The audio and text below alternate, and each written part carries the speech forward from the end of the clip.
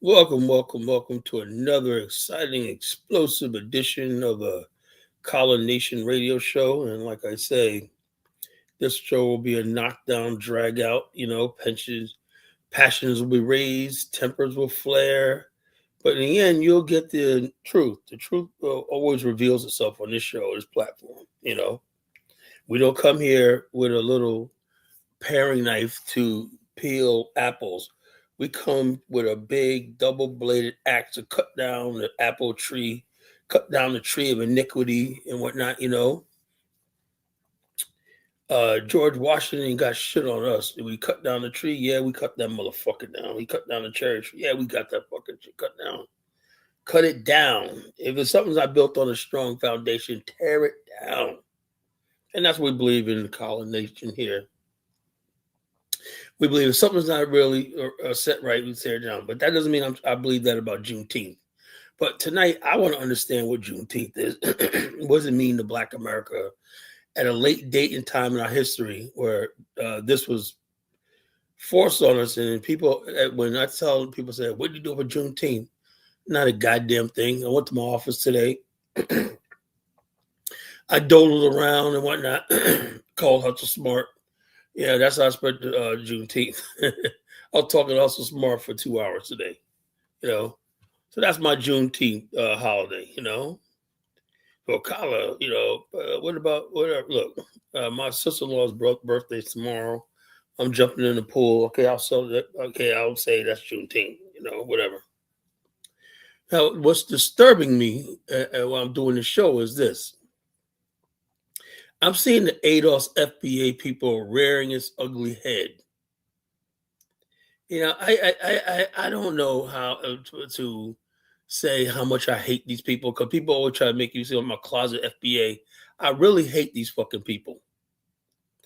And I only wish the Africans and the Black immigrants, when this is all said and done and that dies out, they forgive us. That's all I want. Is they have to understand that's not who we are. We say they can't celebrate Juneteenth. They can't bring their Afro beats. They can't do this, celebrating their own way. That just really breaks my heart down. It's almost like in tears. The amount of hatred I see. But at the same time, these Negroes say nothing when I see Hispanics doing Juneteenth, white people doing Juneteenth and whatnot, oh yeah, Juneteenth and whatnot.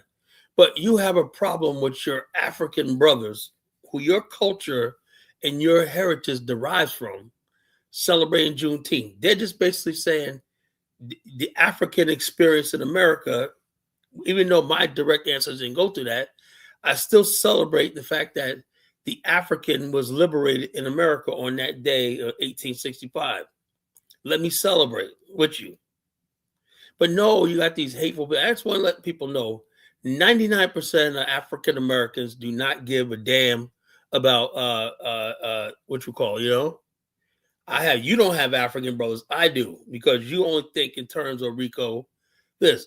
Now, I'm not saying that Africans like that, but what I'm asking you is the better angels. Why don't you get like that when it comes to Africans doing stupid music or acting a goddamn fool, or when they're imitating 21 Savage? You have no problem with that. You have no problem with friggin' African girls wearing weaves and bonnets and stuff like that. That's fine.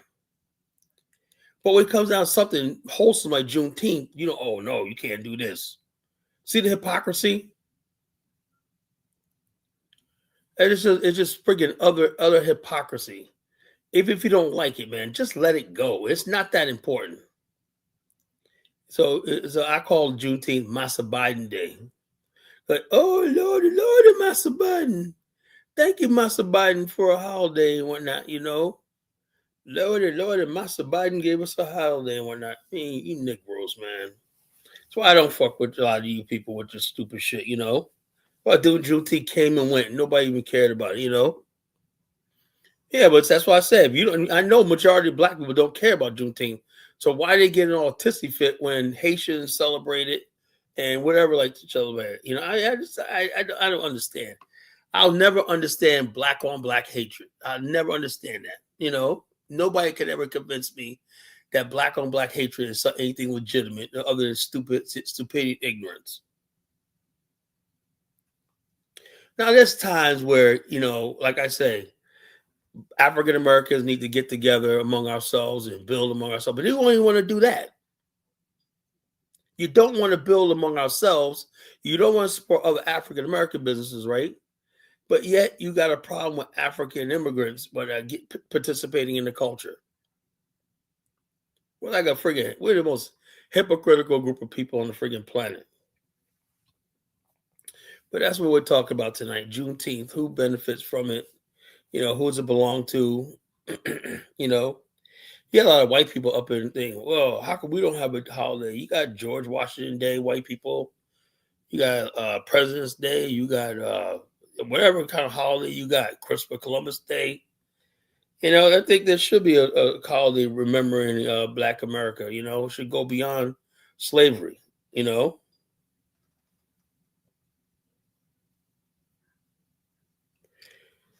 Yeah, it was Galveston, but we were basically celebrating for our people. It really comes down to it. It was only really supposed to be for the people in Galveston, Texas. Somehow everybody in Black America, Juneteenth is like this. Nah, my ancestors knew about the Emancipation Proclamation. A large number of those went into the swamps. We knew that we were fucking on our way or free, So I don't know what people are talking about, So that wasn't my story. My story was I knew my ancestors knew about 1863 and Emancipation Proclamation. Many of them took that to join the Union Army and help with the war effort. And the people in Galveston, Texas, did not know that, brothers. So they didn't know that. So it's a celebration for them. But we joined in. Yeah, well, we didn't know about slavery. It's about the end of slavery. I don't know. I think our people just love being ignorant, Yeah, and not only that, it's trying to change. It's divisive. If you could be from the New York or whatever like that and celebrate Juneteenth, why can't somebody be from Haiti, an enslaved island, or Jamaica and celebrate Juneteenth? Juneteenth was something specifically for Galveston, Texas. Not even all of Texas, it's Galveston, Texas. But everybody part of Black America co-opted it as theirs. So what would you think that people, so in other words, only Black people inside the United States could co-opt a meaning if they found meaning to it? Say, look, I celebrate the ending of I'm happy for the people in Galveston, their Liberation Day, whatever, Juneteenth, right? So I'm gonna celebrate, every year. I know that's not my ancestors, just like I know most Black Americans know that that's not my ancestors. I'm not from fucking Galveston, Texas. It ain't about uniting. You don't have to unite. It's about they're gonna do their own thing. If they want to pick up Juneteenth, Kwanzaa, or whatever like that, let them do it. They don't have to unite with you, Rico. You got these high exalted Negroes in America think everybody wants to. Nobody wants to unite with y'all Negroes. I don't even want to unite with you.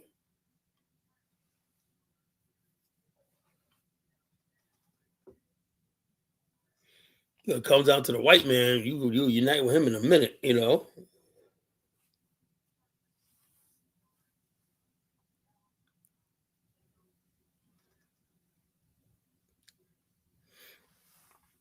Yeah, it was never supposed to be like a Pan African holiday. It was for the people of Galveston, Texas, right? It should have been focused on the liberation of Galveston, Texas Day, Juneteenth. Not my liberation, my ancestors from Georgia and North Carolina, because that's not their story. So if I want to support the people of Galveston, Texas, we're gonna say Juneteenth was the last people who got their freedom, who understood about their freedom. I'm not an African groupie, Rico.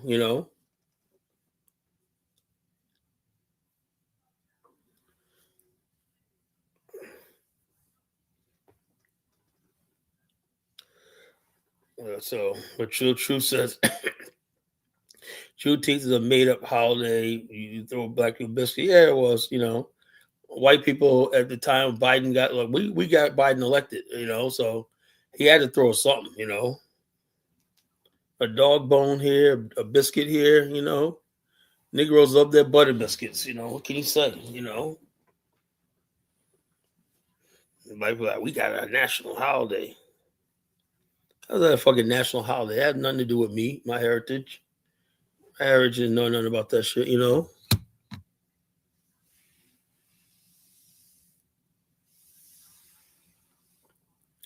Yeah, it should have been something celebrating liberation, the last liberated slaves. And now the significance of that is lost because it was all about communication.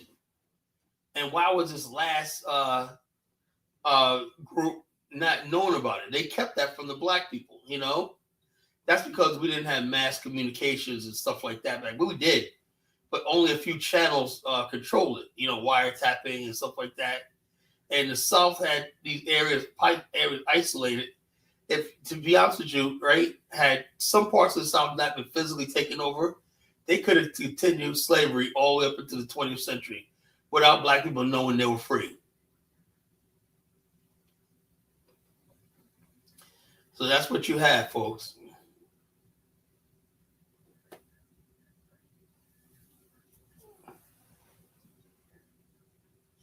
So Juneteenth should have been Galveston Liberation Day. The Negroes of Galveston Liberation Day, right? And people from around the world should be able to celebrate that milestone in history, just like we did. But black people, our self-esteem is so low. We always want something. This is mine. This is mine. This is mine. Like children. We act like fucking children. I need a holiday. Nah, nah, nah, nah, nah. I got a holiday. You don't want that. You're cosplaying me. You're trying to be like me.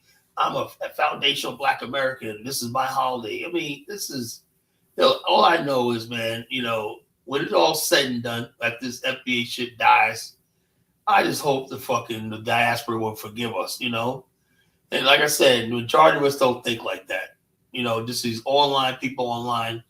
Majority of us don't have no problem with fucking other black people. We don't.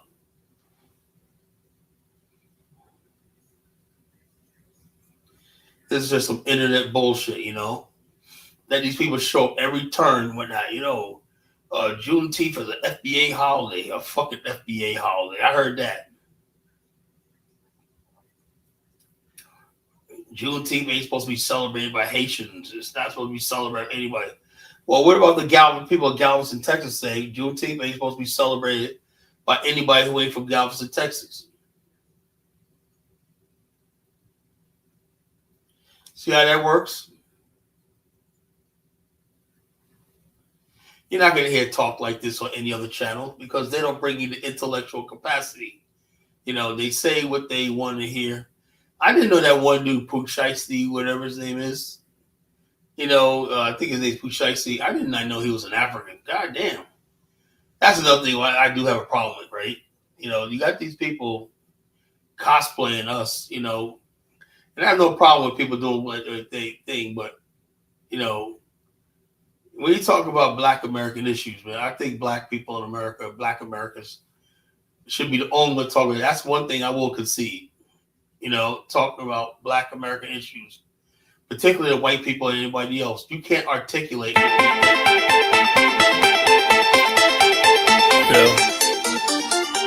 Hold up, folks.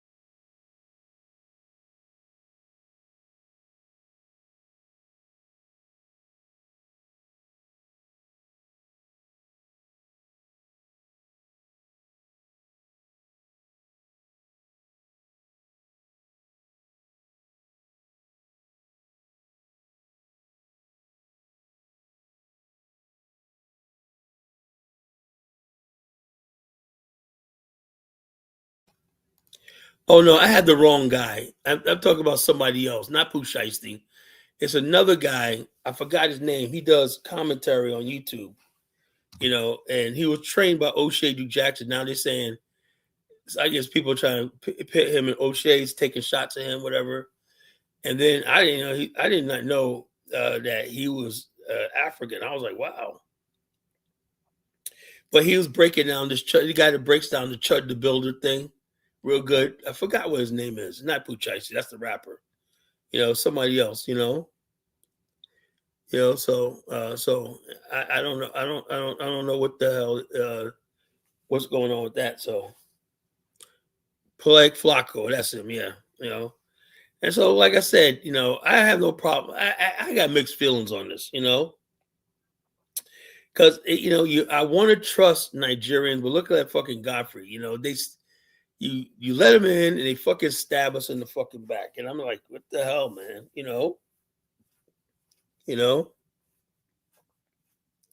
So I don't know. I don't know how that's gonna turn out when But I do know this. Back in the days, there was a famous rapper who used to say, "It ain't where you're from, it's where you're at." I am sick and tired of people coming to me talk about where the fuck they're from. If where you're from was so great, you would be there. And we're gonna talk about that tonight too. It's where you're at. It ain't where you're from, it's where you're at. Look at that Rakim song, I Got Soul.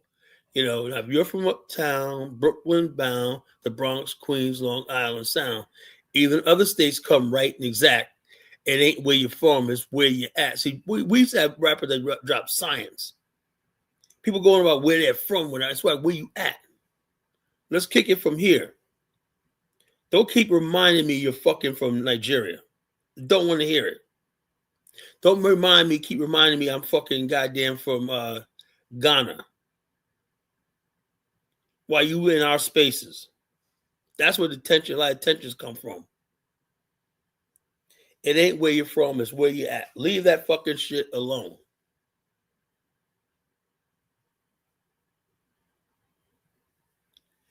And also it gets to the point where it's starting to sound like set tripping.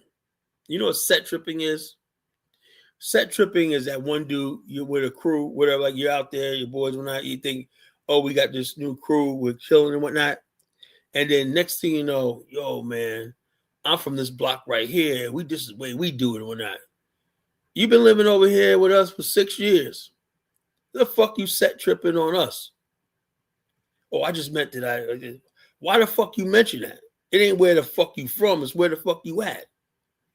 And what's going to happen is a lot of immigrants, man, are going to learn the hard way. You can't come to the United States set tripping. Because that's what it really comes down to. It ain't about your damn language, your culture. It's set tripping.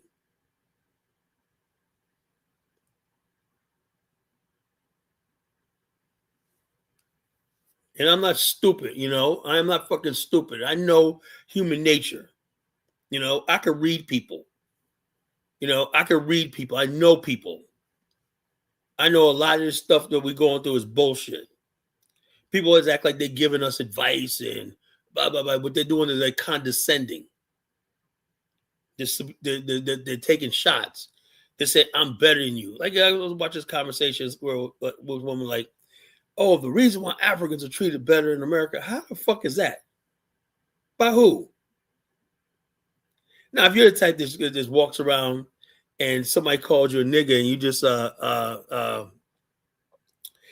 somebody calls you a nigga and you bow your head and whatnot, if that's being treated better, I feel sorry for you, And so I'm like this, just when you come here, like they would say, when in Rome, what? See, Rakim said, it ain't where you're from, it's where you're at. The Romans had a saying, when in Rome, do as the Romans do. Well, you're in America, you're among Black America, you do what Black America does. That's the rules. And then when you get in trouble and whatnot, you can fall back on us. Because we're getting ready to go into a phase now. They're seeing now They don't give a fuck. These white people don't give a goddamn about your so-called education. They don't give a damn about where you came from or your background. When that, all they see is that black face. All they see is that somebody, they don't want you to put your penis into their daughter.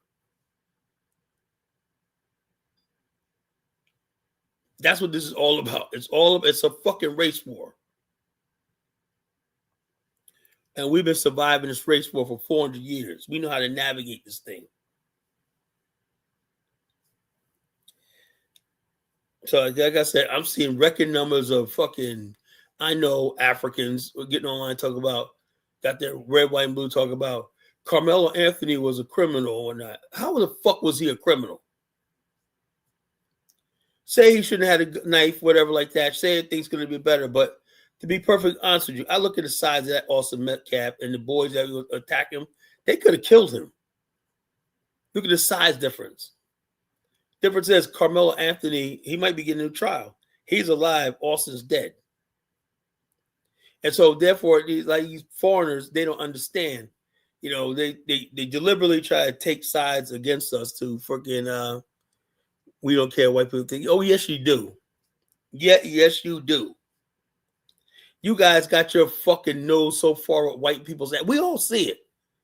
Your Mahmoud, Duke Rubber, like that. You can fool summertime, but we see you guys. We see you. We see what you guys do, what you guys are about. You see, you guys don't even act like men in this country. You act like boys. Have you ever seen an African in a fist fight and altercation in America? No.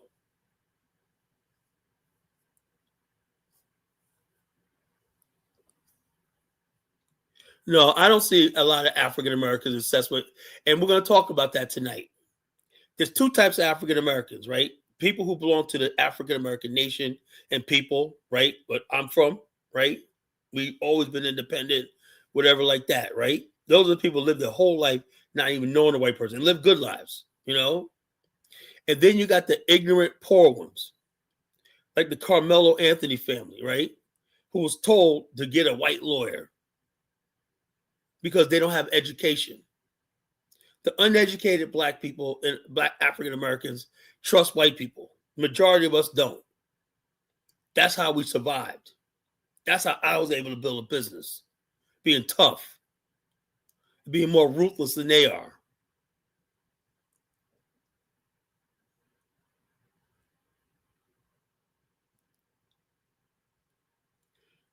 Well, there's still a friggin' strong African. Like I said, who comes to where? You don't see African Americans got to go to their country. They got to come over here just to fucking have a living.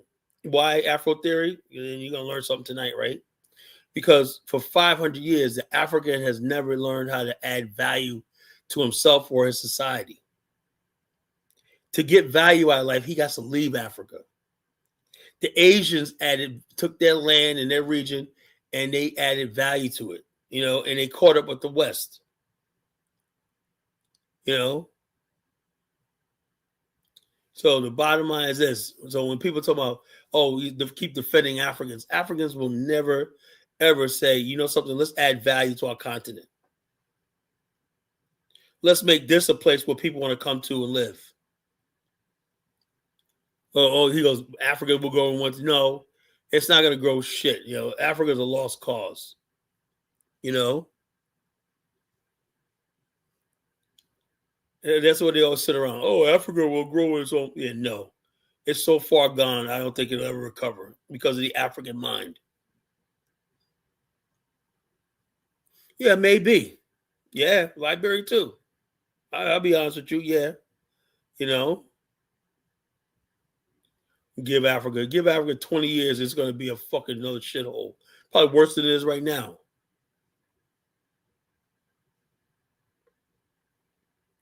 The only chance Africa got is like one country, you know, bringing the most valuable black people on the planet, Black America, to settle and build. Say, I want to bring in, add value to our country. For example, I talk about Angola. I'll tell you how smart about Angola, right? Now, say what you want about Africa. There's things good about Africa. right? Good Africa.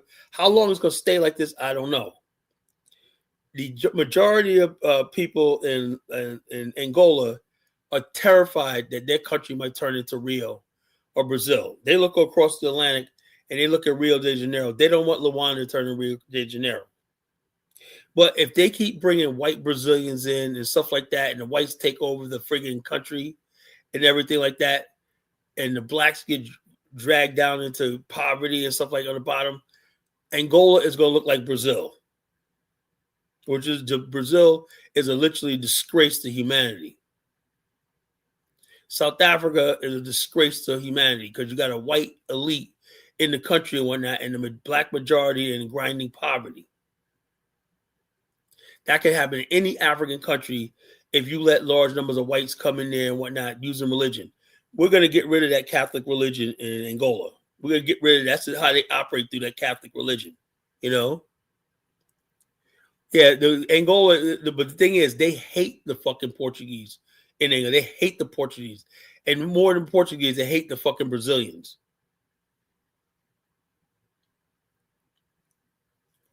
No, it's like that religion enslaves them, you know?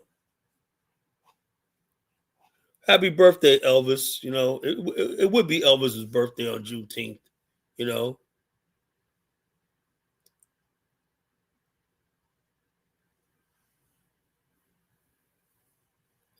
Afro Theory says Africans will eventually, but that's Afro Theory, bless her heart, she's a female. So I expect females to think like that. But if you're a man or male, you cannot think like Afro Theory. You know, she's a woman. I'll give her a pass. You know, that's up to men to fight this thing out and make it right. You're a woman. That's why I said you got a woman's place. But I can't take advice from a woman, not when it comes to life and death situations. I'm sorry. I told you that in the beginning. I know the way. That's what God puts in men to be leaders. Yeah, you ain't got no Angolan friends, but I got many of Angolan friends. I probably got more Angolan friends than you do. No, my friends, so my Angolan fans, you sit there trolling. You can talk all you want. It's going to happen, you know? It doesn't matter what you think, you know? My friend talking about you. Who the fuck is your friend? Probably somebody living on fucking some charity fucking thing, living on $1 a fucking day. I'm supposed to care what the fuck he thinks, you know? Well, if you would think, why don't you send him a link to the show? Step right up, have him call in the show tonight. No, you won't do that. I'm sick and tired of fucking cowards. If you want to rumble with the college Genesis, you know, he called me a clown. Well, why don't he come up here? You know, why throw rocks and hide his hands? Tell him to come up here and tell me I'm a clown.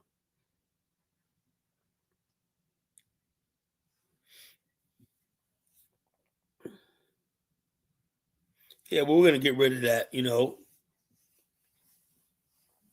we're gonna get rid of that. We're gonna take care of that shit. You know, because I know one thing that works. There's a season for all things. And the only thing good is the bad is the fact that even though they don't like the Brazilians, Portuguese, I basically have to be there because I'm gonna spread the biggest hate campaign that the world's ever seen. I'm gonna come out with all kinds of tricks. I'm gonna make so much fucking hatred, such thing that people, Portuguese and Brazilians, are gonna be scared to walk out of their house. They're gonna flee the country. That's what we're getting at. We're gonna get to. I'm gonna spread the beautiful message of hatred. Hatred works.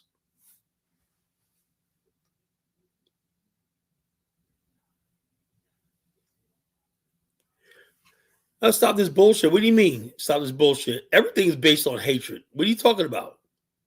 Wars are started and finished over hatred. You know, this loving shit. Like, if you want to find somebody loving shit, you know, you got to go someplace else. I teach hate. You know, I'm a hate teacher. I believe in destroying our enemies. You know, simple as that. Well, I don't know. I may not be powerful, but I'm influential. People listen to me and they act on what I say. So what? Well, everybody has a season day, but I ask Black Americans to look at their better angels because I think Black Americans' hatred is some of it's legitimate. Like I'll point that out. How a lot of African immigrants, cosplay us. I saw this one lady, this big fat. I don't know. I think she was a British Nigerian. She was saying something to the effect of, "Oh, see, you give them 1 foot an inch, they'll take a mile." She said something about the British actors are more demand. They're making more money, and that the American actors don't make any money. Are she fucking crazy? Didn't she know how much Will Smith is worth? Did she understand how much Samuel Jackson grosses? Morgan Freeman, Denzel Washington? And she was like this idea that Hollywood will pay them more just because they're foreign. I'm and it's stuff like that sends me full of rage. That when any of Black people in America fight against that, I'm on your side because I know what it is these people of I hate to say this, right? These people are jealous of us. That's it. They wish they were us. They wish they could look like us. They wish they could talk like us. They wish they had our style, everything like that. They wish they had our history, everything like that. They want to take everything we have, whatnot, strip it from us, and they use it for themselves to the point where they're trying to say our culture is really actually Nigerian and all shit like this. So you have a legitimate right to be angry about that shit. And I'm with you on that, folks. Well, like I said, I think most Africans do. You know, I think you do. You know, I'm just like, what the fuck is else? Why they got to play our roles? Have you ever seen an African come to Hollywood and say, "I want to make a movie about a great Sierra Leonean"? Hey, yo, mama, when are we gonna see a great movie role about a famous Sierra Leonean? It's called Never Gonna Happen. Are there any heroes in your history? You stole our name. What name we stole?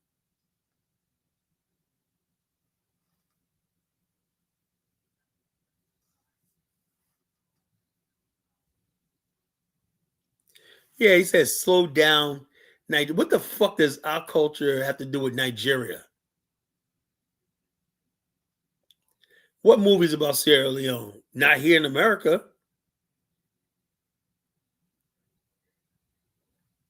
Yeah, I've seen some of those movies. People are fucking making a movie with their fucking cell phone. Blood Diamond was an American. Leonardo DiCaprio. That was an American film. I'm talking an authentic Sierra Leone film. Tell me the history of the country besides conflict and shit like that. We don't care about America. Blah blah blah blah blah. Okay, whatever.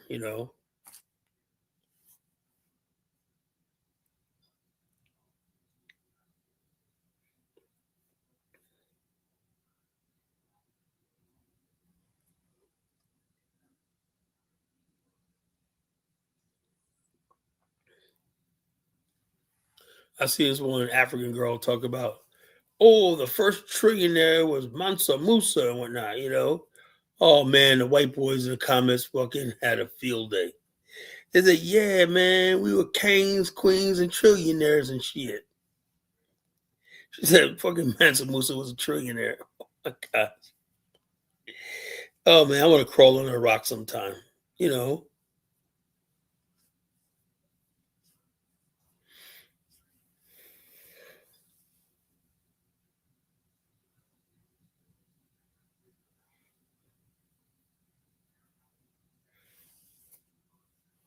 Yeah, that whole blood diamond situation was a mess. The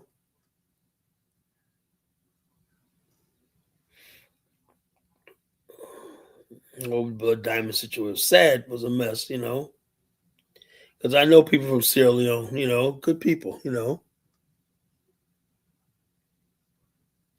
Yeah, but the thing is, though, when you step on African gods, you step on the world stage, right? When you come into our domain, United States, this is our domain, our dominion, right? And you're going to say, you know something, we all like this. Okay, then you got to share your side of the story. For example, let me perfect example I'm talking about. When in the 60s, Italy started experimenting with filmmaking.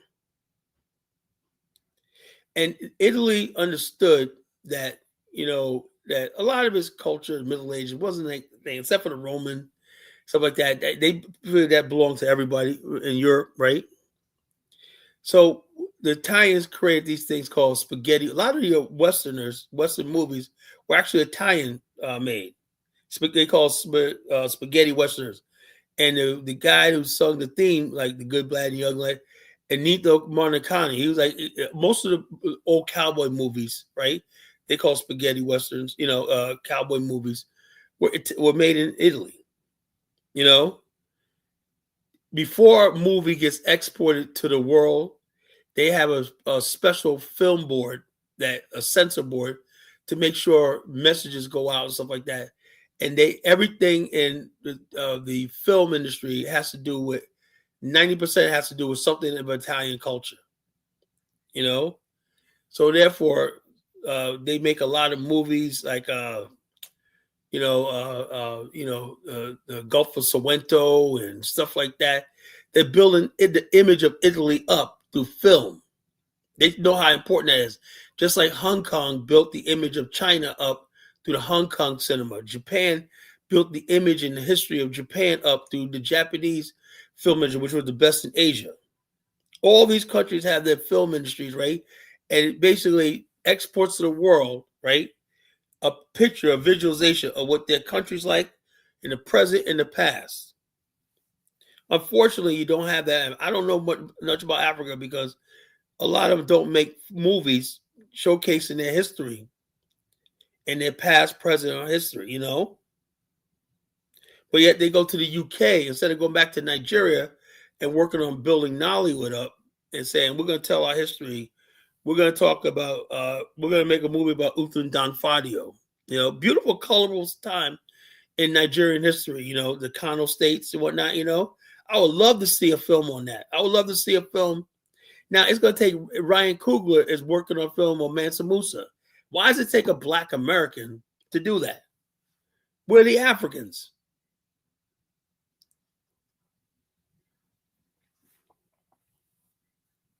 Yeah, but DK, Nollywood created this city called Tanapa. They bought film studios, everything. They wasted so much money. Now it's an abandoned city. They could have hooked up with some of the best in Hollywood and said, we're going to basically make films centered on African history and whatnot, Now this fool goes leave Mansa Musa alone. Not that we're descendant of Mansa Musa myself. We're of African descent. Now he says, this is what I mean by the jealous African. Leave Mansa Musa alone like you fucking own Mansa Musa.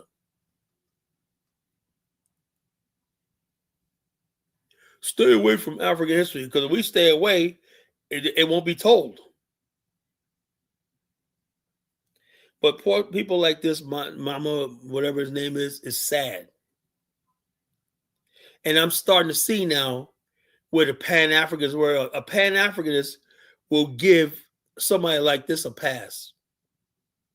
They'll find some stupid way how to justify what this idiot is saying. I don't know. Like I said, I still will stick with the Black unity thing, and hopefully, but like I said, Africans, man, y'all just, I don't know, it's, I don't know.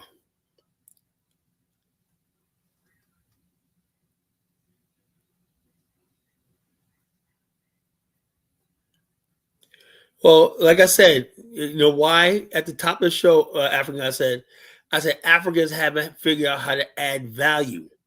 Why doesn't it pay?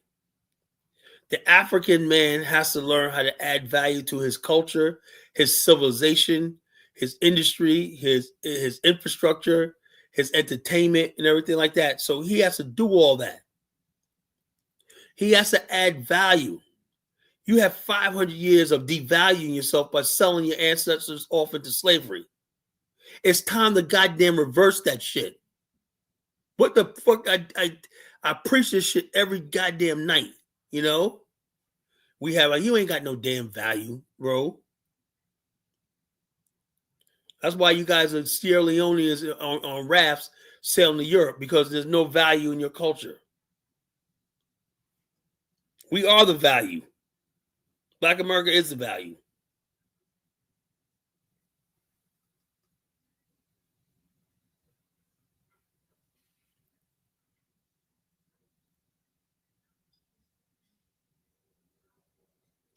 I don't know, 1776, but I'm not losing any sleep over some little white devil losing his life because he picked on somebody or not. You know, fuck him. It doesn't matter how you value us in Africa. We're valued among ourselves. That's why we can make a movie like Sinners, Mama, and gross almost $500 million because we got value ourselves. We went out there and supported it. Black Panther, highest grossing Marvel single character film. We added value to that. Don't tell me about what we don't fucking add value to. Yeah, we make this shit happen. We made Tyler Perry a billionaire of filmmaking.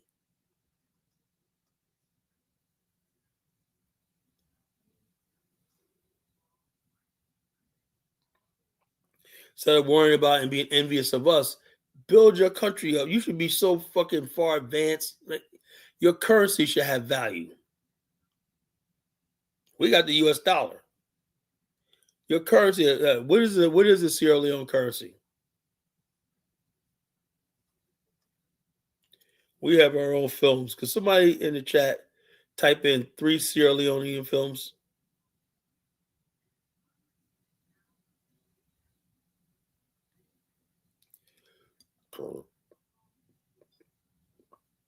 Are they displayed in the Cannes Film Festival or anything like that? You know.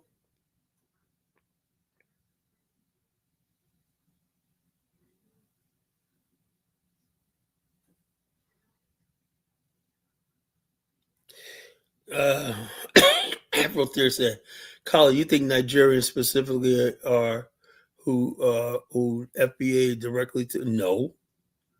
No, I don't think so. You know, that's another thing. Oh, I'm directly. What the fuck? We ain't got nothing in common with these people. You know, I know my ancestors is from down under in the Congo. You know, oh, South Africa makes good film industry because of the whites there. They have a well developed film, and Kenya too. Kenya uh, does good on filmmaking too. Kenya does too.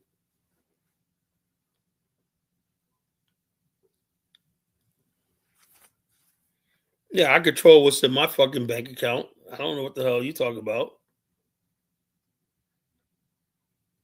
I'm not saying my fucking ethnicity is better, you know, but my ethnicity, Baruti, has value. That's what you don't seem to understand because we want it a certain way. We want it a value.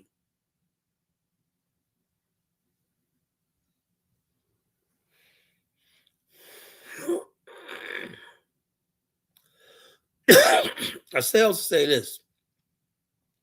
We have all this tension. I just thought Juneteenth would be a day where, you know, just let your head down. If you're African, you're Haitian, if you want to celebrate Juneteenth, hey, I'm on the same level. Look, as far as I'm concerned, I'm just as much an outsider's Juneteenth as somebody from Haiti.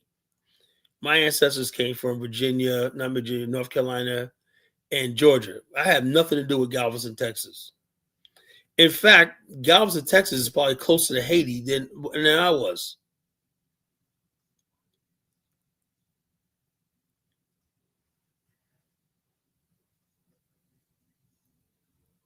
So I'm not gonna sit here and say like I got more rights to Juneteenth than somebody from freaking Haiti. I'm not gonna say that. They basically, if somebody say, yeah, some of our people were over there in Galveston, Texas, or not, you know, and they got their freedom, we're gonna celebrate. What's wrong with that? I hate you FBA people with a fucking passion. I just hope after all this, we get rid of people like Mama or whatever that fuck his name is, because I believe the FBA created people like this, right? And the rest of the African population will forgive us. Really. I gotta go when I go to Liberia and Angola. Well, Angola, they don't know nothing about this diaspora war shit. But in Liberia, they're starting to worry about that shit. So I gotta go on a nice quick apology tour when I'm over there. Oh yeah, don't listen to these motherfuckers. How is they pushing Africa that you could celebrate Juneteenth in your own way? You could have your hot dogs, hamburgers. I seen a celebration of Gullah Geechee. There's no friggin' difference between a Gullah Geechee celebration and an African celebration. The dances, everything like that. So it is what it is. I am not a cuck, DK. I'm the fact of the matter is, I know. Look, let me tell you something, DK. Besides some annoying stuff, there's nothing an African could say to me to fucking insult me, whatever, like that. I'm like, yeah, whatever. I don't feel insecure about myself that I let an African fucking talk down to me. So I'll be the bigger person. I'll be the bigger person. Yeah, well, it happens. So I'm not gonna go over there like that. No, I'm talking about now because we got so many Black Americans, African Americans in Liberia right now, and I want to make sure that people don't think that these FBA motherfuckers speak for me.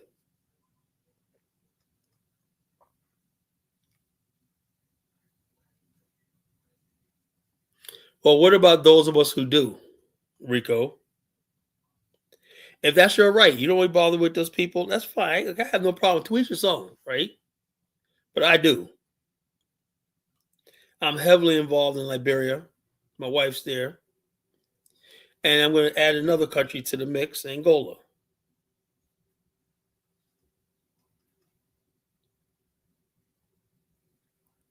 No, it's just they're celebrating Juneteenth in their own way. I think we all learn from something, right? Yeah, let's have some thing. I could do my jambalaya. I could have my fried chicken, cornbread, whatever like that on Juneteenth. We could do my thing, and they could go do their thing. Celebrating it, and we're all coming together.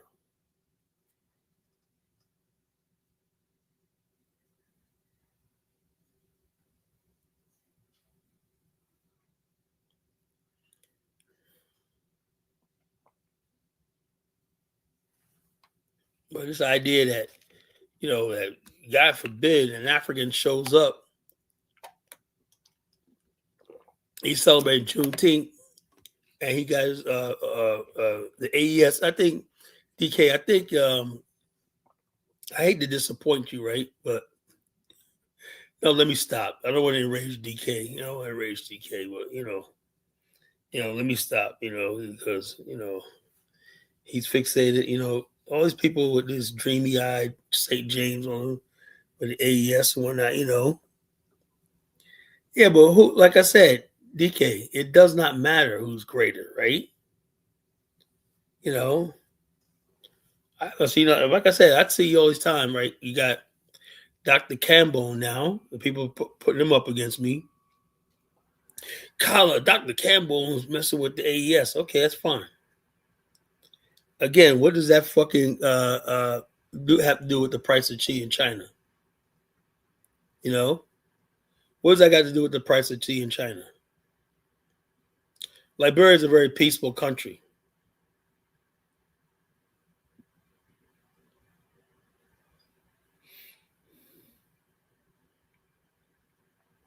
And I'll just simply ask the question about investments when and I am not putting my endorsement on none of this shit. If you think you're gonna come up with some investment scheme, whatever like that, and by diaspora, I will look like this. Okay, let's stop this shit right here. Now, if you believe there's a Burkina Faso diaspora, Ghanaians, and y'all coming together, but the African American are not part of some African diaspora.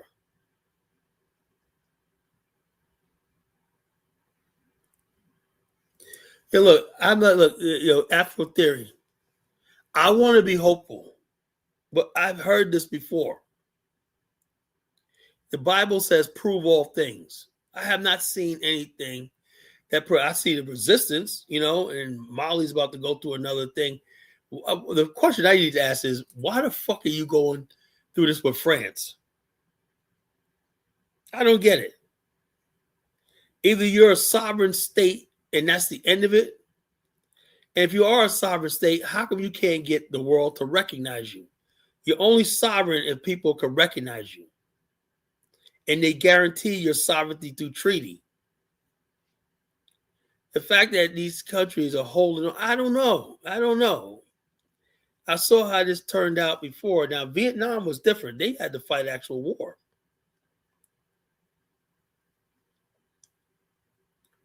I'm not scared of white people, but I'm just saying, I'm saying you can't say, well, you fight white people, and then you do $100 million deal with them.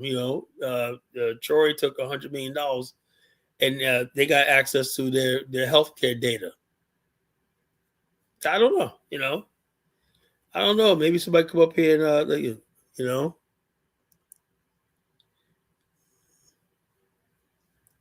people are like, oh, at least they're doing something. They're doing something. And there's always they're doing something, motherfuckers. These motherfuckers be the most, they're doing something that's Negroes in the world. And I didn't look up 5 years later, not a goddamn thing's being done. I basically, Mufasa gave me a thing of Dr. Cambone's website, whatever like that. So I downloaded the app, whatever like that. Went to go sign up and everything. Come to find out, I already have an account there. And I said, I should have known. One of many deadbeat accounts, social networks that I've joined over the years and whatnot, and I completely forgot about. So I got to go in there when I get the time, find my old account, whatever, retrieve it. Maybe I can retrieve the password, whatever, or start over again, with a new email address, So the bottom line is this. I've been in this movement, Black Nationals panel for 30 something years, right? And I hate to tell you this, I came across all kinds of people. I've heard every speech. I've heard every proposal. I heard every, what we're gonna do, or not, and what you call it, What'd you say before I said? I told you that you were going through the site under the bus. I did not say I was going to site under the bus, man. I said I joined that site like what year was that? Like 11 years ago. I just had to look for my old account, and I was in there and whatnot. More gobble and stuff like that. I wish they could let you tour the site. See what I'm looking at. So I can see if it's worth my time and everything. Honestly, I don't want to hear nobody's speeches. I really don't. I don't want to hear nobody's speeches. I don't want to hear one more speech. I don't want to hear one more proposal. I don't want to hear anything. All I know is, do we have a fucking plan? Do we got the fucking the loot? Like Bomani, me and brother Bomani, when we did that tour to Liberia, we both came to the conclusion and swore solemn oath. We're cutting all these niggas the fuck off that ain't producing shit. That's Cambone. There's a whole bunch of people in Ghana like that. We're just cutting them the fuck off. Now, Bomani makes good money with his tourism business. I do good like that. And when they saw me and Bomani put that tour together and whatnot, people like, yeah, we're on a different level because we produce something. People can't produce a goddamn thing, but then they want a following.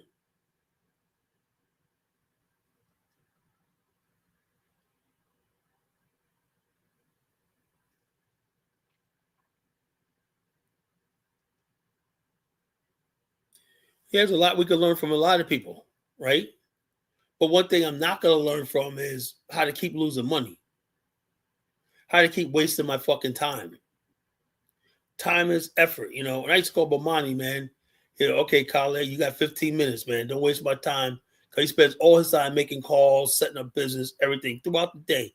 That's the hardest working brother. You call him from the morning to night. That dude don't sleep, and that's why he has a successful tours. 50 successful tours to Africa. He has a business. He built a business from nothing. He has a community over there and whatnot that he's buying, selling property, and settling people in Ghana. That's because we put all these fucking talking motherfuckers out to pasture. Most people in the Pan-African movement are lazy. They're lazy. They bring that laziness to Africa and whatnot. And a lot of these people, Mufasa, they go to Africa and they're actually poorer than the fucking locals. That's embarrassing. You got Black Americans that are poor. They be trying to live off their YouTube streams and everything like that. They ain't got shit.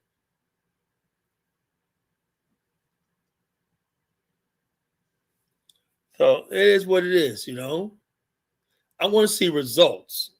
I don't want to see no farming project that somebody, everybody got a farming project here. I want to see results. I want to see somebody say, yeah, last year we made $500,000. You'll never see that story. You'll see projects up and running and whatnot.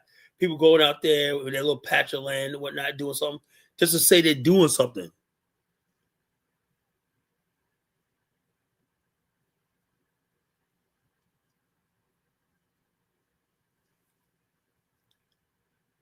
So I'm just tired of people just telling me I got to follow people.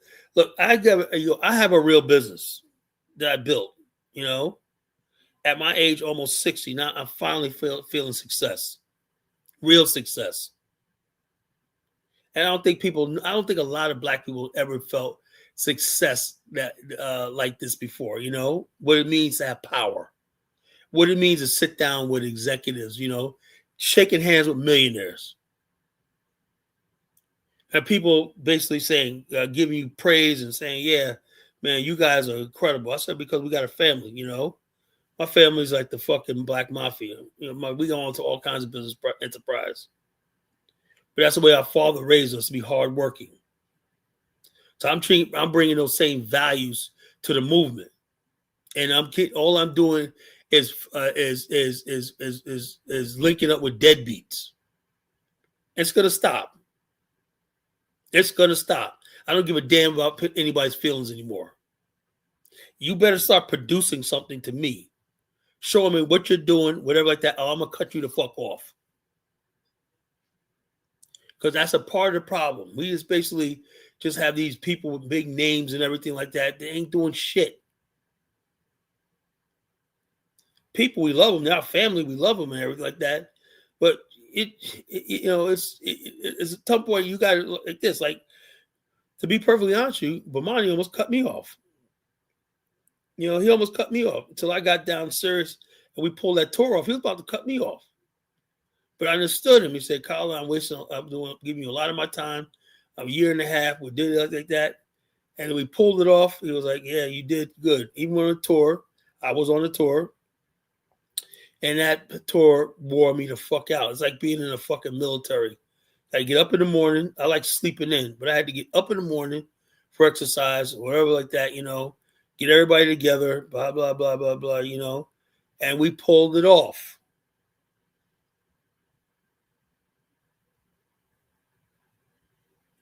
But I realized then that's what it takes to have success. It takes hard work. And a lot of people don't want to freaking work hard, Well, Bomani, Liberia is not his thing. He would get to Liberia, but tourism, I don't know. I don't blame him. It's like, Liberia, you don't need tourism in Liberia. You just go there. It's too small of a country. I could put together a tour package in Liberia,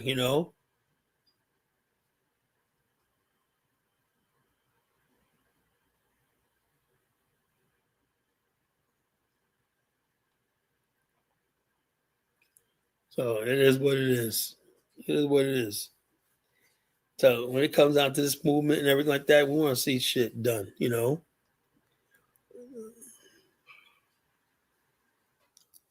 don't think they'll be actually do real business. Who's a BA?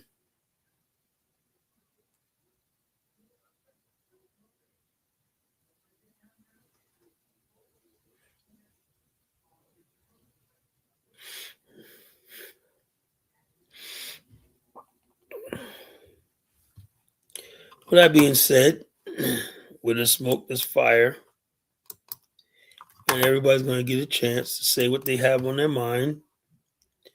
Let me have it.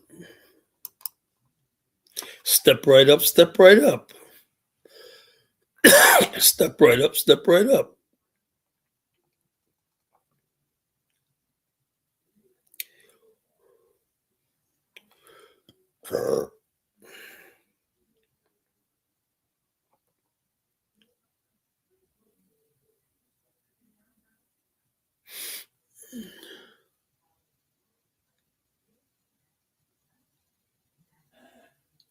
Step right up, step right up.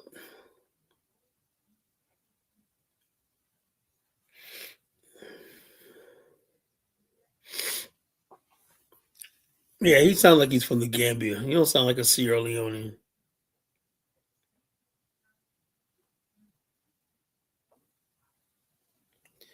Oh Lord, Kidola. I can start off the night with Kidola. Step right up, Kidola.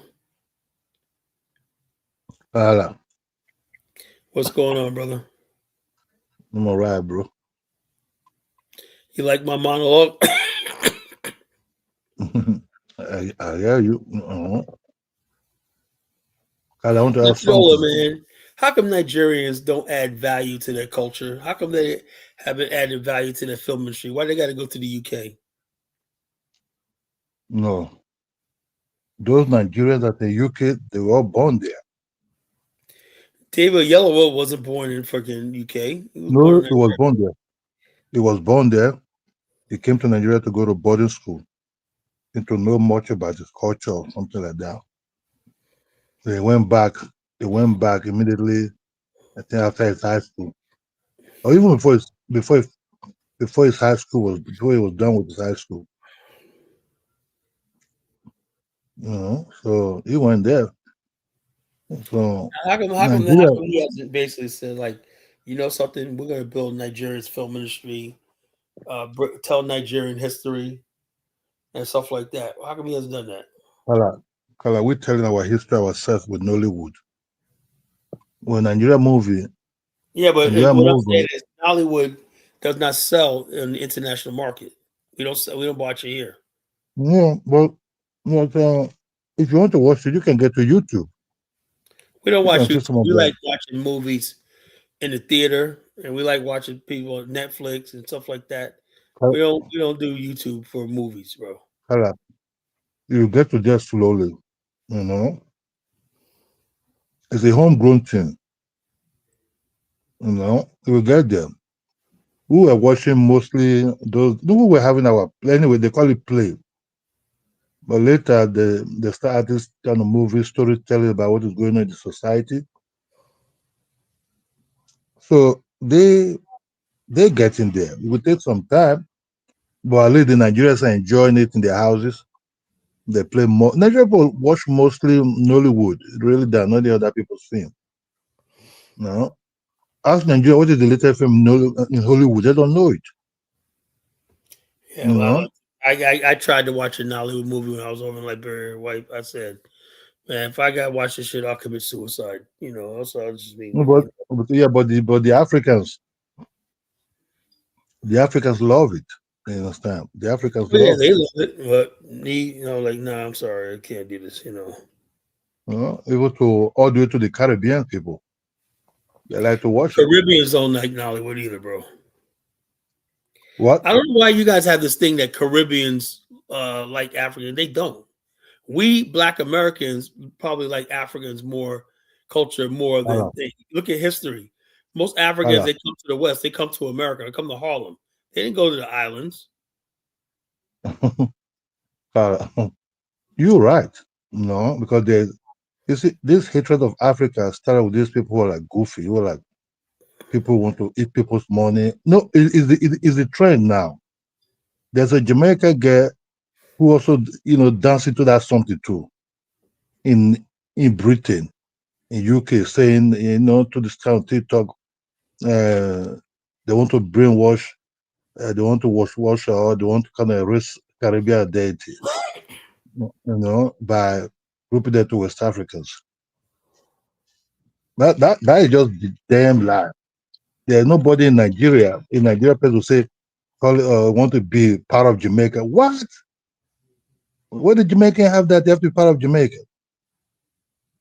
Jamaica, they like us, Carla. Let me just be honest to you. In UK, if they allow us into their club, uh, if they allow us into their, they didn't really like each other there. Let's just be honest. Until when Nigeria started coming in, things started pumping, we started having our own club, and nobody want to go to their club anymore. They call us Bombo Club. As a fucking Africa Bombo Club. You know, you think we get it easy? We did get it easy in Africa. We did get it in Britain. We did get it easy. It's just that the population of the Africans that in Britain, especially Nigerians, overpowered them. Grew more than them there. Yep. Yep. So what do you think? What do you think about Juneteenth?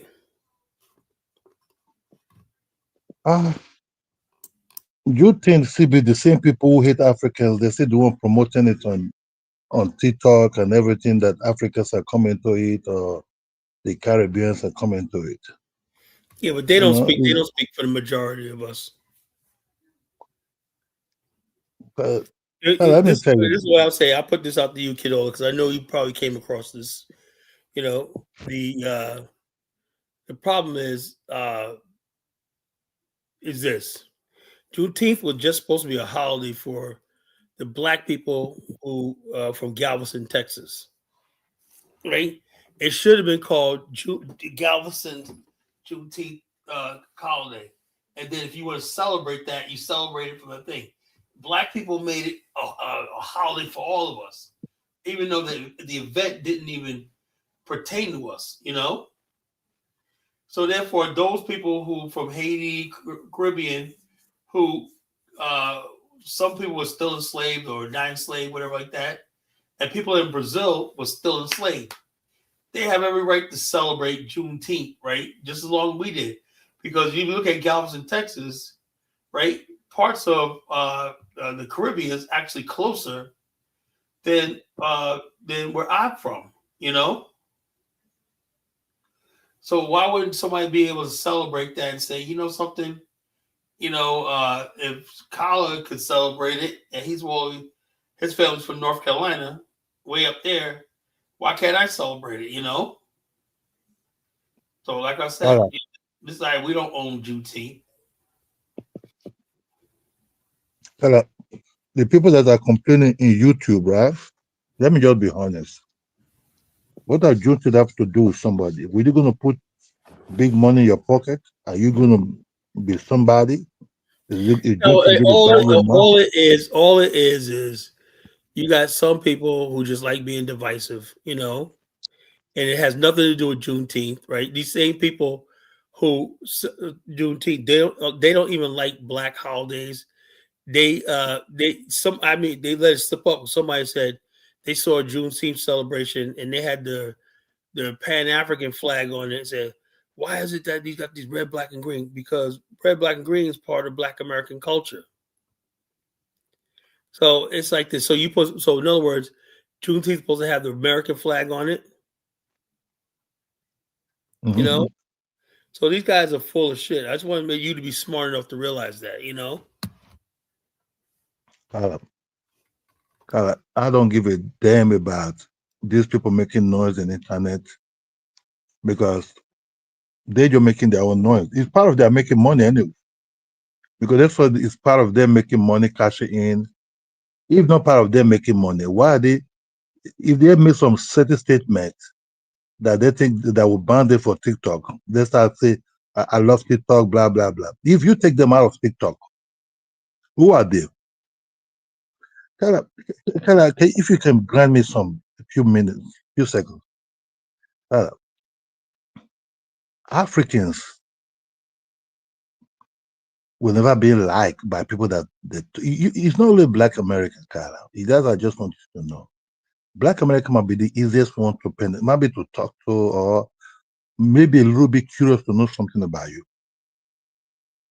Well, I've seen all kind of Caribbeans hatred against Africans. Especially the ones that look like Colombians inside.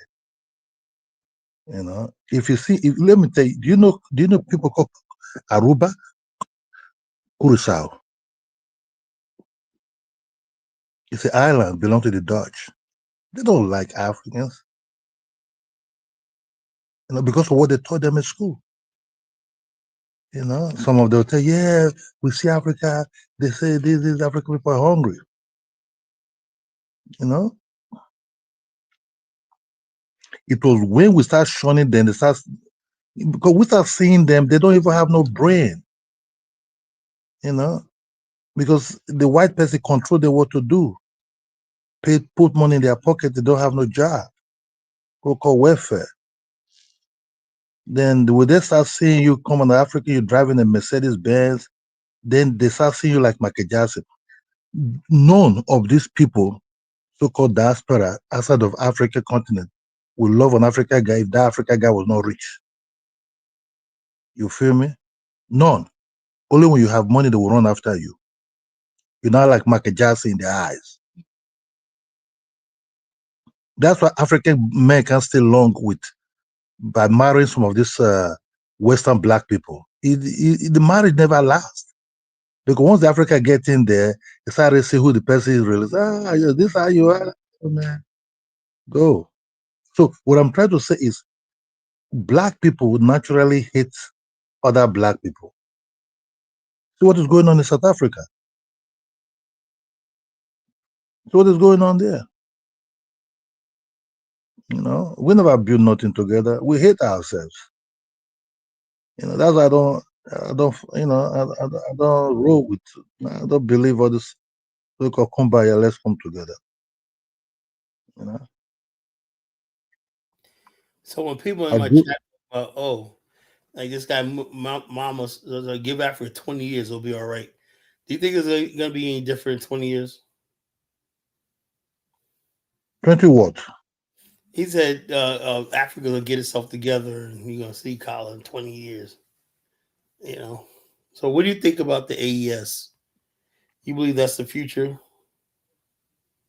That is their own future. If that is their own future, they can ride with their own future. It's not my future. I never believe in this. Be praising one person behind the scene is packing billions of billions into his pocket. I don't believe in that. But there's a lot If of you can, people. A lot of people. I don't know what the ins and outs, but a lot of people got faith in Chahori that he's, the Messiah. He's, you can AES. get fit. He's not Kala. He's not the damn Messiah. He's there for purpose also.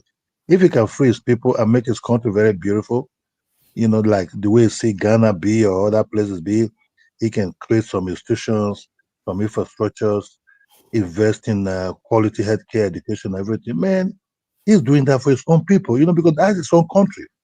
You have no other country. You feel me? That's your own country. You see, African leaders carry money to London, to US. I think they're making a very big mistake. You can leave your own country and be investing in somebody else's country because you think, oh, that place is better. You can run a bit, it doesn't make sense. Look at Donald Trump driving people. If you don't have investment in your country, how can you come back? That is good Yeah, to you invest in your have country. investment when you add value to your country. Kala, you can add value in your country by investing in your own country. You feel me? You don't have to add value because you want to please anybody. You add value because you want your country to be a better place for your people to live and stay and work, have a better life. You're not doing it for nobody. You know, I think value in Africa culture will be very, very difficult because the culture is too thick.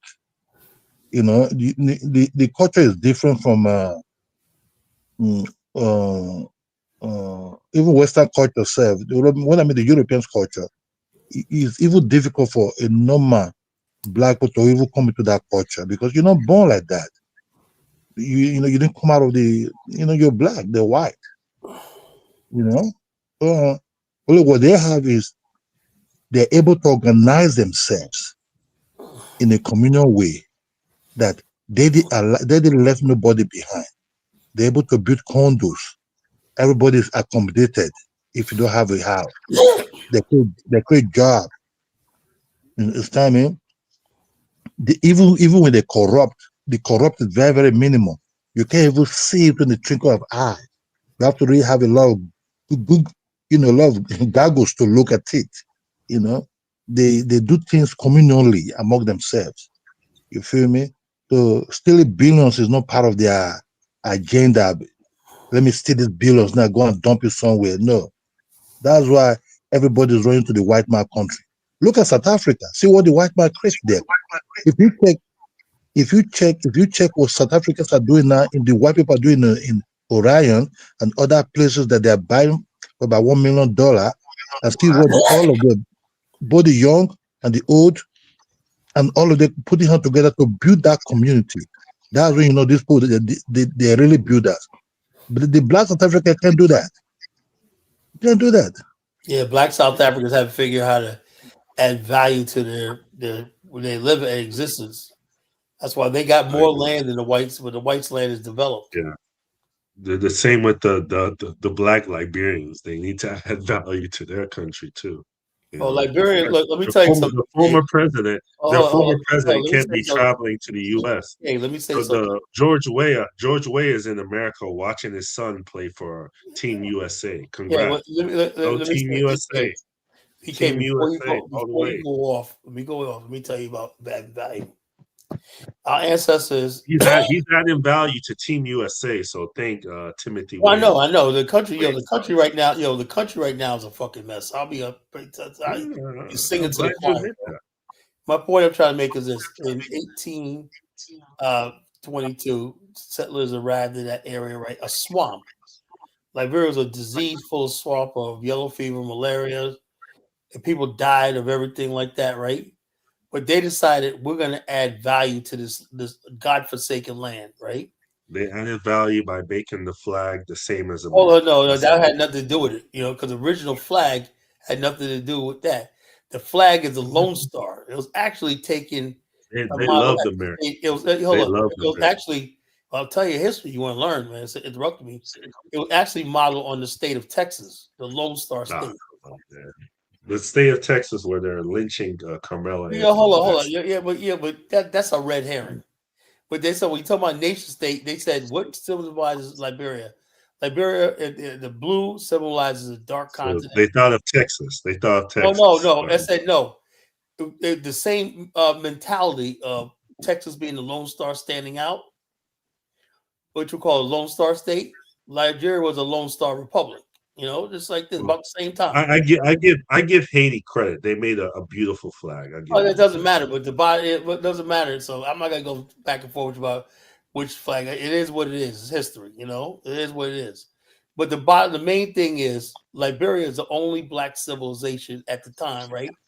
Where they erected tall buildings, temples, they drained swamps and whatnot. They built roads, concrete roads, and They everything. brought Freemasonry to So it's Africa. like, and Congrats. so what? So what?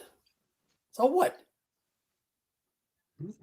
So the That's bottom what I'm line, talking. they added value to their civilization, and because they added value, they was able to attract more people. Say, I want to be part of that because the civilization had a standard, was but modern, and it gave people a standard of living. That's adding value to something. They didn't attract enough people. Well, no, no. After you look at history, you had the Civil War, which stopped it.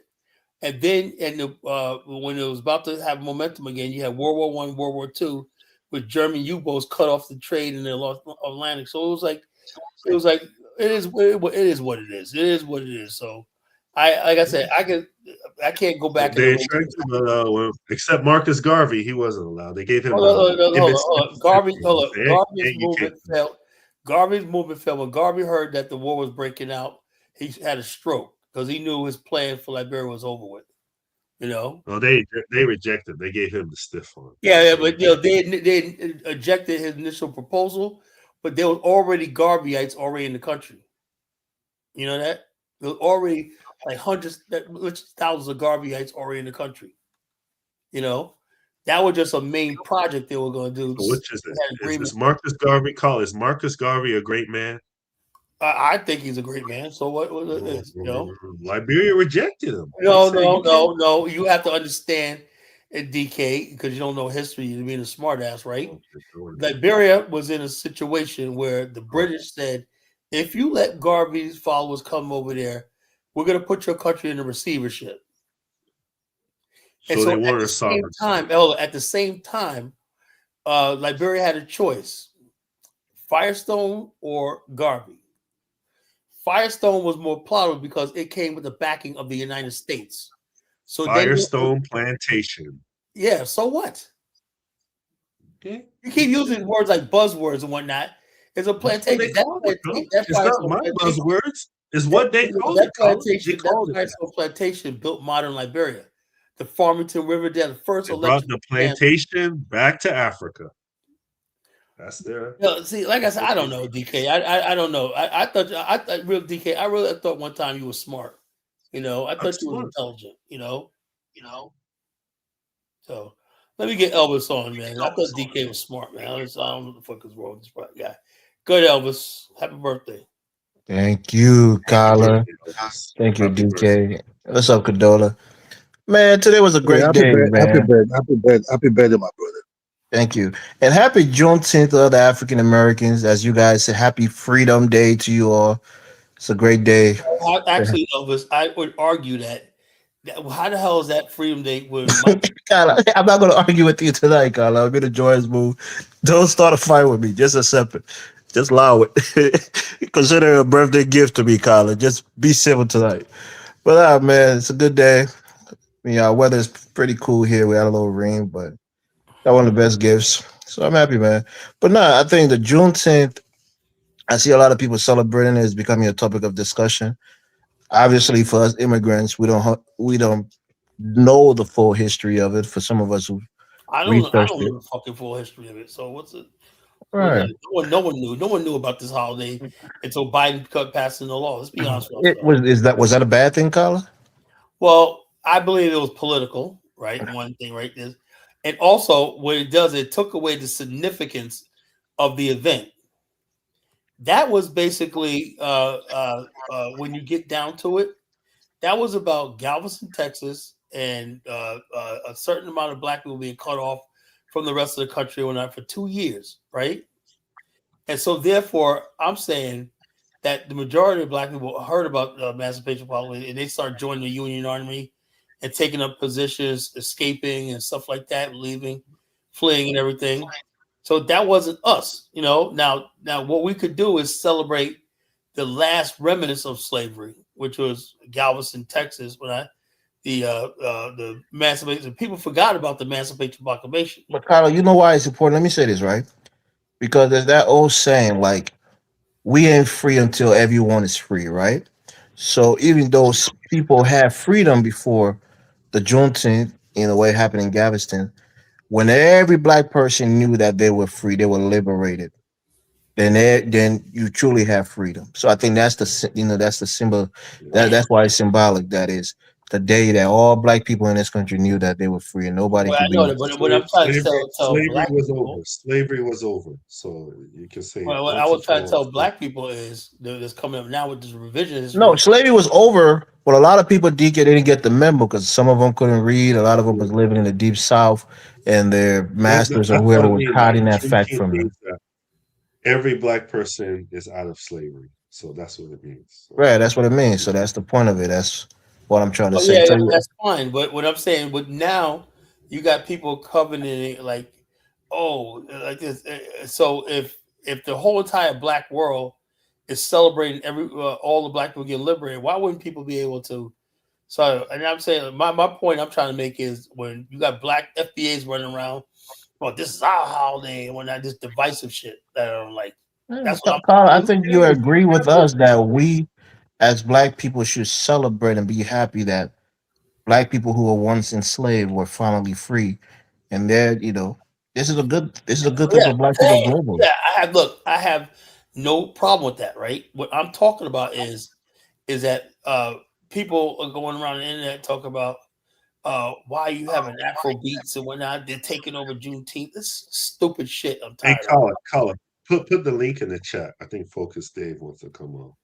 Uh, Put the link.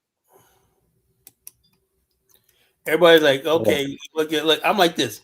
If you celebrate Juneteenth your own way, the Gullah Geechee people gonna celebrate their own way, and if you got Haitians, they're gonna celebrate their own way. And there's no one standard. It's a holiday, right? Everyone celebrate on their own, right? I'd rather have that than these white people out here just making a mockery of this. You know what the white people are doing? They made Juneteenth Day Austin Metcalf Day. Oh, the white boy. Yeah. I mean, white. Come on, man. When you say white people, Kyle, you just talk about a couple people on TikTok or Oh Twitter. no, it's growing big. And the bottom line, I don't buy that nonsense. Like I'm gonna hold every white person accountable when I say it, you know. They're basically running around talking about Juneteenth. They were announcing this a week ago. They said when Juneteenth comes, we're gonna celebrate Austin Holloway's death. So who cares what white people think, Colin? Uh, Let My them point I'm celebrate. trying to make, DK, is this: there's not an outrage among black people, right? White people doing that, right? But they're outraged about Haitians, bringing their little bit of culture to Juneteenth and celebrating it. That's what and I'm I talking and I think it's appropriate, Carla, because even though the Haitians got their independence before African Americans, they should be also happy that their about. cousins, if So we if can they say want to that. celebrate in their Yeah. own way, that's fine. I Because don't care. Haitians were enslaved. They know what brutal Yeah, slavery was too. So so if people want to celebrate Jamaicans, Haitians, and Juneteenth, even other people who weren't enslaved, right? You want to celebrate part of the Black history, whatever like that, Juneteenth, like, go right the hell ahead. I'd rather have that than white people making a mockery of the whole thing altogether.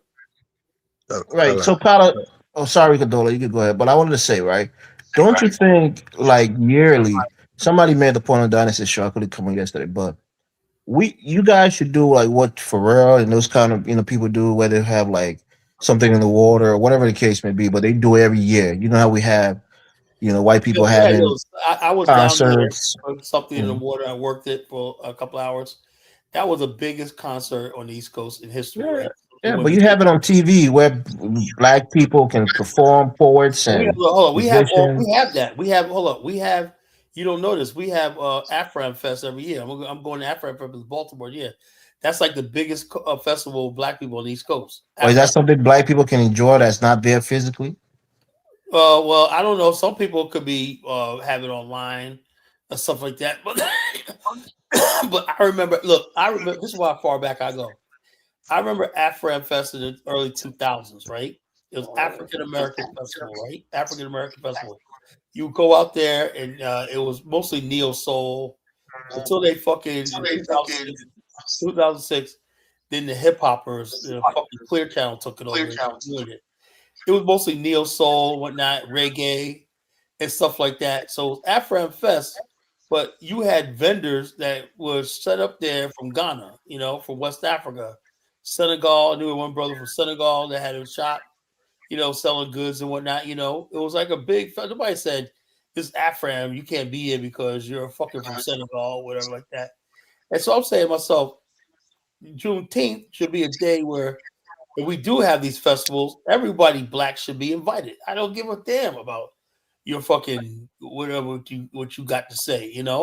That's what I'm talking about. Yeah, but I think the FBAs will say, and they're right, because this is a sensitive, solemn kind of How holiday. are they right? Well, that's what I'm trying to explain, right? This is a sensitive, solemn kind of holiday where It you ain't kind of no want. sensitive. Tyler, come on. Hold on. Let me finish it, right? It's Hold slavery. Slavery is not on, something to be. hold up. No, before Massa Biden paid, nobody paid attention to no Juneteenth. I mean, Kyla, come on. I seen you Really, do a. I didn't look. I used to hear about Juneteenth online. Not online like every year. Oh, remember Juneteenth when I? No, it was like June was Black Music History Month, and then you got Juneteenth, right? I said, okay, Juneteenth, whatever, like that.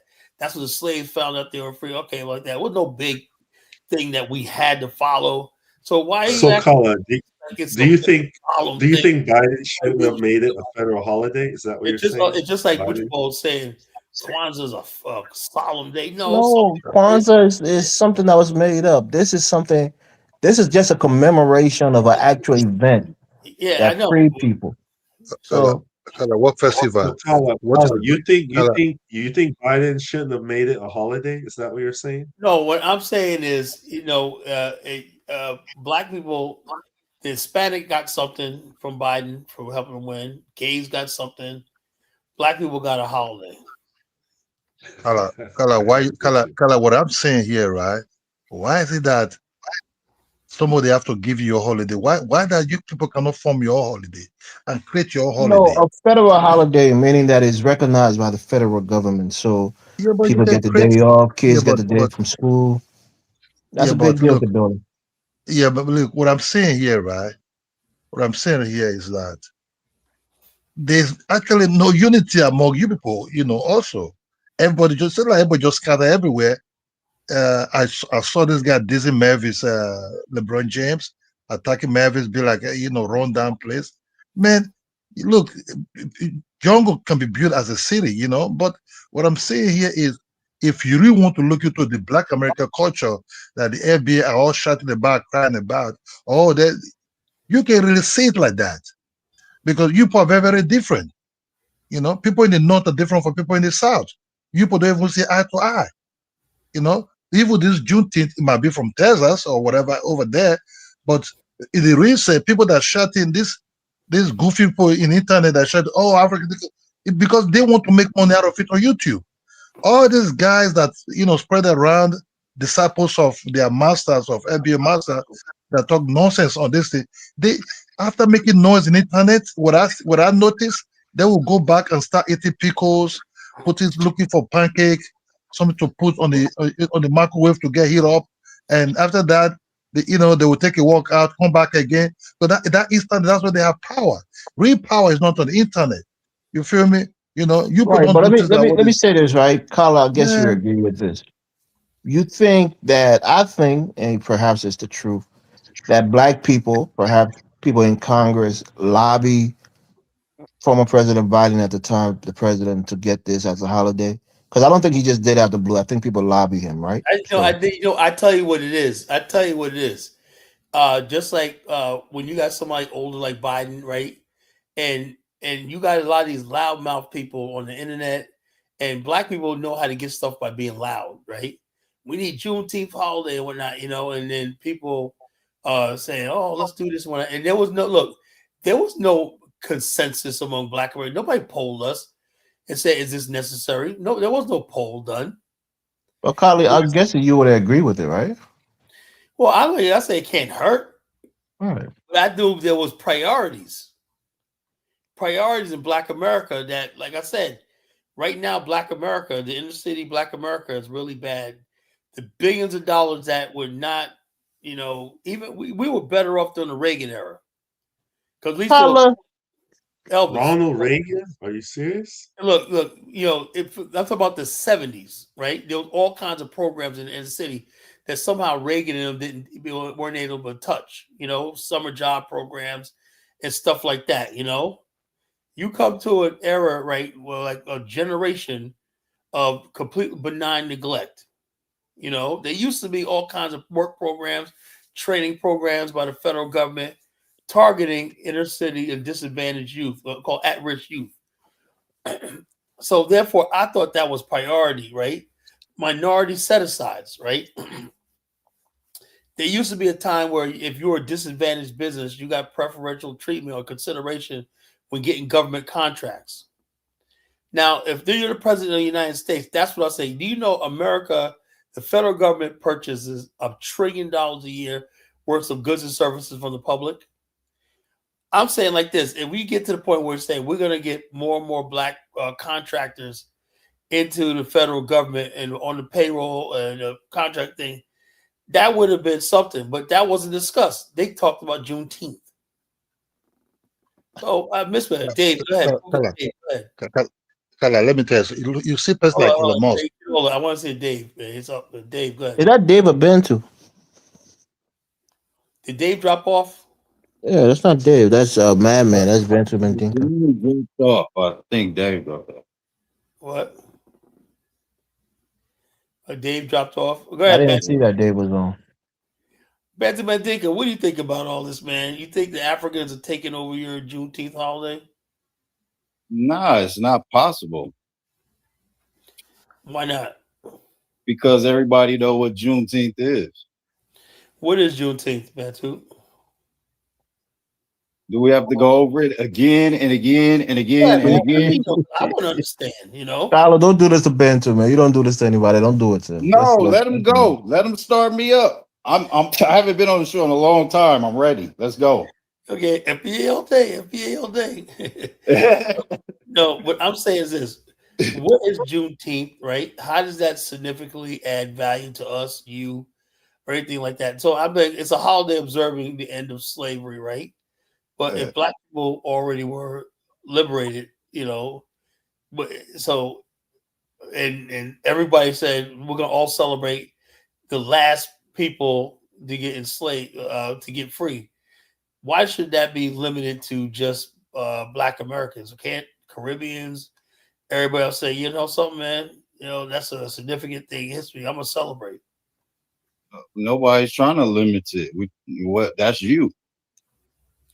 No, but I'm saying all around the internet, I got FBAs mad because they got red, black, and green flag, you know, African colors on Juneteenth one, and they start putting up red, white, and blue. Yeah, what? Yeah, I mean, bro, I They never saying is saw they trying Juneteenth to being. Africanize, you know. Yeah, I never saw Juneteenth being associated with red, white, and blue. It's always been the red, black, and green. Right. So that's what I'm talking about, But you know.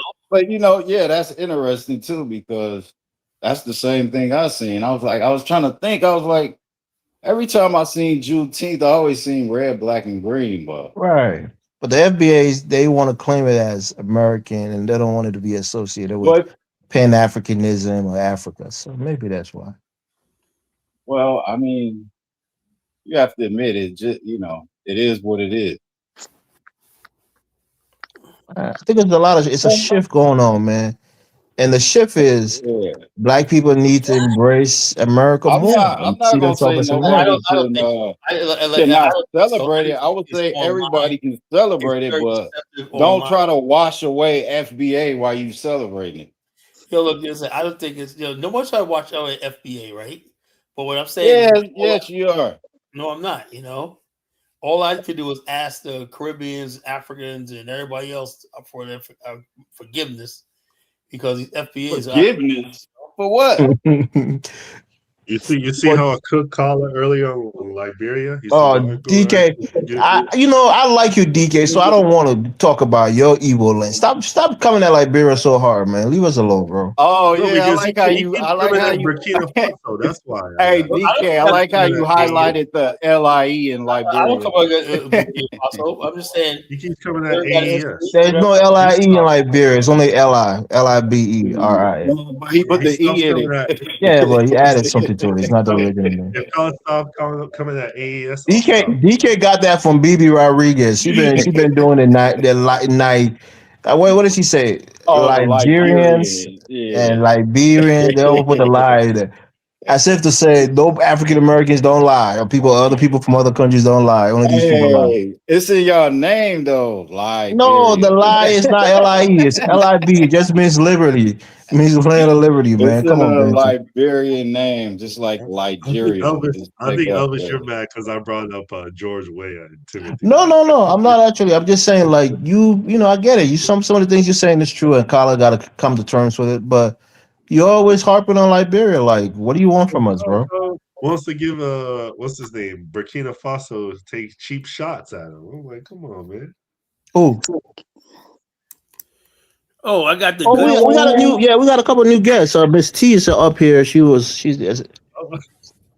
smart lady. We had a conversation before. Happy birthday, Elvis. Hey, thank you, sis. So my birthday was yesterday, y'all. What's up? Where are my well wishes? Oh, your birthday was Bantu, man. We're the Gemini babies, man. You know. Happy belated.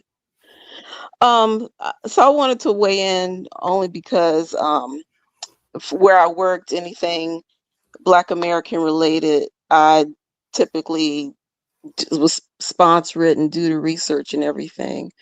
So I wanted the research I did about Juneteenth, since it's really a Black Texan holiday. Um, the one thing I do agree with, I agree with Kala about is that it wasn't that Biden did it just to check a box to try to appease us. Um, there's a lady born and raised, her name in Texas, named Opal Lee. She is the one that petitioned for years, for like I 10 was gonna years, to say make that because this I was watching the news earlier and they was talking about her. Go ahead. Right. So right. there Opal Lee. was some lobbying going on about Well, making it a holiday then. she did it. Okay. She did that. It She is got it a made a state. national holiday, but Al Edwards got it She made a wanted it state holiday in the national, right? 80s. Texas made it a state holiday, but like back in the 80s. She petitioned for that, and I think because it was still probably a recommendation in Congress, I think they probably just looked for something to appease the Black folks, the Black Americans. And because it was all of a sudden, it was real quick, and Congress immediately signed off on the bill, and Biden immediately signed it. It was a quick turnaround, like nobody was ready for it. And like different government agencies, I work for the federal government, we try to recognize all these type of holidays and do something, a speaker or something. So I did the research so we could do something the following year for it. That's how I found out about Opal Lee. The colors are red, white, and blue. But this is so new for all of us, of Black folks across America. Most Black people, Black Americans, did not know about Juneteenth. There was only a few places, cities outside of Texas that recognized and celebrated Juneteenth.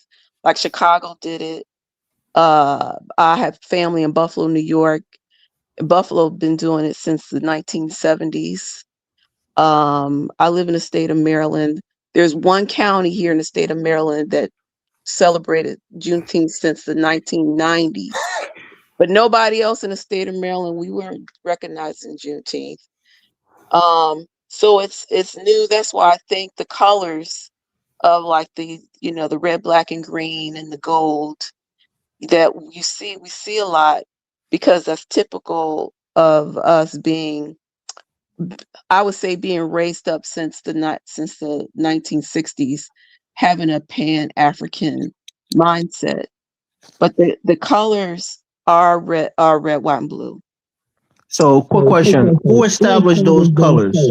Yeah, we agree. Well, Yeah, when you The go back and you look Haight, the at the man old from pictures, Connecticut in 1997, and the flag was also co-designed by a white woman. so a black man, he's still alive. He created the flag, but when you look at the oldest pictures of Black Texans celebrating, they called it Jubilation Day, Juneteenth. They have the American flag all over the place. They got That's because we red, didn't white, have and blue the red, black, banners. and green flag at that time. As soon as we got it, we started using that one. All right, Carla. My question Well, for you is what's so wrong with FBA having their own holiday? What's wrong with it? Why are you so against it? who's against it? Carla.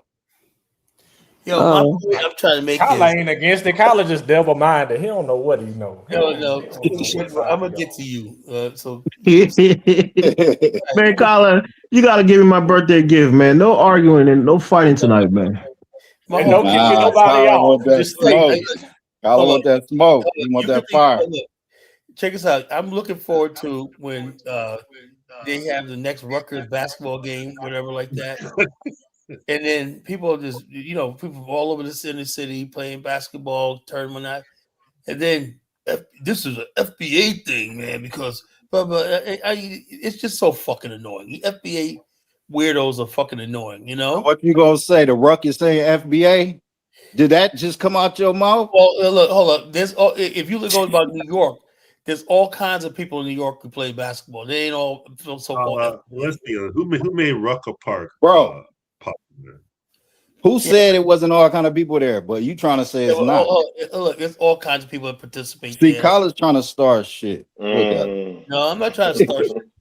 It's also Bantu, why do you go by Bantu Mandinka, but you still self-identify with FBA, bro? Hold up. What I'm saying is this: it's really simple, good king. FBA does have African ancestry. If you did not know that, check us out. What about the fact that let's even things like Kwanzaa. But if you don't know, my name is Madman. If you can't see that. Bantu's running away from his old self, man. It's like a shadow chasing him. He's trying to outrun that shadow, man. Okay, man. Check this out. Check this out. What if if Kwanzaa becomes popular again, like this holiday? Like, wow, Kwanzaa's big, and it has a effect. Well, FBA be like, we established Kwanzaa and blah blah blah. Kwanzaa is celebrated all over the world now. Solid, come on. FBA, look it up. Kwanzaa is a dying holiday. I know. But I said if it comes back. Okay. FBA is gonna lay claim to it. They said Kwanzaa was popping. Anything that is started by African American, a legitimate African American, FBA are gonna claim it. Anything good. Kwanzaa is because of Malana Karenga. Yeah, Karenga, he made it a Pan-African. Yeah, but his intention. Karenga's a so-called. Yeah. College Genesis. He's African American. FBA doesn't exist. No, you guys are just annoying. FBA is just annoying. I can't. I got the FBA so far up my ass. They looking out of my nose. Okay. But even when you say FBA, you legitimize weirdos. Like Amos does it all the time. So, Carla, you good now, right? Because you sound a lot better, man. You're not really sick. You're not coughing. Yeah, man. I figure I'm like fucking skinny as shit. I lost a lot of weight. I put that bowl shaka like a hoodoo shirt off or not. I lost a lot of weight. I'm gonna keep it off this time. That's what's that place does to you. Don't be going to Wendy's, Carla. No more Wendy's. No more Arby's. It's the hardest part. Is knowing I can't eat food like I used to. I hate it. They told you that the first time after you came back and had to go, and you kept doing it, man. That's the whole fucking thing, man. I just can't eat like I want to. So, especially it's more detrimental the older you get, Colin. You're getting to that age, man. Damn, you gotta. You never got into the holistic side of Pan-Africanism, huh? Food is pleasure to me, right? If you take that away from me, man, it's like. What I'm gonna start doing What did you eat that made you sick? What did you eat that made you sick? A lot of Wendy's, a lot of Arby's. No, it was sodium. Like sodium is the one thing that will kill you. And right now, I've been out of the hospital for a month. I've been draining 4 liters of fluid a day out of my body. They gave me medicine to drain the fluid out. Now, basically, man, I'm fucking skin and bone. Colin, that's too graphic, man. That's the truth, though. I ain't gonna go back to that. Colin, you never got into the holistic side. He said, check this out. You cannot, I can't, me and Hustle Smart were talking today. He said, Colin, what are you gonna do on 4th of July when you smell them hot dogs? I said, I don't know. You eat hot dogs, Colin? That's like, that's the worst. That's the worst thing to eat. Unless it's natural hot dog, but not like those pink glizzies, man. No, they're all hot dogs have sodium. 600 milligrams. What's up, Dave? Dave been trying to speak. What's up, Dave? Yeah, talk. Dave, what's going on, brother? Nah, talk. I just want to know if y'all can hear me. That's all. Yeah, we can. We can. Talk, brother. Nah, yo, College Genesis, man. The entire New York City skyline is red, black, and green. Oh, for real? So, the entire New York City skyline is red, black, and green. Right. So that's what I'm saying. I don't know why they say it's not red, black, and green. I don't know. Everybody knows it to be that color. It's FBA. No, everybody is not. This is new. The entire New York City skyline. Juneteenth is new? No more. Outside of Texas, it is not red, black, and green. I've known about it for a long time. I guess because it's my birthday, so I probably knew about it. Red, black, and green no more. No, I'm just letting you know, Bantu. It's Y'all all always think gonna that be the red, Hey, black, and it's green all there good. too. Y'all can light up the the sky entire whatever color you want to. just It's let not me red, black, talk. and Texas green in man, Texas where You you found heard? it. So The entire you want skyline is red, black, and Okay, green. you let's want get to the Texas crux to of it, change right? their colors. You want the black Texans to change their colors. No, I The don't want red, them to black, change and I their am a green. black colors. Texan. That's what I'm telling you. I literally grew up on the same street I as don't Al want them to Edwards, change the one father of color. Juneteenth. My thing The is, he was a You Pan get it African. The confused, bro. father of That's Juneteenth. all. my thing is, Yes, Don't worry about before it. Oprah Lee got it Y'all to be a catch up later. national holiday, no, Al Edwards got it to be a state holiday in 1980. no. My Al thing is, Edwards. my June. thing is the all consensus right, of black one people at a time. around One the at a time. country. Everybody, let's have decorum. Go ahead. No, my thing is the consensus of black people around the country did not ask for Juneteenth to be a federal holiday. It was something imposed on us by the Biden Nah, administration. Facts. people And lobby for it. It was I Opal. don't think No, I don't think most so. black You people, know, no, No, I think so. This is nobody just most lobbied black for it people political. openly. This is So you guys are political. saying this is a bad thing, or what's it? No, it's Miss not a T, you bad saying thing. this is a bad thing that it's a holiday? Elvis, no, but I'll most say black this. people I Yeah, Nah, would around much the I'm country, rather. not. I I yes, would wouldn't they much say should have that. rather left it have. Look, alone. I would much rather have. Look, we had chances it was like this. We imposed had on us. Barack Obama off the two Right terms. now, Right? y'all Y'all think coming it's a complaining bad and gonna thing? be crying. Right. Barack I don't Obama get it. didn't Yo, grant I Dave, think hey, yo, it's check a this good out, thing. Dave. they I don't do want No, too. us. Hey, Dave. if Imagine you if the and I know the contracting system You in know America what? is racist, right? Joe Biden do executive order could say, I want 10% of all, just across the board for a period of for 5 years. I want all contracts in America, 10% of all contracts go to Black African American. If you could basically say, dude, not minority, not POC, Black African Americans, specifically for them. But when you talk about specifics, right? They said, okay, we got to give them so specific. That's what they When did we pulled out. lobby for that though, Carla? When did we lobby for that? We didn't. No, we didn't Exactly. lobby So hold up. for you can't get Juneteenth. mad if we didn't get Hold it up. if we didn't lobby for it. Hold up. Let me say this. The problem was years ago I created a blog called Tangibles, whatever like that. And Tariq and them picked it up, saying we want tangible. At the time, black people talk about reparations. Now Biden knew he couldn't do that, right? So what he did was say, okay, what's the next best thing that we could pacify them? We can't give them reparations, a cash checkout payout, right? We're not going to Man, fuck what? with the contracting system, defense contracts, and shit like Yo, that. always We're gonna piss talking those like that. rednecks off, whatever like that. So what do? Oh, we got something here. We got this person here lobbying for Juneteenth. Now that wasn't a consensus among Black America. Right, it wasn't. I'm It gonna say, wasn't. They what should have is a left it. consensus among Black Yeah, America, but yeah, Carla? They what should was have the left civil it rights alone. movement being was Black History Month being a holiday Oh, month? I would say a consensus among Black Oh Oh, Americans. crazy, Elvis. You know, you guys don't know. I'm not really into reparations. Or Bantu should agree with me on this. I will admit that if you had anything that was a consensus, was Black people believe they were owed reparations for slavery. Yeah, if you No, if you ask people if they should get money, of course they're going to agree. You think anybody's going to say no? Come on now. Yes, it's gonna be people like Brandon that say no, bro. It's gonna be plenty of Black Americans that say no. We No, got all them plenty idiots Negroes amongst that us, you said know. no, Well, they gonna be the first majority one of in them agree line. that Trust that's Get me. my wrong. check. Cut the check. Nobody's going to say no to money now. Come on. Check, you know. Excuse history having this as a national holiday. Everybody thinks that they were the last ones enslaved in Texas. No, they were the last ones enslaved that should have been freed based on the Emancipation Proclamation. Emancipation Proclamation only freed Black people in the Confederate rebelling states. It didn't free those enslaved in the Union states.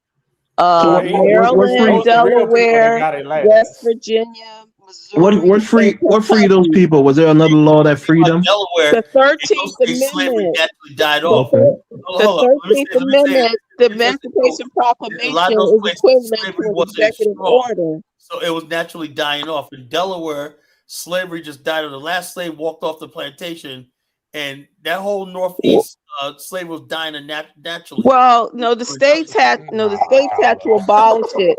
If it wasn't for the 13th Amendment, any president that came after Lincoln, they could have I forget the word, but just repeal the Emancipation Proclamation, because that was like akin to an presidential executive order. That's not law. It wasn't law. The 13th Amendment is what freed everybody. So if you were The five enslaved So are you civilized saying in people tribes, were? Kentucky, were Are you still saying people were still enslaved. enslaved when the 13th Amendment was passed? No, until it was passed, and it didn't go into effect till the January 1st of 65.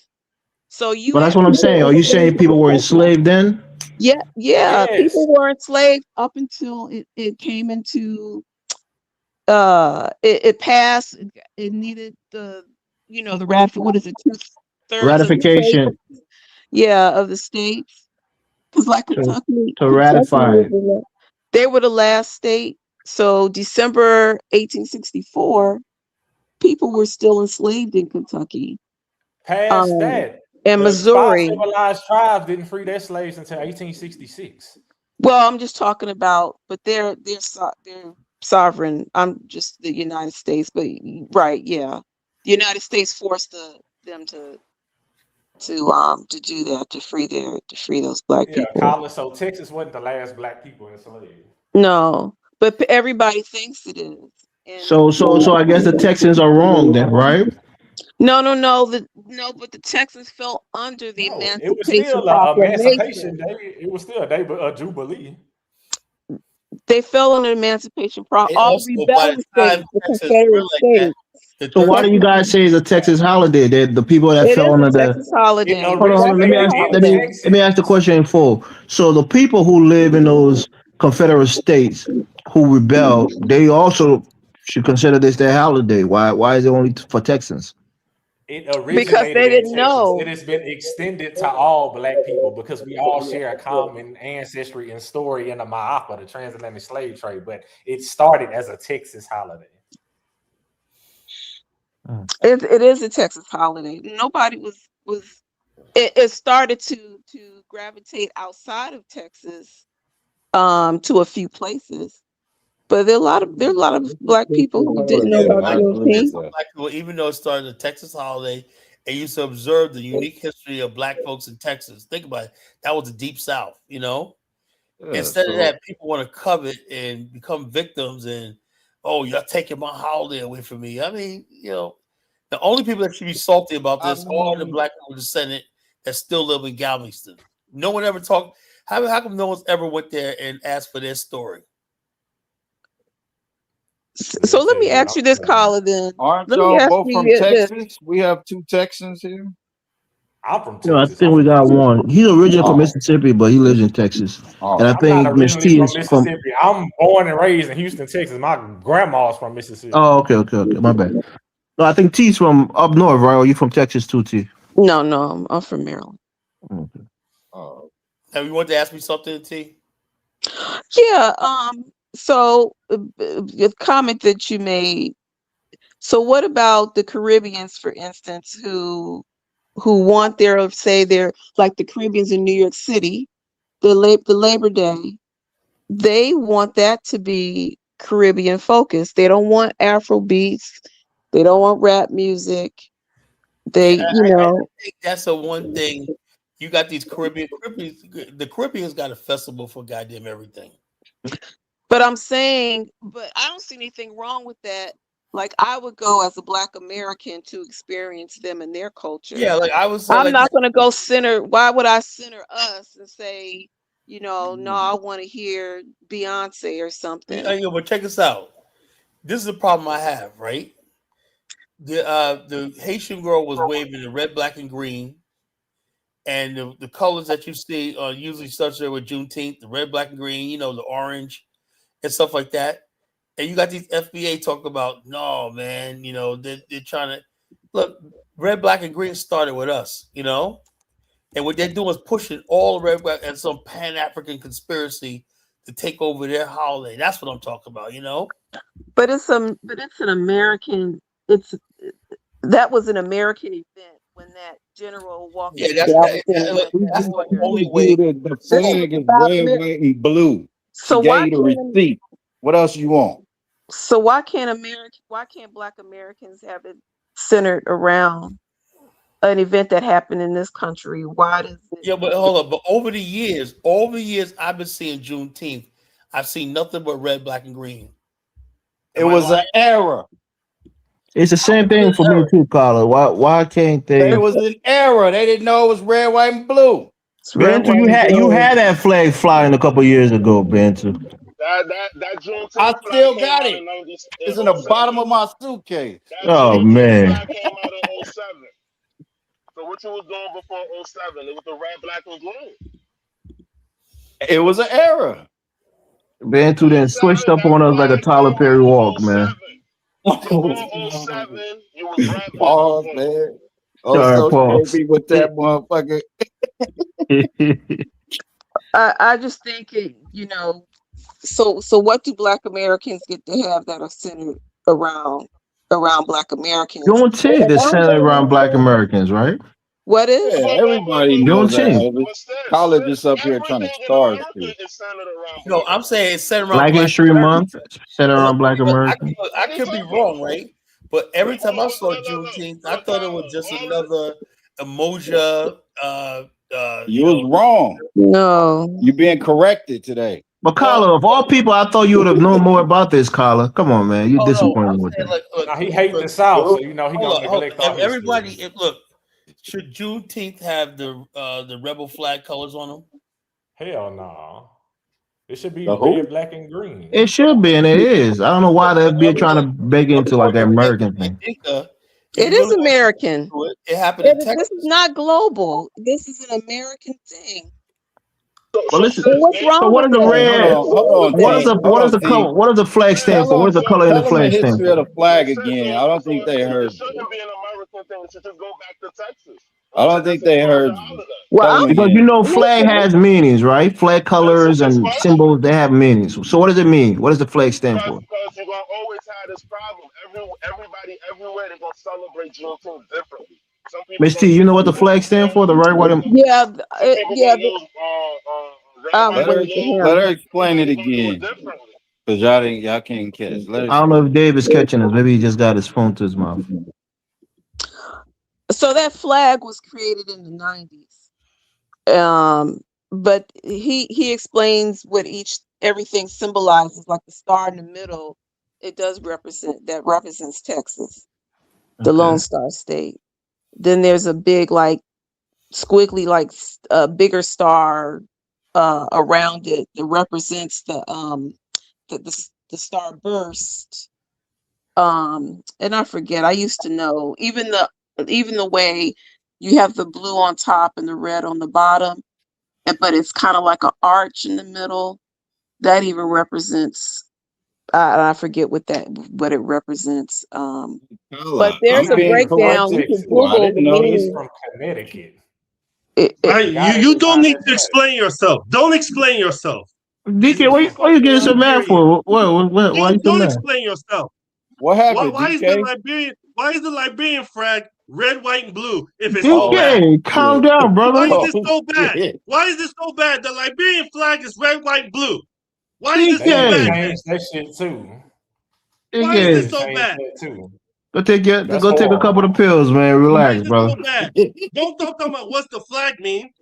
Why is the Liberian flag red, white, and blue then? Tyler, answer that question then, Tyler. Yeah, answer that question, Tyler. Why? Why, Tyler? I would say like this. I would say, smoking. This is bullshit. DK, calm down, brother. Someone told me DK was going to explode.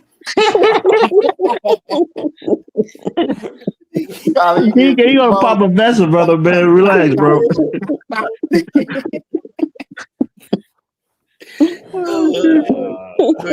DK, I all due respect, man. I didn't even get to the point where Elvis. What was the year the Liberian flag was Lone Star was adopted? It was right around that time, Civil War, right? Yeah, close to it. So I still think that something doing with Juneteenth had something to do with Liberia's flag. Oh, cut the crap, man. Yeah, Carla, I can't go with you on that one, Carla. Come on, you just pull that out of somewhere.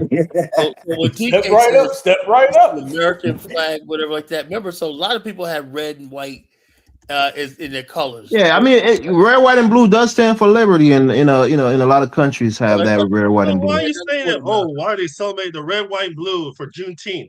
Your flag, that the country you dick ride day Yeah, but after day is the red, white, thing and is, with blue. the red, white, and blue in Liberia had nothing to do with the United States because the United Oh, States come flag on, was man! official. Not the crap. No, DK, he's right to an extent because the color could signify something different. It's Like for exactly the some Nah, same bro, for it flag. some was a people, the project red. Color of the wise. American Hold on one Color second. Revolutionary wise. War. For some people, the red could signify blood that was spilled for their freedom. Those who fought for their Oh, come freedom. on, man. No. No, Says right you there. can Says right attribute there. certain things to the color in your flag and the symbols in your flag. So although the design looks similar, but the meaning of the colors are different in Liberian history than The Nah. what it design means is for It America. was the exactly the child of same, man. America, Not bro. And only they Let's that, be came from real. America. They came from No, America. appearance, that's what I'm saying. Remain the Appearance is same. one thing, but the allegory that you put to the flag Oh man, itself is they another not only made thing. that, that not only that, shit up, and man. DK, What look, allegory did they put to it? DK, I know you're gonna explode when I say this, Like but Colin explained that the Lone Star, the star in Africa, the only yeah, it was free symbolized. republic in Africa, that's what the star Right. signifies. You That's the Please American don't. Please legacy. don't call it. know? So, Yeah, bro. well, DK, this is what I'm saying. You got uh America. You know the American flag, the red, white, and blue. That wasn't the official flag of the country until the early 20th century. When Henry Ford made it. The only thing that the American flag, what you see right here, that was used in the American Hey, Navy. T, can I say something? T, you know the American flag, it was a black woman that helped create that too. I did She the was a homework. slave. She was Yeah, a slave. Wisher's her last name. She was a teenager, like 14. Yeah, I forgot. I was gonna say her name. She Is didn't it do a Bessie lot of Cross or stuff. something like that? Yeah, I think so. Bessie, Yeah, she was a no, slave. Bessie She didn't Ross do a is the lot of white stuff. woman they No, that's the white attributed woman. to. No, it was a black girl. Yeah, Wisher is the girl, black I girl mean, but from guys, I mean, sometimes, yeah, black people play a part in certain things, and everybody give them the glory, right? Because sometimes they can help in certain technology, and everybody's, oh, a black person invented that. So let's not do that all the time. Yeah, like the Did she Buffalo just come up Soldier. and invent the flag by herself and present it and say, here's the flag, and it was complete with the 50 stars and the scraps? Of course not, right? But look, Other things was this added is to it. this is where we go back to the foundation. That was the foundation to the flag. Okay. They told Well, A young foundation is black. not a house, right? You still have to, build walls and windows and a roof, her, right? girl, come here and sew So the this Hey, shit. foundation is That's important, but right. the finished product is. you don't have shit without foundation. You ain't got no house. All right, FBA But I feel foundation you of though. I black. feel you. Well, I'm for if now that this is a national holiday, I'm for protecting, for trying to protect just the Americanness of it. And I think that if you are wherever you're from, white, if you're white, a white American, you can come and celebrate, but just celebrate in our culture. It doesn't mean to me that you don't come and center yourself. I don't want some Irish person coming or Scottish with their bagpipes. Um, you know, come and just experience and celebrate my American culture with me. But is it about American culture or black people Yeah, getting see, their that's what I'm saying. liberation? Y'all It's taking Black too far with American. all of that. This Nah, is a it's black. Black Texan. It's Black Texan. Yes. But it's not even about culture, right? It's about celebrating your freedom.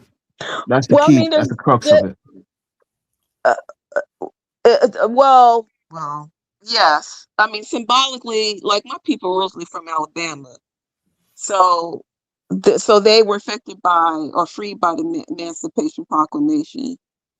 So but now this is a national holiday, then I can, celebrate it symbolically, even though this is a Black Texan uh, event. Um, but it's still American. It's not Caribbean. It's not Brazilian. I think y'all get mistaken when Black Americans wear red, black, and green. Y'all think we trying to be Africans instead of recognizing ourselves as African descendants. It's a difference. Yeah, because I think Because this is a my way where elders, people are trying to move away from that, Good King. we not moving away from nothing, bro. That's what I'm telling you. Black Texans and my elders in Texas have always revered their African ancestry.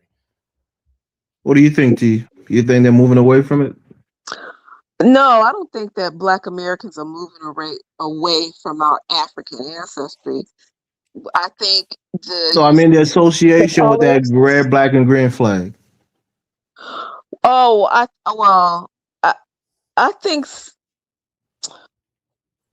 think there is. Well, I think we'll have to see. I mean, I see some of it more so. Social media is where I see it. Like today, I was at a We're gonna hang it Juneteenth. up on the wall. I was at a Juneteenth event today, and you saw more of the, I call them the Pan-Africanist colors, like the red, black, and green, and the Because gold. that's the real. But you saw the red, white, and blue, the Juneteenth flag, they're present as well. So, and folks were like, "Oh, I didn't know there was a flag. I didn't know." A lot of stuff Black folks didn't know because this is still new. This state of Maryland, we're not. This is new for Black folks in Maryland. This is what I'm telling you. In Texas, where it originated, the people have always revered African ancestry and sported the red, black, and green colors. Even in my avatar, that's our community center. That's how it looks in our neighborhood. It's full of red, black, and green stuff. We got the Shrine of Black Madonna. We got Shape Community Center. We got old heads that walk around. But was the original flag red, white, and blue? That was created in 1997 by a man from Connecticut with also. So yeah, it's not the original. It happened in the 1800s, Bantu. So that there was no flag associated with it when it happened. Somebody attached a flag to it in 1997, almost 100 years later. Okay, that's before the red, black, and green. Then he created. No, it's not, bro. You can go back. Well, he's from Connecticut. He don't have a authority over the people of Texas to give him a You can go flag. back to Juneteenth parades from the 70s, the 80s, and the 90s, and you can always see the red, black, and green with the people wearing it, bro. I told you, I always seen the red, black, and green. I'm just saying, but if you look at the pictures, red, white, and blue shit is some new shit. You look at the pictures from the early 1900s. It's the American flag, and you see like pendants of the American flag colors, red, white, and blue. After we got the RBG UNIA flag, this is what I'm telling you. Black people started. That probably happened in the 60s. No, that happened in 1914. No, I know that, but I'm saying, but that all started in New York City with Marcus Garvey. Red, black, and green. Right, that happened in New York City with Marcus Garvey. That didn't make it to Texas in 1914. Yes, Garvey had chapters all throughout the South. He started to have. Well, when he was alive, he had UNIA chapters. So when was there a chapter in Texas? Look it up. You know Queen Mother Moore was in the UNIA, right? You know she's from Louisiana, right? But she was living in New York City. No, when she was living in Louisiana, she was in the UNIA. She got Garvey to come down there to speak. We need to start reading. That's what we need to do. Say this again. She was living in Louisiana? Yes, ma'am. Okay. So I've always known that she was living in Harlem. Oh, she moved up there. When she was down in Louisiana, she was in the UNIA. You do realize what time period Garvey was in America, right? She wasn't living in Harlem, and she was in Louisiana in the 1910s. Okay, no, I didn't know she was in Louisiana then. When people talk about her, this before Malcolm and all of that. This 50 years before all of that. Yeah, I know she was. She was in his So if you go to organization. I'm if you aware of that. examine all the Juneteenth parades from the 70s, the 80s, the early 90s, even the early 2000s, when after that Juneteenth flag was introduced, the colors for the most part have still been sported as red, black, and green. Now today, the more FBA minded people are gonna be the people that sport the red, white, and blue one. But they should also know that that flag was helped created by a white woman, also with Ben Haith, who's not from Texas. And Yeah, I even with know the all of creator wasn't, from Texas, but no, I'm not aware he did it with a white woman. yeah, she He Yeah, was just a it's the he was red, Korean black, and interviewed. green He was flag. interviewed Break it recently. down, good kid. the red, black, and green. Yeah. Yeah, red is for the blood we shed. The green No, is I for said the who land. created it? Who created it? Where did it? Who Marcus created it? Garvey. Marcus Garvey? Yeah. Yeah. Because it used to be a song said that the coon that a Negro has no flag, and he was like, "Well, we need a flag." But that flag is also called the Black Liberation Flag because it not only represents Black Americans and Caribbeans, it represents the whole African descended family all over the world. That's what the FBA people have a problem with. They want their own specific thing, and we have the Black American Heritage Flag. We don't got to go back to red, white, and blue. Well, it's being put just the Juneteenth, not the red, white, and blue. That's what just for Juneteenth to have it for Juneteenth. Yeah, well, everybody ain't rocking with it. I'm not. Okay. And we just need to stop speaking so much about symbolism because none of these flags represent an actual nation and a land, man. So we're gonna be real. Oh, you think that about the Black American flag, I that think Black that American about That's all heritage one, the flag? flags. that's why one Every thing flag about we got. Tariq, man. Why do you make a fucking flag? They already had a flag. Because He's a he a fucking idiot. scammer. He trying to galvanize people to get you riled up to get your money. He don't really want to build no power or no movement. Because people want to attribute certain tenets, and made it representative to a flag. So if Tariq makes a flag, he wants to tell you about how this symbolized that we were foundational to this country. So They people already always have one. There's a Black American Heritage. That's right. does it say that they're foundational to America in one of their symbols on the flag? No, it says we come from Africa. Right. So that's it, DK. So he wants to bring his own ideology and make it known through a flag. The Black American heritage flag? Yes, if you read the book called The Rallying Point by the creator, he Hmm. lays out the designs of the flag. He says the wreath represents Africa, the sword represents the Moorish heritage. All of this is The written sword, by the him. sword represent what?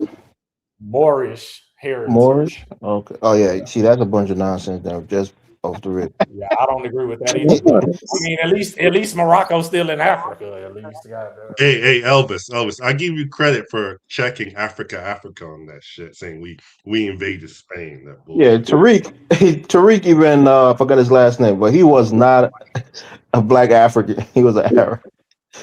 I mean, Yeah. people just me, man. I stand 100. I stand 10 toes down on him. I don't back down for But lies. Dinus just be letting people say anything on this panel, man. Yeah. Sometimes. And that's the thing with Dynas's platform, right? It's not Dynas's fault, but the kind of people that go on there are so ultra positive, pan Africanist, delusional kind of people. So when you tell them the fact about black people, they think you're against black people.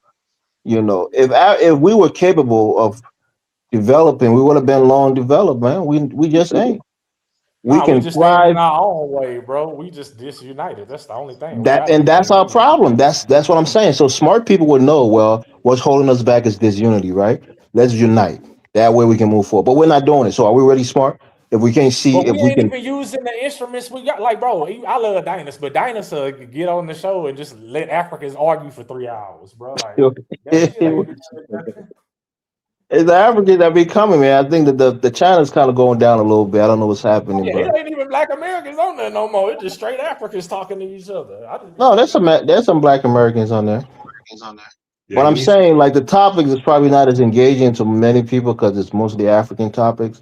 But there was a time when he did a lot of FBA versus African or whatever. That those was pulling like 200-300 people watching, but now you get like 50, 60, 80 people now. But then he So kind of started playing both sides. Like he'll let man in the high tower come up there and just talk yeah, all kind of Donis and Kyler both kind of went a little to the right with Tariq. They started getting closer to the FBA ideology. They're not opposed to it as much anymore. So there's a shift. yeah. You know. Dinah's just way more slicker with his than Kyler. Kyler Plus, he usually had a out lot there. of political topics that was heating up during election time, so the platform was kind of bumping in. And But Dinah ain't trying to build no nation to do nothing revolutionary. So it's kind of like he Dinah could say really he's an African. He's already accepted himself to be an yeah, that's African, what I'm right? saying. He fully for repatriation, but he ain't Yeah. trying to So like take up nothing like Kyler. Kyler trying to go over there and change the fucking continent and shit. Dinah's just trying to assimilate. Good luck to him. But DK, I got a Yeah. question for you, right? Let me just, I'm in a good mood, so I don't want to be, abrasive. But you barely ever talk about like Biafra or the Igbo lands, and Yeah. what's your thought on what's going on over there? Well, my thought is, we gotta get on. It's not a point of, oh, we can't get along with these people. We just gotta separate because, as you see what's going on in the north, these people want to live a different lifestyle. So But DK, in all fairness, right? Places, let's say take Abia State for example. Abia State is really more like a mix. But take Anambra State, right? Where mhm, it's mostly Igbos. You don't see a bunch of Fulanese, even the houses. You might have some houses, but it's mostly your people. So they're not imposing anything on you, and you can't, you know, lead your own path or chart your own path in your own land. So what's the hindrance? Because the people in the north are not coming down there to stop you from developing and really hitting your heights. What's the problem there? they're starting to come down. Oh, DK, come on, man. Don't be like that. You've been making strong points now. Don't try to I cop get your out now. point. Yeah, I get your point though. Yeah, we got to start, building our own stuff in our own states and doing that, and that will pave the way for separation. You see? Y'all can go to war again. Come on, man. Because DK, I You mean, separate respectfully, Nigeria right? into North and South. Is that what you Yeah, it's not like your people have you know done You, everything that needed to be you see done, but what's you keep going on? going. You see what's going on our borders in Benue State? Yeah, they're killing those people, trying to take their territory. So that's just one. That's just a few states over. So we can't be complacent like who was in Liberia. We don't want to end up I like mean, what's wrong with you, bro? He want that smoke. that. Yeah, Call it on mute. we don't want to end up tied up on the beach. That's for Nah, damn. that you guys missed the whole thing with Liberia. Not to bring it up again and regurgitate this topic, but Now, the Kyler, point Yeah, here, wake yeah, up, man. because the point there was that there was a lot of things that Call it gonna be be a precipitated. saying tonight. you can't be Yeah. saying the red, white, and blue is so bad. Do you know that there was killings that happened like a week before the coup? Not even a week, maybe a couple of months before maybe like a year before the coup. There was something called the I Rice know. Riot. A lot of people got Elvis, killed. Elvis. What I'm saying is, I'm not trying to throw your people on the bus. No, no. What I'm I'm just saying, no, just listen to what I'm saying. It's not about even my people or their people. The point is that there were things that precipitated the coup. It wasn't just something that happened out of the blue. There was violence that occurred a year prior. There were activists and freedom, quote unquote, freedom fighters who were languishing in jail, and there was rumor that they were going to be executed. So there was a lot of things that came up. It wasn't just like, oh, they just got up one day and said, we're going to kill these people. No, there was actual Elvis, lives at Elvis, risk. Elvis, let me ask you a question. You hear the first part of my show when I talked about the ability to add value to a civilization and society, right? Yeah, I think I heard that. Yeah. Let's give the credit to the founders. They took that piece of swamp and something was created. An Yeah, entity, yeah. I always say that, Carla. But they added again, value to the area, right? They added value to the area, right? So we cannot go, and the more people are starting to say that, now saying, yeah, let's say, Carla. Okay, let me give you a big question, right? You've answered this question, but I think you answered it disingenuously, and you'll probably answer it that way. You think tomorrow, if we woke up and black people was 90% of the population in this country, they would say, "Well, we can't take this country over because we didn't." And I Well, told hold you, on, Carla. Let me ask the question in full. right? You think black people wouldn't want to take shit over and Okay, I know run that this country and Elvis, own it, even though the white people build it? Elvis. Let me say this. Right? And you probably don't understand this, right? And I was talking also about this today. Most people don't even know that throughout our history in America, particularly the 20th century, black politics and stuff like that never connected with the masses of black people. So when you see representation, right?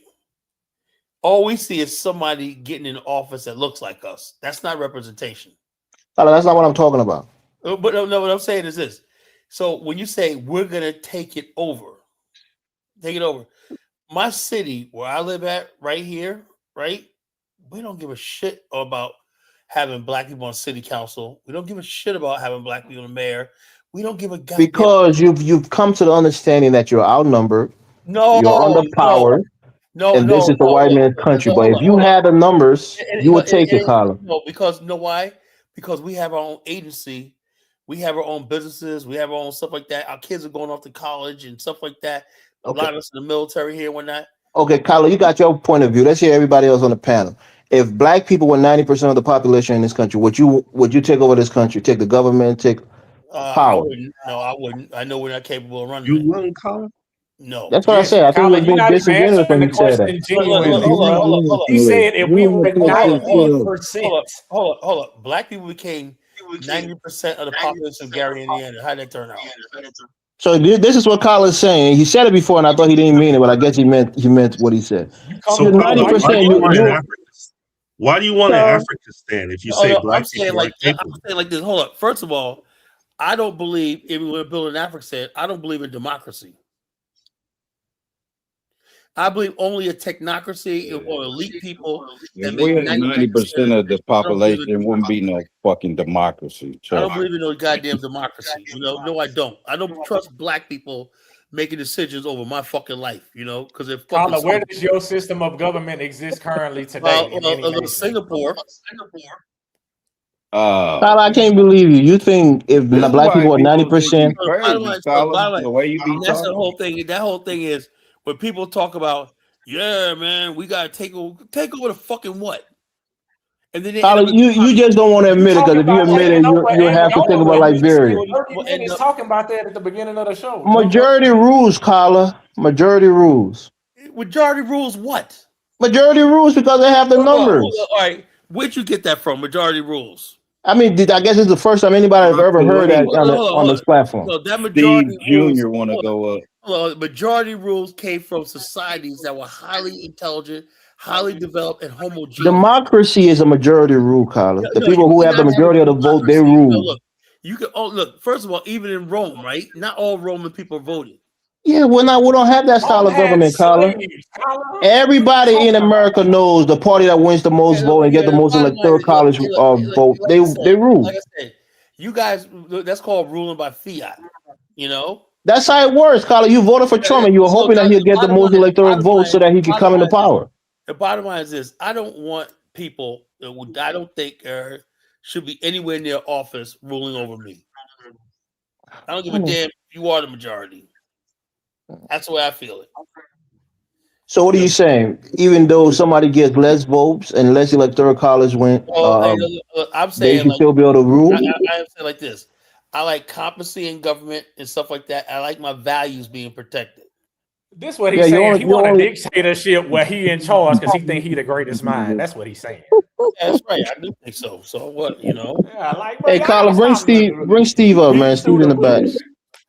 Oh, he's up.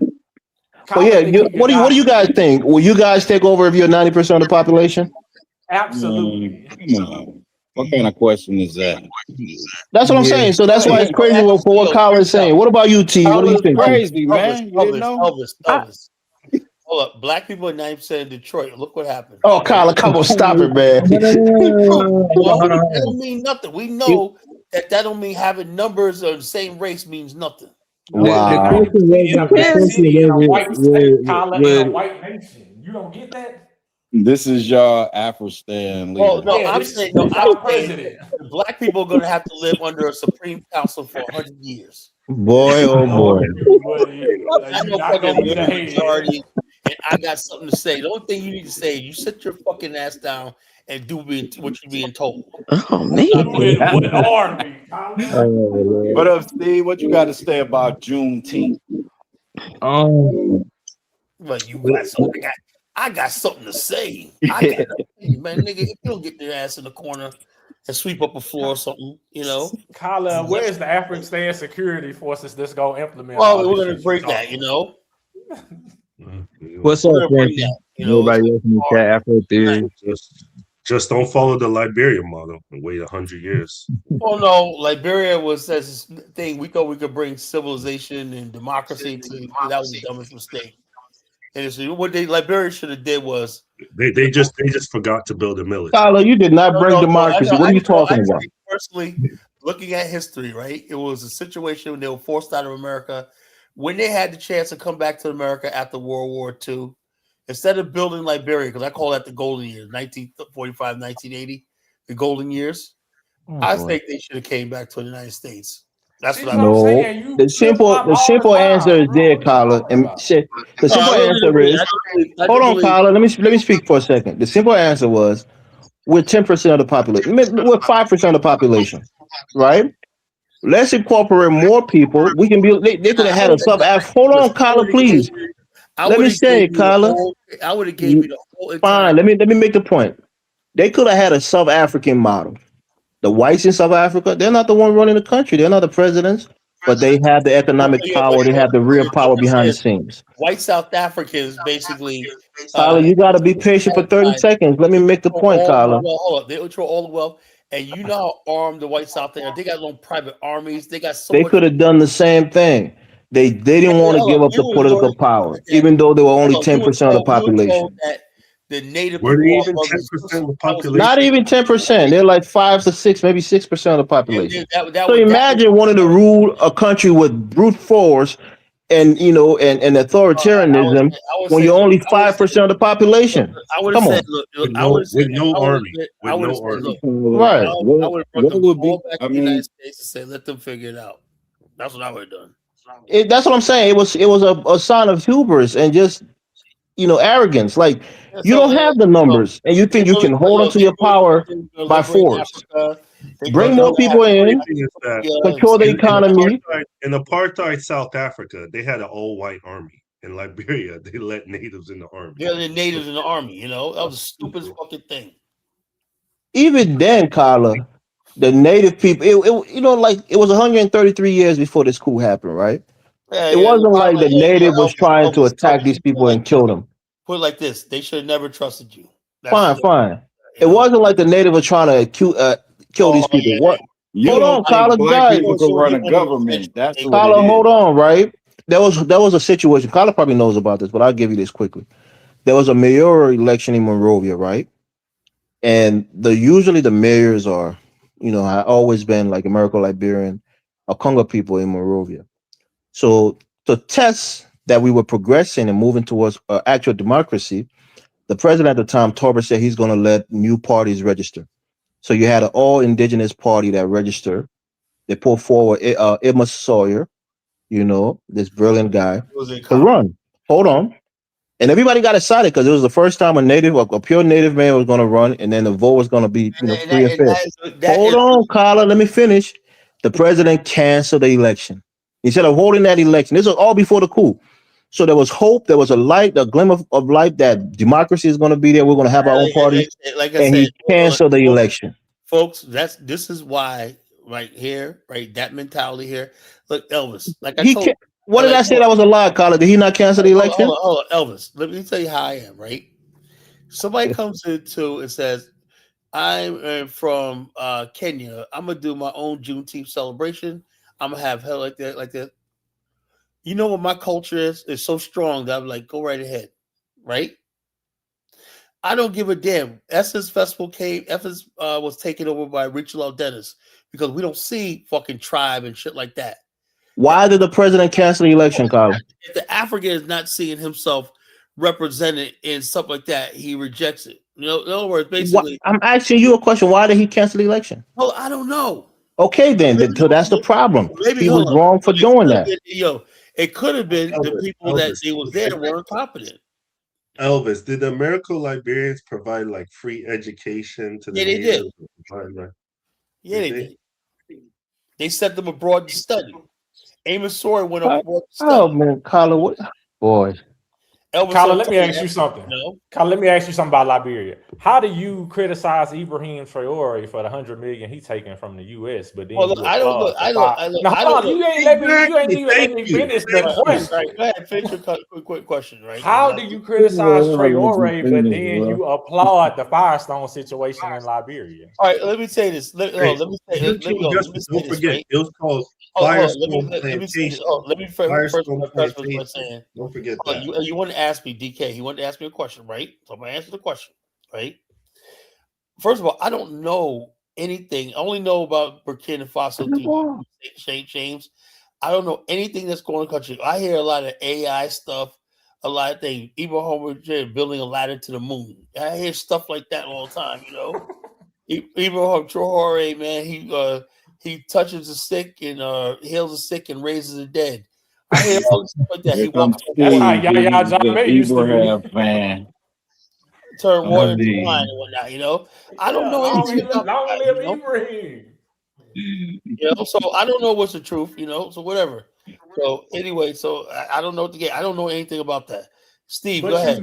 The real question is how can he criticize Traore when the American Liberians took a lot of aid from the United States of America? I don't know. First of all, build critical infrastructure in our country. The United States didn't give aid to Liberia. That's who built our airport and our seaport, Colin? Hold up. This is what happened. Let me tell you what the difference in aid is and strategic assistance. The port was built off the Lend-Lease program that was funds available to who built it? In the world. Listen to this. Who got Lend-Lease program funds? Panama, Haiti, Canada, Liberia. And you know what Liberia's strategic was? They had this for the leapfrogging into the North African theater, right? Because the German U-boats cut off trade in the Atlantic Ocean. So Liberia themselves generated that money, or was money that was generated by the United States government? The United States government had funds. It was a couple of Black Americans who went there on behalf of the government of Liberia and said, "Yeah, we got the funds for you." And so the Freeport and the Freeport of Monrovia was built, and Robertsport was built off the Lend-Lease program. Meaning, i.e., it was not money that was raised domestically by the Liberian government. Elvis, do you know how many friggin' developing country? Do you understand Liberia was a developing country? So then say that. So why you brag about all these things when they were in fact funded by other people, white people in particular? Also, I know nothing about that country. Who? So why you so hard on it then? If somebody knows something about Burkina Faso, why don't you put a video? You talk to St. James a lot. He knows his country. You always argue with him. He runs his mouth talking about a bunch of bullshit. You know I'm laughing, Elvis. What are you laughing at? I remember Colin called Burkina Faso Burkina Feces. Yeah. Colin, he's just a disrespectful guy, man. I'm hoping the older he gets, the more the better he becomes. But he just Colin, what did Burkina Faso do to you, Colin? I never said it did anything. But Colin's so disrespectful, man. I'm sitting there in Liberia under the AC doing the show, and when that motherfucker comes on my phone, Colin, you need to quit Liberia. Come up to I'm gonna come up to a fucking war zone. Okay, but aren't they doing better than Liberia? I could be wrong. Yeah, they're doing better than Liberia. Technically. I don't see. Burkina Faso have like 4 times the population we have. They're a larger country. Hold on, I don't see rebels in the country in Liberia. Do you? Oh, you got General Butt Naked. Shut up, DK. Man, DK, man. I told you I'm giving you grace, DK. Relax, bro. Kala, Liberian aid from the U.S. is totaled to over $2.1 billion just since 2003 to support post-war. I know since 2003.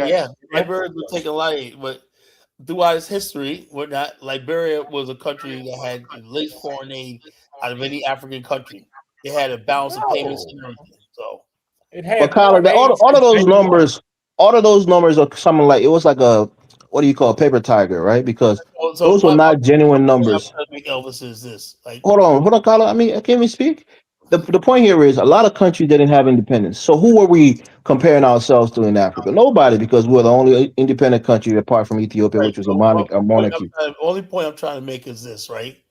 Given the history and the tribalism in Africa and stuff like that, I people always ask me because I got my Liberian friends and they swear I'm going to move to Liberia. They swear I'm moving to Liberia. I Kyler, told you said it out of your own mouth. What do you mean they swear? You You said said it on your it a couple platform. years. You yeah, said I it a know. I Our couple want to years. original make plan. a permanent place in Africa. Are you fucking crazy? You But you know, said it, Kyler. That I was your never said I original. was going Let's to go You be move. got a there. I'm house going to go there, there. bro. Let's go move. I You plan know Let's what I'm go on saying? move being there. in When I'm Liberia in ready a couple to leave years. I America heard for good, Kyler say that. Yeah. look, when I'm ready to leave America for good, it's going to be a country like Angola. Right, but Okay. you okay, You fine. Now just you say started that, but talking about before you said it was Angola. Liberia.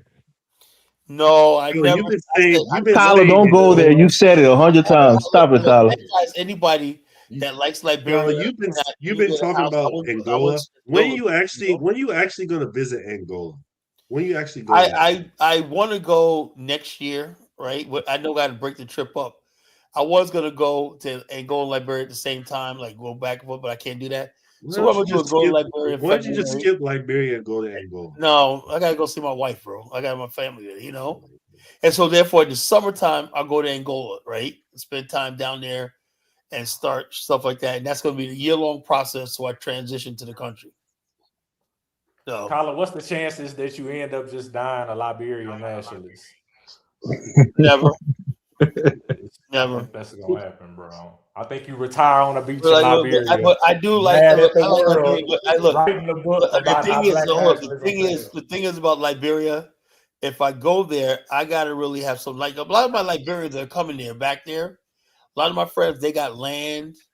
They got hundreds of acres of land. Some of them tell me, "Carl, we can get you land." When I say, Wouldn't it you be have to go easier to years. work your plan as a politician in Liberia? Like if you was a mayor of a Liberian city? Man, dude, man, look, the problem is so great. So thing, unless somebody gave me like $1 billion to fix shit. No, that's not gonna happen unless you already in a position. Then that Oh, can so happen. I'm like, I just think, I think Liberians can figure this out for themselves. I really think they'll be all right without me.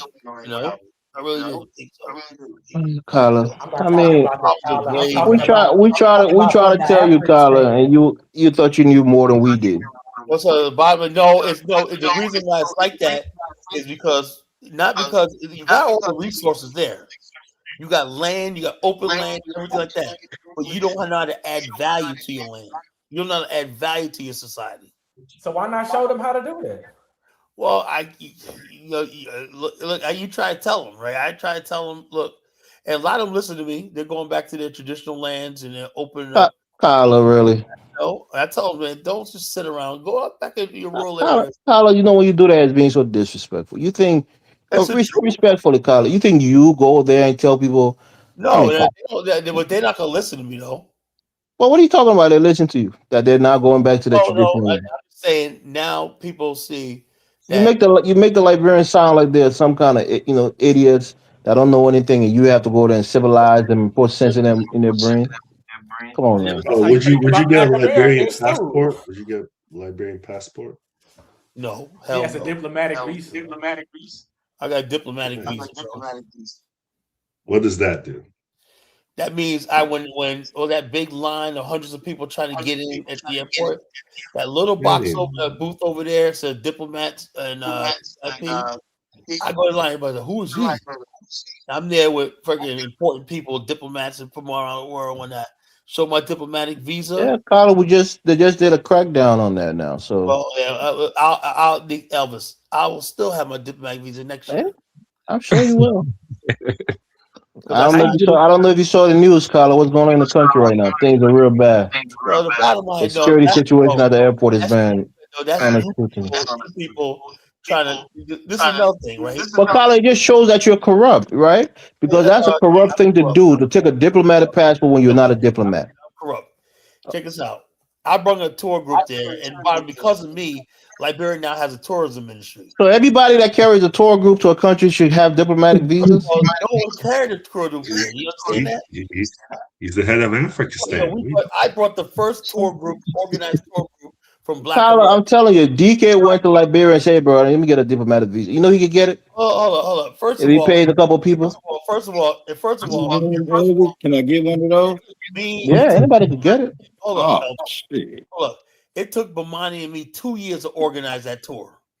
No, I appreciate the tour, Carla. It's not the problem, but Bottom line, when people saw that we can get people interested in the country, right away the government started making a ministry, putting money. Now they got a full-time.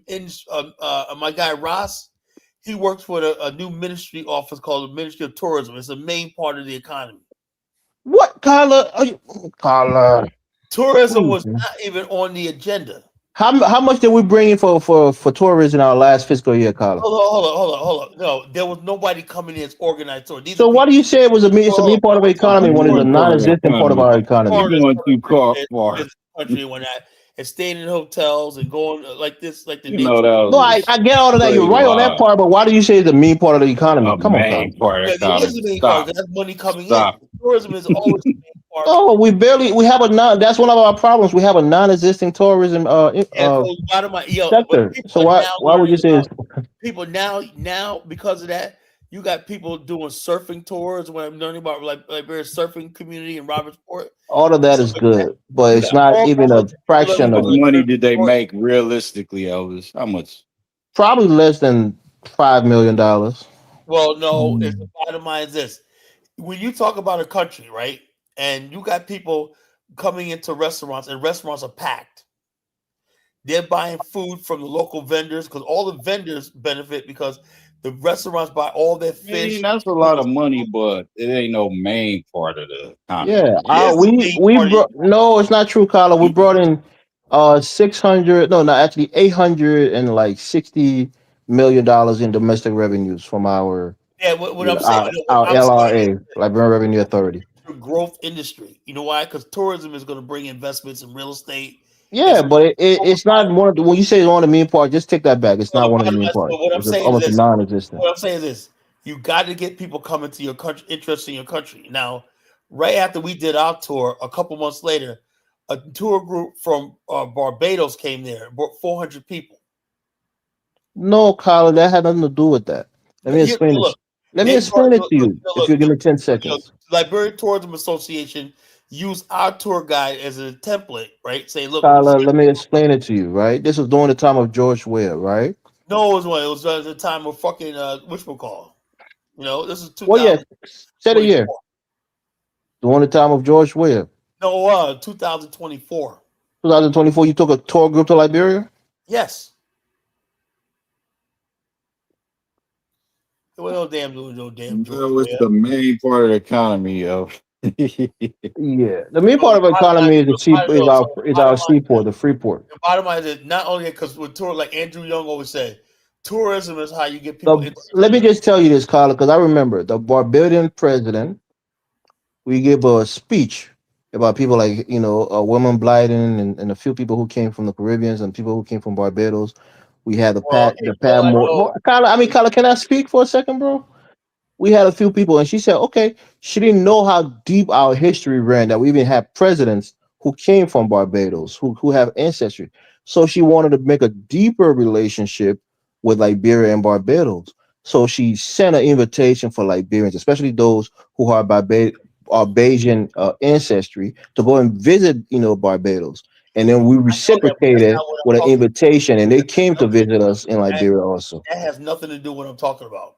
Okay. What I'm talking about was after the fact No, Carla, you think you're responsible for everything, and you're not. I want to be cool tonight, but come on, Carla. Me being responsible. I'm saying the fact of the matter is, I was the one who believed in this country enough to bring the first tour group there. What do you mean? Carla, oh man, geez. What's the truth? Elvis. Stop it, Carla. You don't. I hate to say it. You by yourself, Carla. You don't move the needle significantly. Don't do shit, right? You don't. Shit. You don't move the needle significantly, Carla. Elvis, yeah, I did it. I organized a tour, a professional tour. Dennis organizes tour all the time. Is Donnie supposed to be the president of It Senegal? doesn't matter. I'm not saying I am. So what are you trying to say? I'm just stating it as a fact. You know, right? But what are you saying? That's the point. When you say you did this and you did that, you didn't move. You're exaggerating, Carla. You're exaggerating. Yeah. How am I exaggerating? How the when fuck you say you're the reason, you're the I did this, it's tourism because is the it's not main economic. And why don't you guys in your 30s, you're half my age and whatnot? Why don't you guys do something? And you were sitting there talking to me, an old man, talking about trying to downplay what I did. Ooh, that's a good point. That's a good point. Yeah, Elvis. Yeah, it's your birthday. You up here? You didn't do it until you got to your 50s, though. Give us 20 years and we'll get one tour done. Man, you ain't doing nothing, man. Whatever. What are you talking about? Yeah, didn't talk to me. You know. Oh shit! Your bodyguard is up here. Yeah, yup. The shooter is here. Yeah, Dark Migo, you owe me $20, Dark Migo. Never. That's happening ASAP. Shooter that'll get shot. Yeah, you gotta do some get your yellow fever shot, and maybe I will. Oh, shut up, Dark Migo. Look, Tyler, why you just don't run for office in Liberia? You obviously love it. And I want to say something, right? Hold on. What you want to say? Why would I want for office? I let the Liberians, that's them. Anytime. And why spend so much time critiquing it then? I want to say something, but Kyle's gonna get mad. It's not even something to get mad. Stuff and everything, but what's up, Dark Migo? I said, say it. It's your birthday. Hey, all right, we got the leverage, right? The point here is when Kyle say "I," right? Bomani, hold on, Kyle. Without Bomani, that tour wouldn't be possible. That's the reason we didn't have this. Hater. No, I'm being for real, right? Kyle will admit this to some. You really was tagging along. We could comprehend what you saying. He canceled the tour last year because Bomani couldn't go, and Bomani didn't feel like he didn't have enough people, so it couldn't happen because Bomani was really the engine behind the tour. So Kyle played a part. I would say this. Bomani had no interest in Liberia, so it was Kala who kind of put that thing together. Kala brought the idea, but Bomani did the itinerary. He did the logistics of it all. Kala admitted this. It's so it's his idea. So he started it. Yeah. Oh, come on, Dark Migo. All right. Don't laugh, Dark Migo. You know the truth. You see that picture right there? That was me when I first me with the BAO shirt on, greeting the tour group as they got off the airplane at the airport. You know, Collar, got the link, Collar. What? Y'all are so not one of them shirts since that Stop day. exaggerating, bro. So it was like we was basically. Anytime y'all talk about Liberia's economy is primarily driven by commodity exports, mining, agriculture, foreign direct investment, and its maritime registry. Kyla, you're not involved in none of that. Yeah, but the bottom line is if when you have tourism, tourism is not existent. Stop saying tourism. Maybe later it will be, but not now, Kyla. One thing you will see in Liberia, you'll see hotels packed because it's hard to get hotels. And some hotels are packed. You see restaurants packed. And what do you think the restaurants? It ain't like in America, right? You see a black restaurant, he ain't got no supply chain. The supply chain is at least coming from local suppliers. So that pumps money into the economy directly to the people. So that's why they like tourism. You're coming there spending those dollars.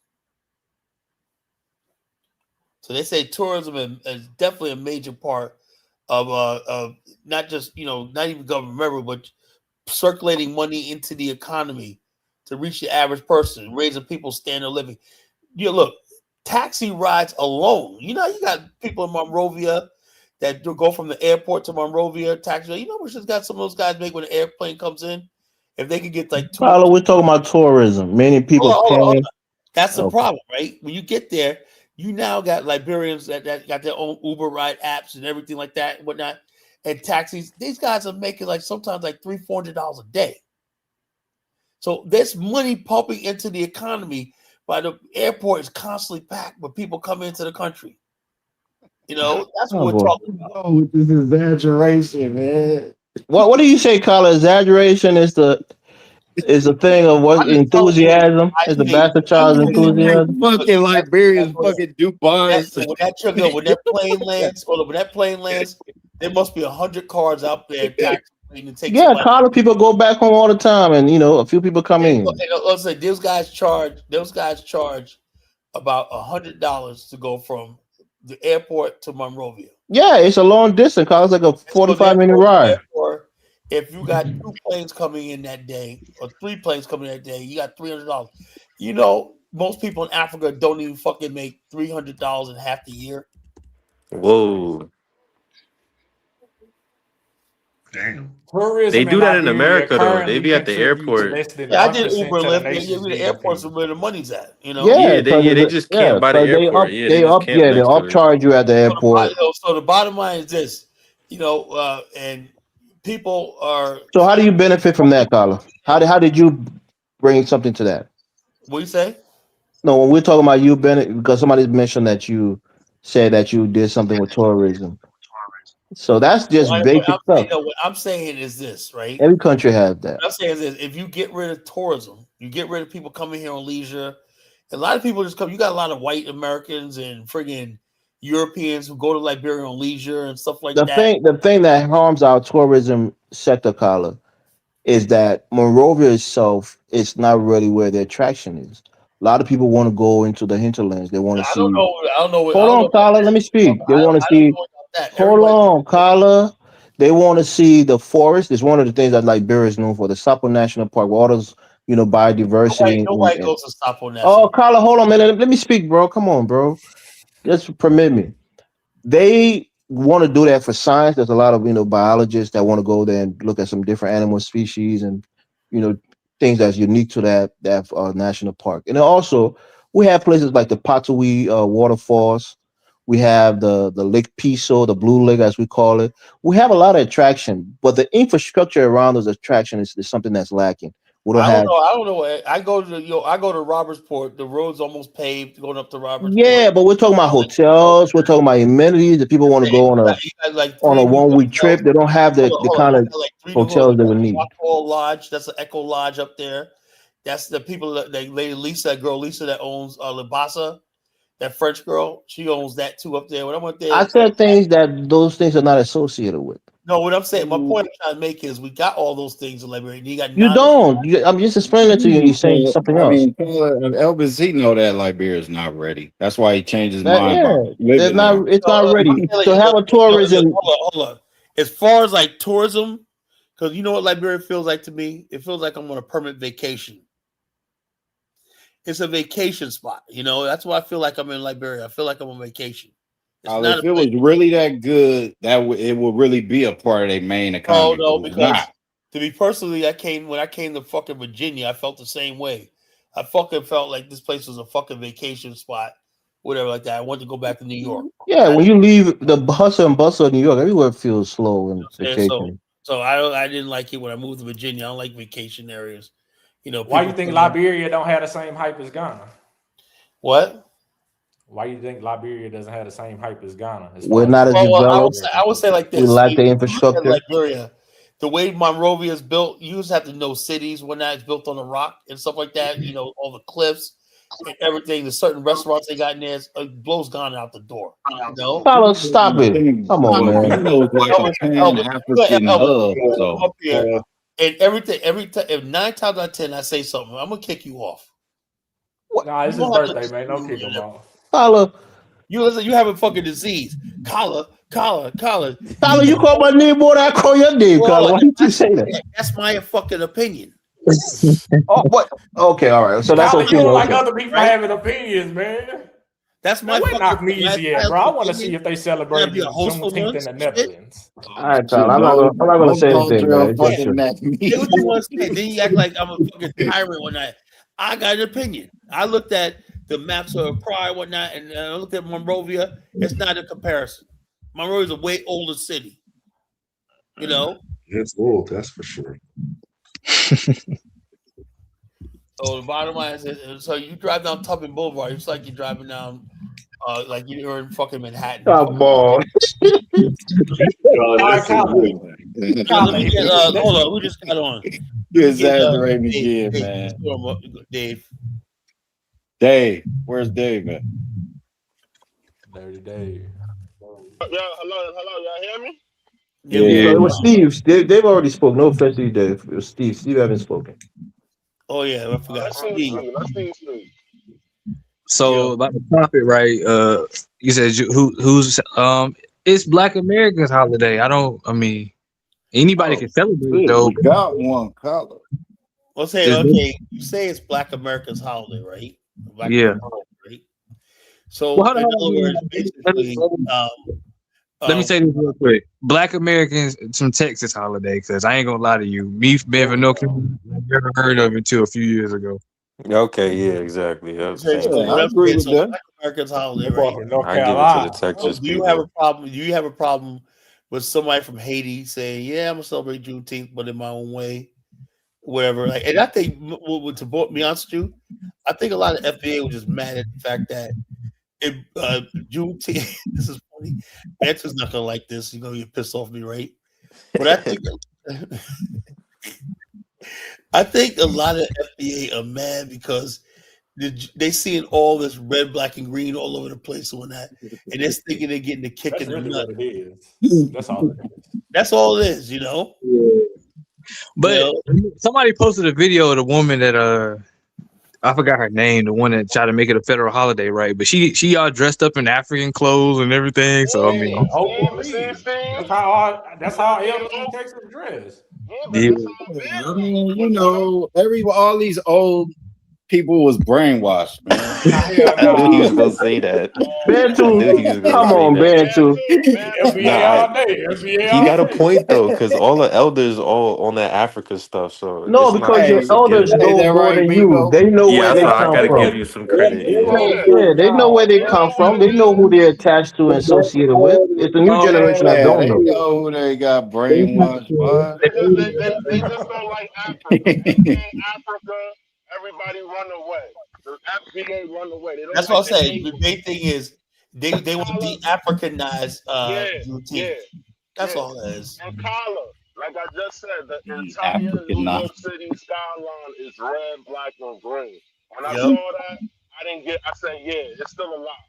It's still alive and well. But how are they going to You had some hope for a second, Dave. Yeah, I got hope because the whole skyline, red, black, and green everywhere. Red, black, and green sky, baby. They pulled over.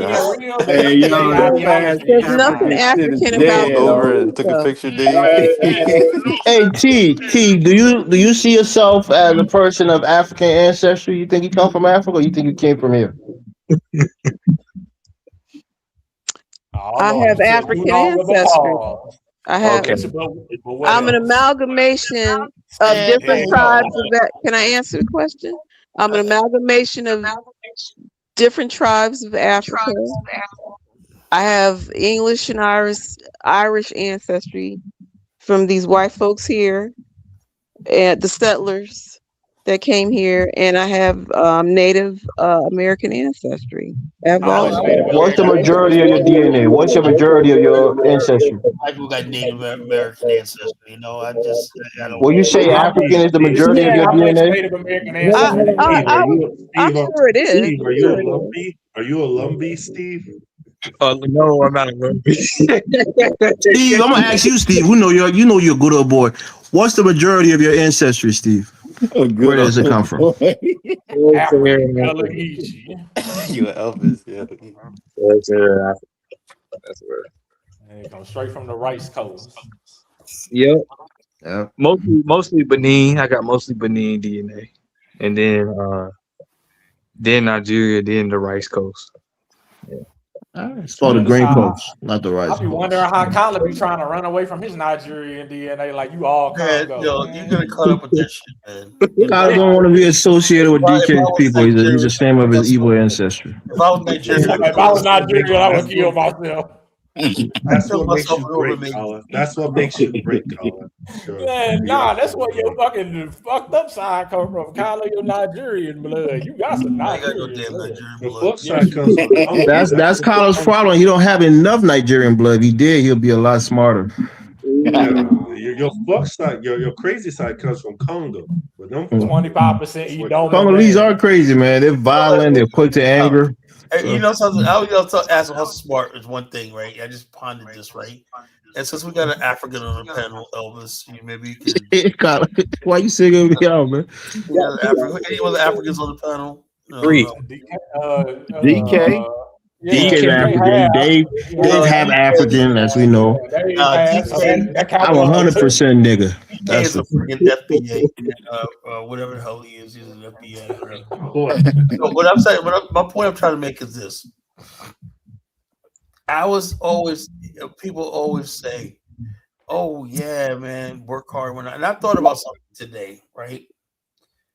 And I'm getting to the point where I'm at the pinnacle of my business, right? 20 years, right? We're finally there. We're finally at the top.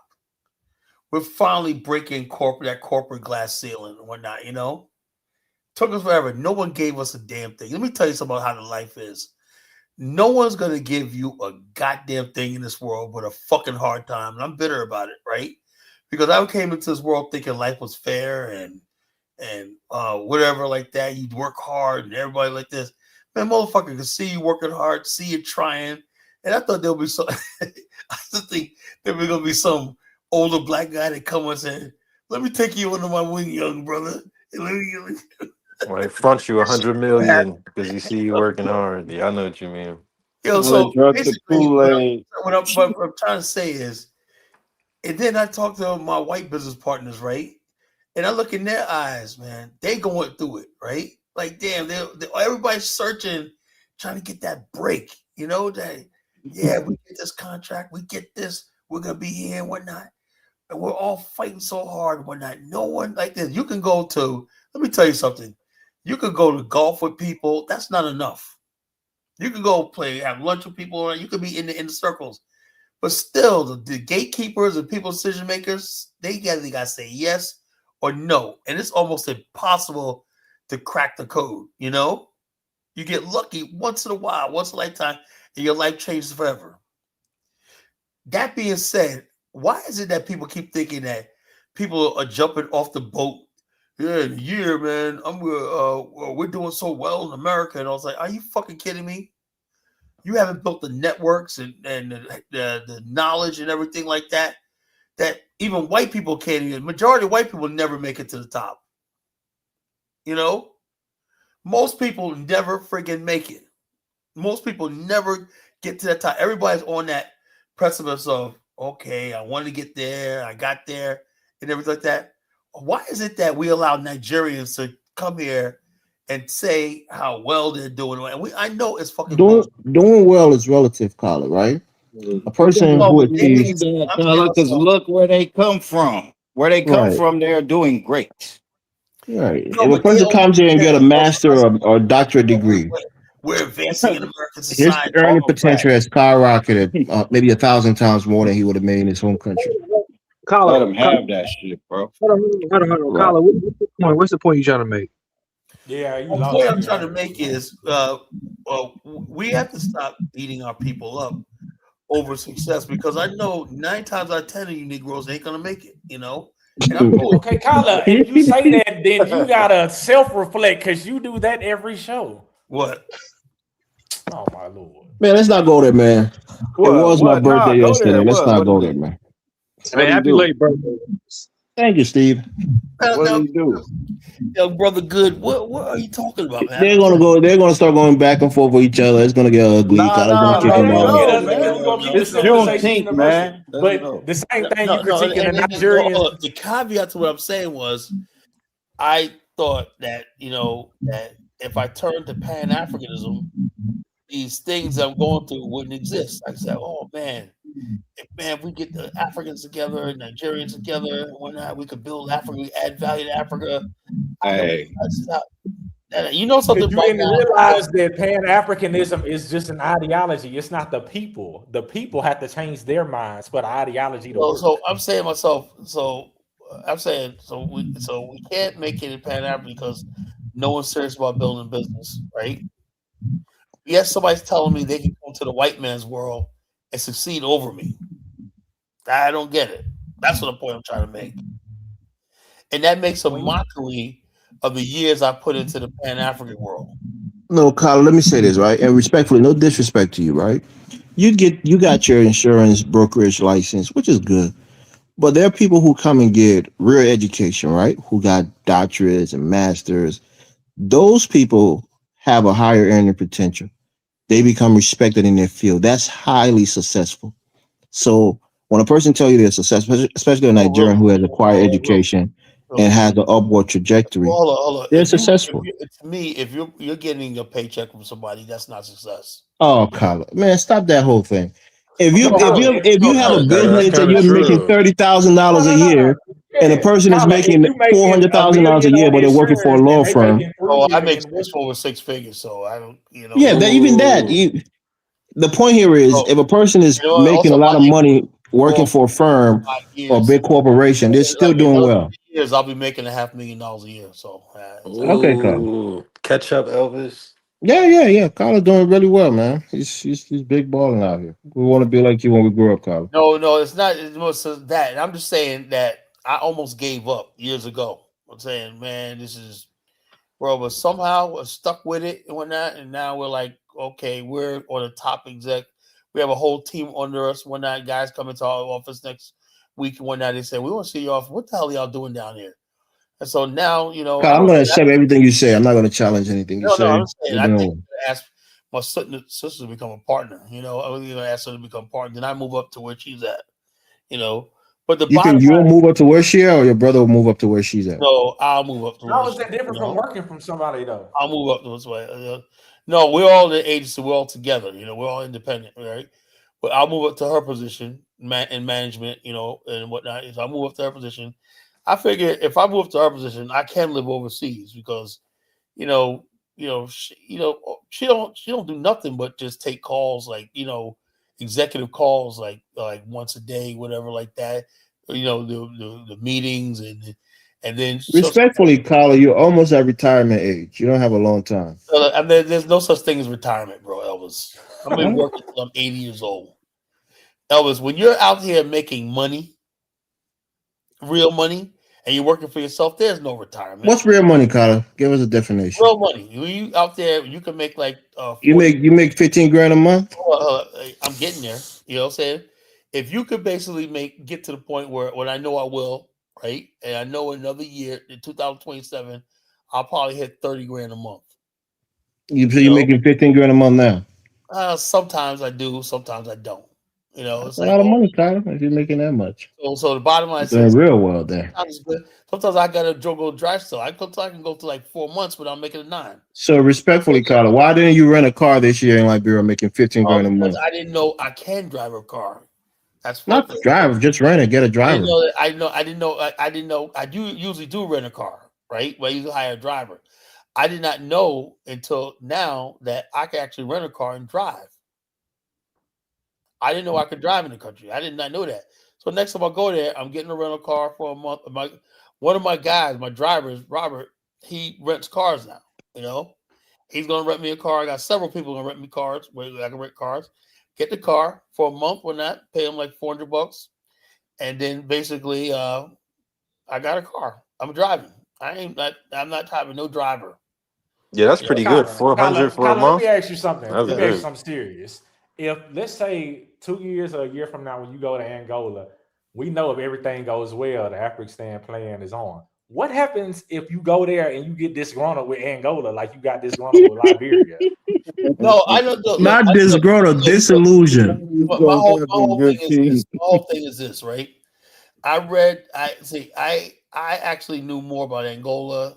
I knew Liberian history more, but I actually knew more about modern Angola than I do Liberia.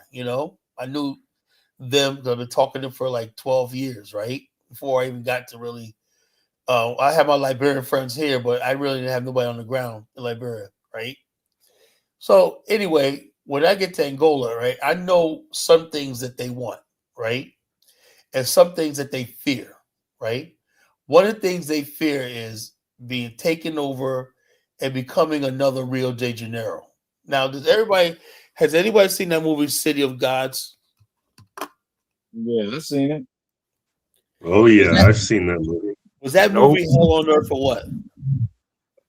Yeah, that shit crazy, bro. Yo, that That shit movie was wild. terrifies. That movie terrifies. Yeah, that was a good movie though.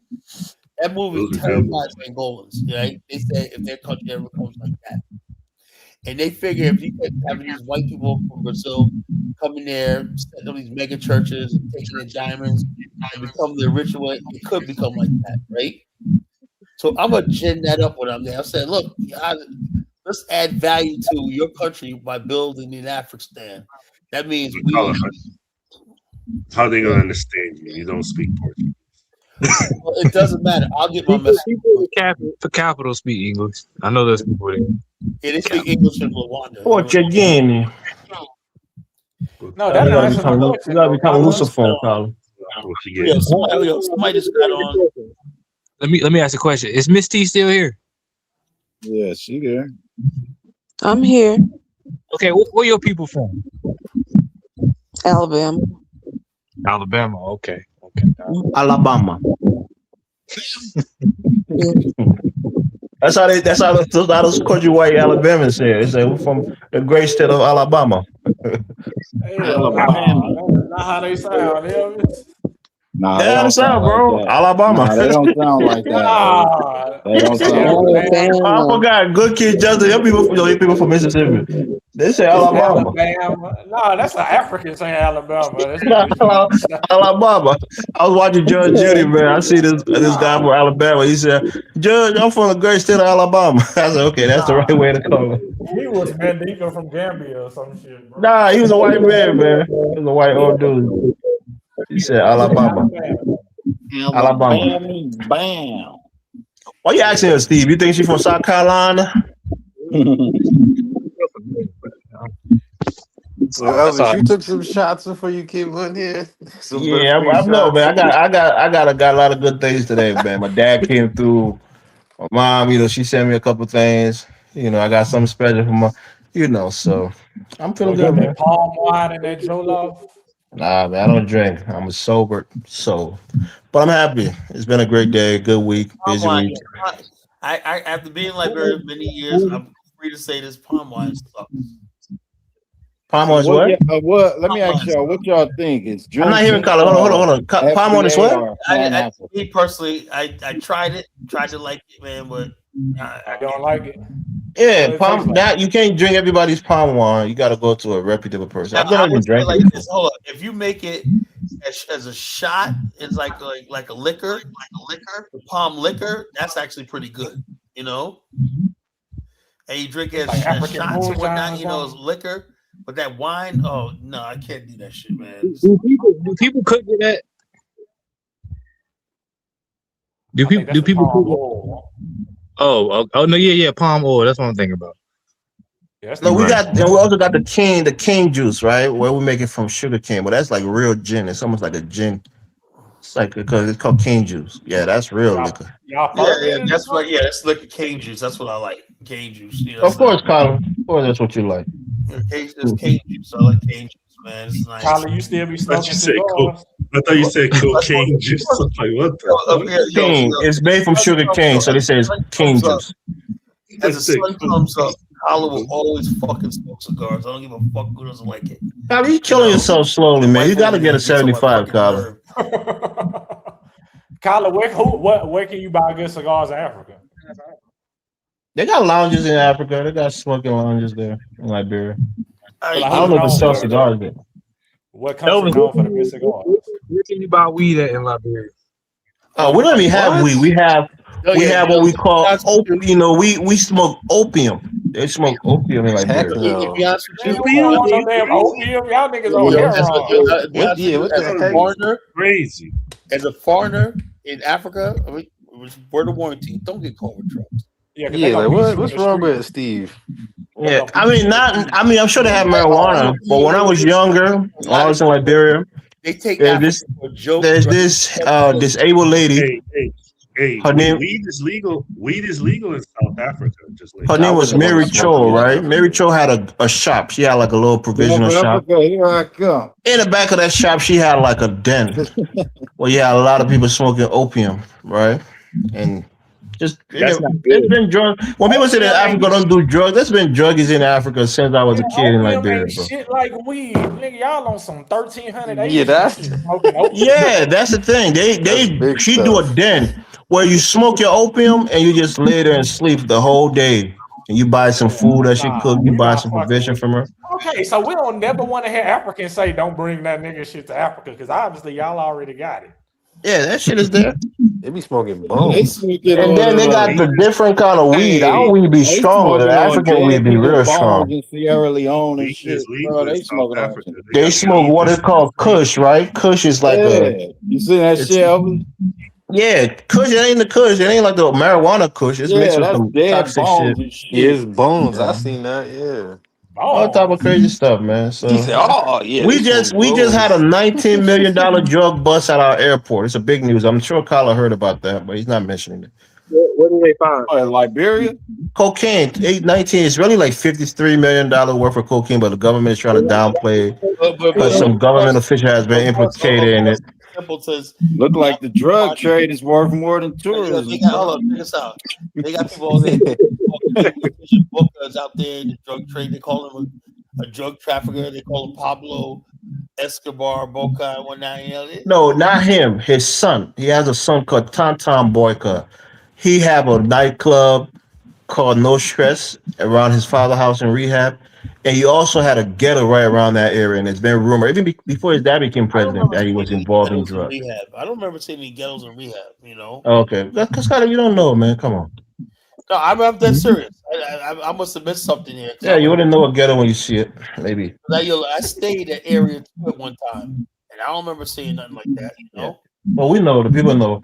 Before he became and now that's the talk that he's been used as cover for drug dealers, and they actually got the cocaine processed in Liberia, and they were You going to bringing take up it to this a plane to drug be shit, shipped to Europe, Steve. What's and they got wrong with caught. you? $19 million worth, but it's really like $50 million worth. You said what? So why you bringing up this drug topic, Steve? What you on, man? I was just messing around with Elvis. No. No, Kyla knows this is Kyla's government. He support this government, but he ain't gonna mention it. Yeah. So, and I'm smart enough to know that even if whatever even if somebody in the government does that mean the government itself was involved. Yeah, Kyla. Yeah. That's what I know. That's the way. See, that's the mentality. They did the same thing to George Ware when there was a big drug bust. They said he was the one bringing drug in the country.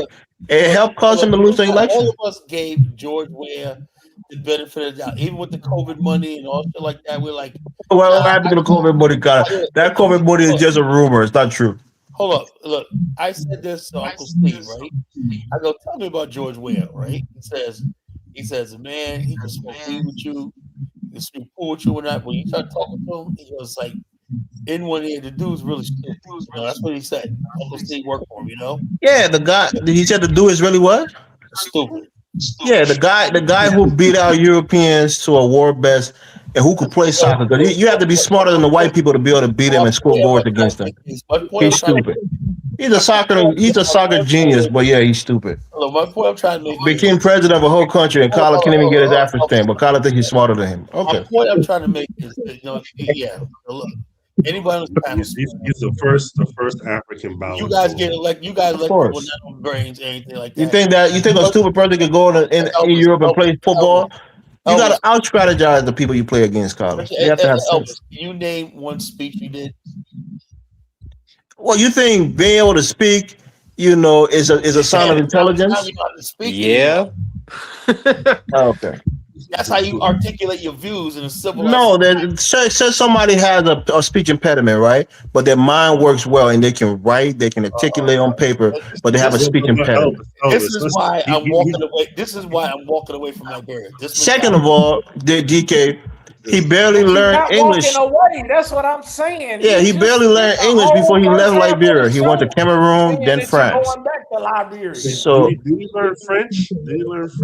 He learned passable French, and a little Italian too. So he left Liberia as like an 18, 17-year-old kid. So he wasn't, and he spent the most of his adult years in Europe. So he didn't learn English. He didn't learn English in Liberia. He didn't learn English proficiently in Liberia. The American Liberians didn't give him an education. Oh, don't listen to Colin, man. He grew up in a place called Claratown. That's a ghetto, right? He was a kid going, barely had anything, living with his grandmother in a place called a ghetto called Gibraltar, right? Struggling, playing football as a means. Got lucky, went to Muslim Congress High School, and he got sponsored by a team in Yaoundé, or not even at Yaoundé, in Douala in Cameroon. He went to play football there, learned French, went to I think Monaco in France, and then to PSG, and then to AC Milan, and then Chelsea, Man City, and He the president of what? He the president of what?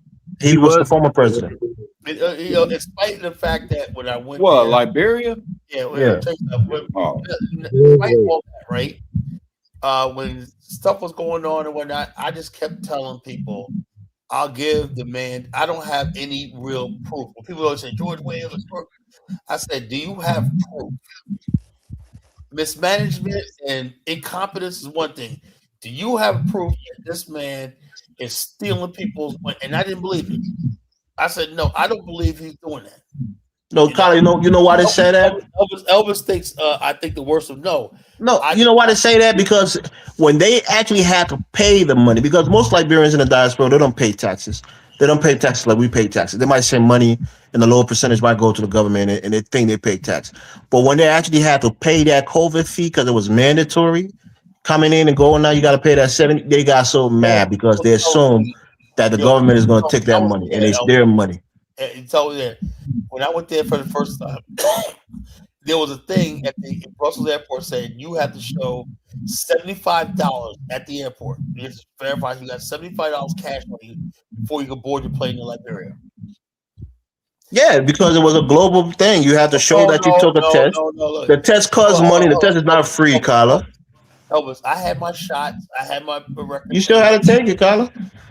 But they still gave me some bullshit ass test. Hey, you still had to take it, Carla. You just mad you had to pay that money, man. I'm not saying, look, I don't care about that, right? And basically, at the time, I was just so happy to be my first time in Africa. I was like, hey, our African bros they must need the $75, so what? Oh, Carla, man, you see, he's not a charity, Carla. It was a test kit that you had to pay for. The test kit costs money. I literally saw buckets of money. Like, Carla, Carla, where you saw the buckets of money at? Somebody, Liberians, how they gossip, right? Yeah, that's going right straight to where you saw the buckets of money at, Carla?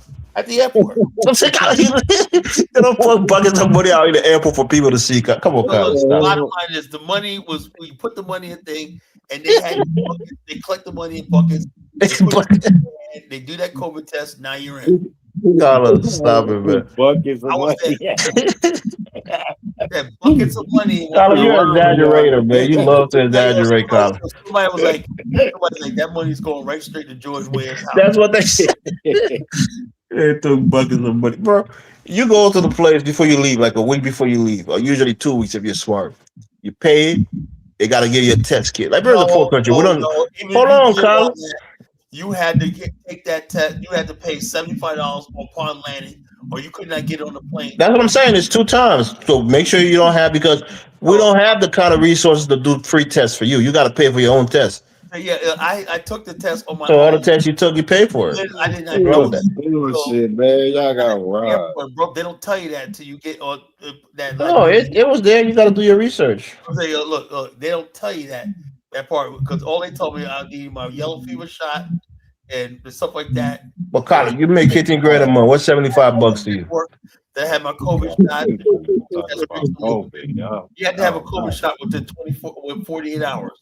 I had all that, everything like that. And then when I get to Brussels, they said, okay, Elbo's going to Liberia. You have to get $75. So the ATM's down there. So you had to go down there. If you didn't have it, luckily I had money on me. I brought like around $700 cash. So I had cash. Say, okay, I got $75. They verified, and they stamped my passport to travel further. Right? I was not going to be able to get on that plane and board to Liberia unless I had $75.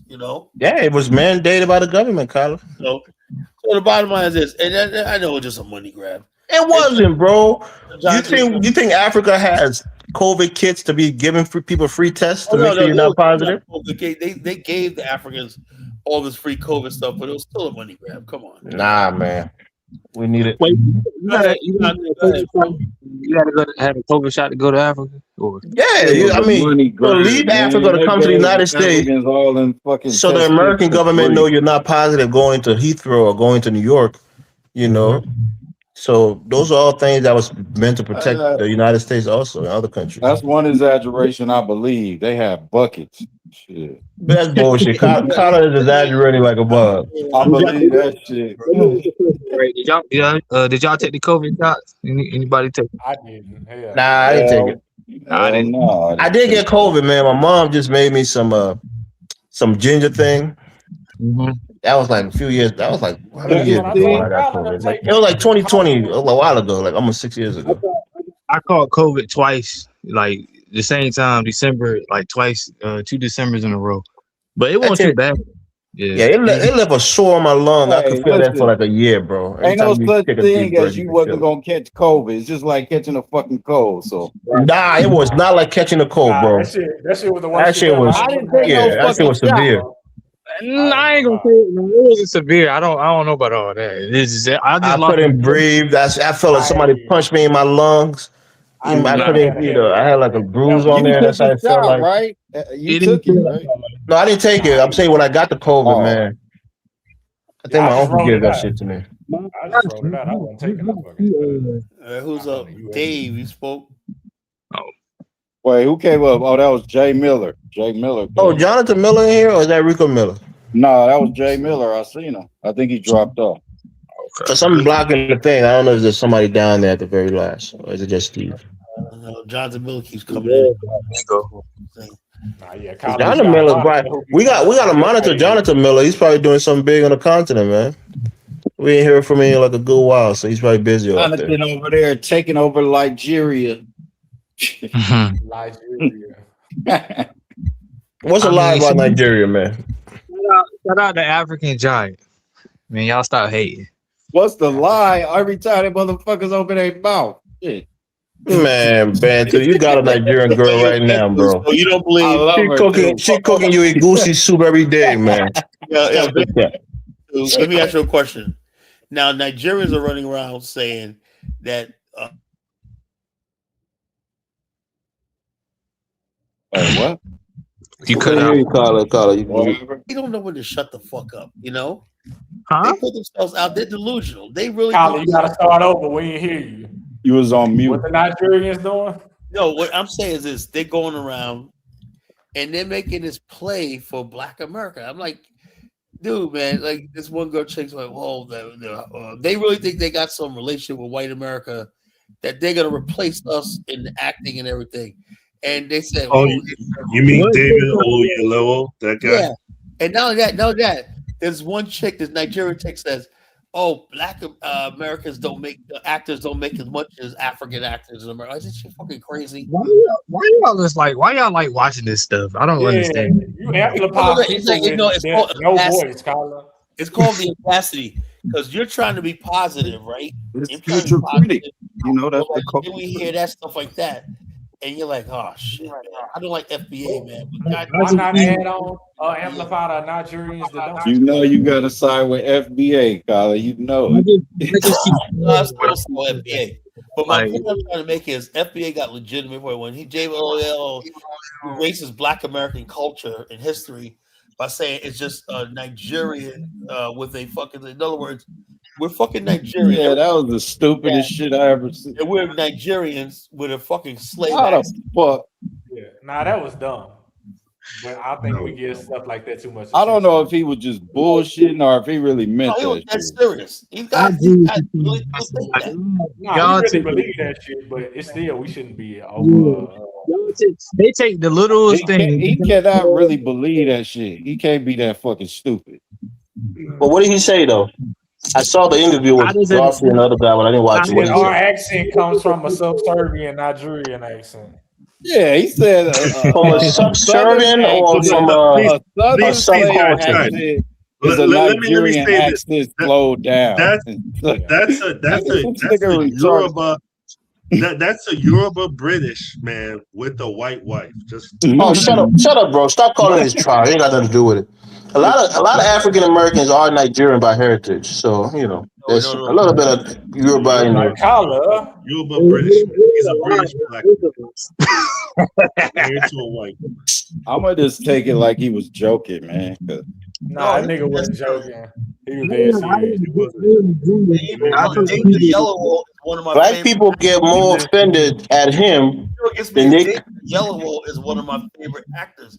He was killed in Red. I became a fan since Red Tails. You know. Yeah, he was Black people, Carla, don't you think it's funny that black people are more offended to what he said than when Dr. Manning said, "These niggas don't know how the world works." they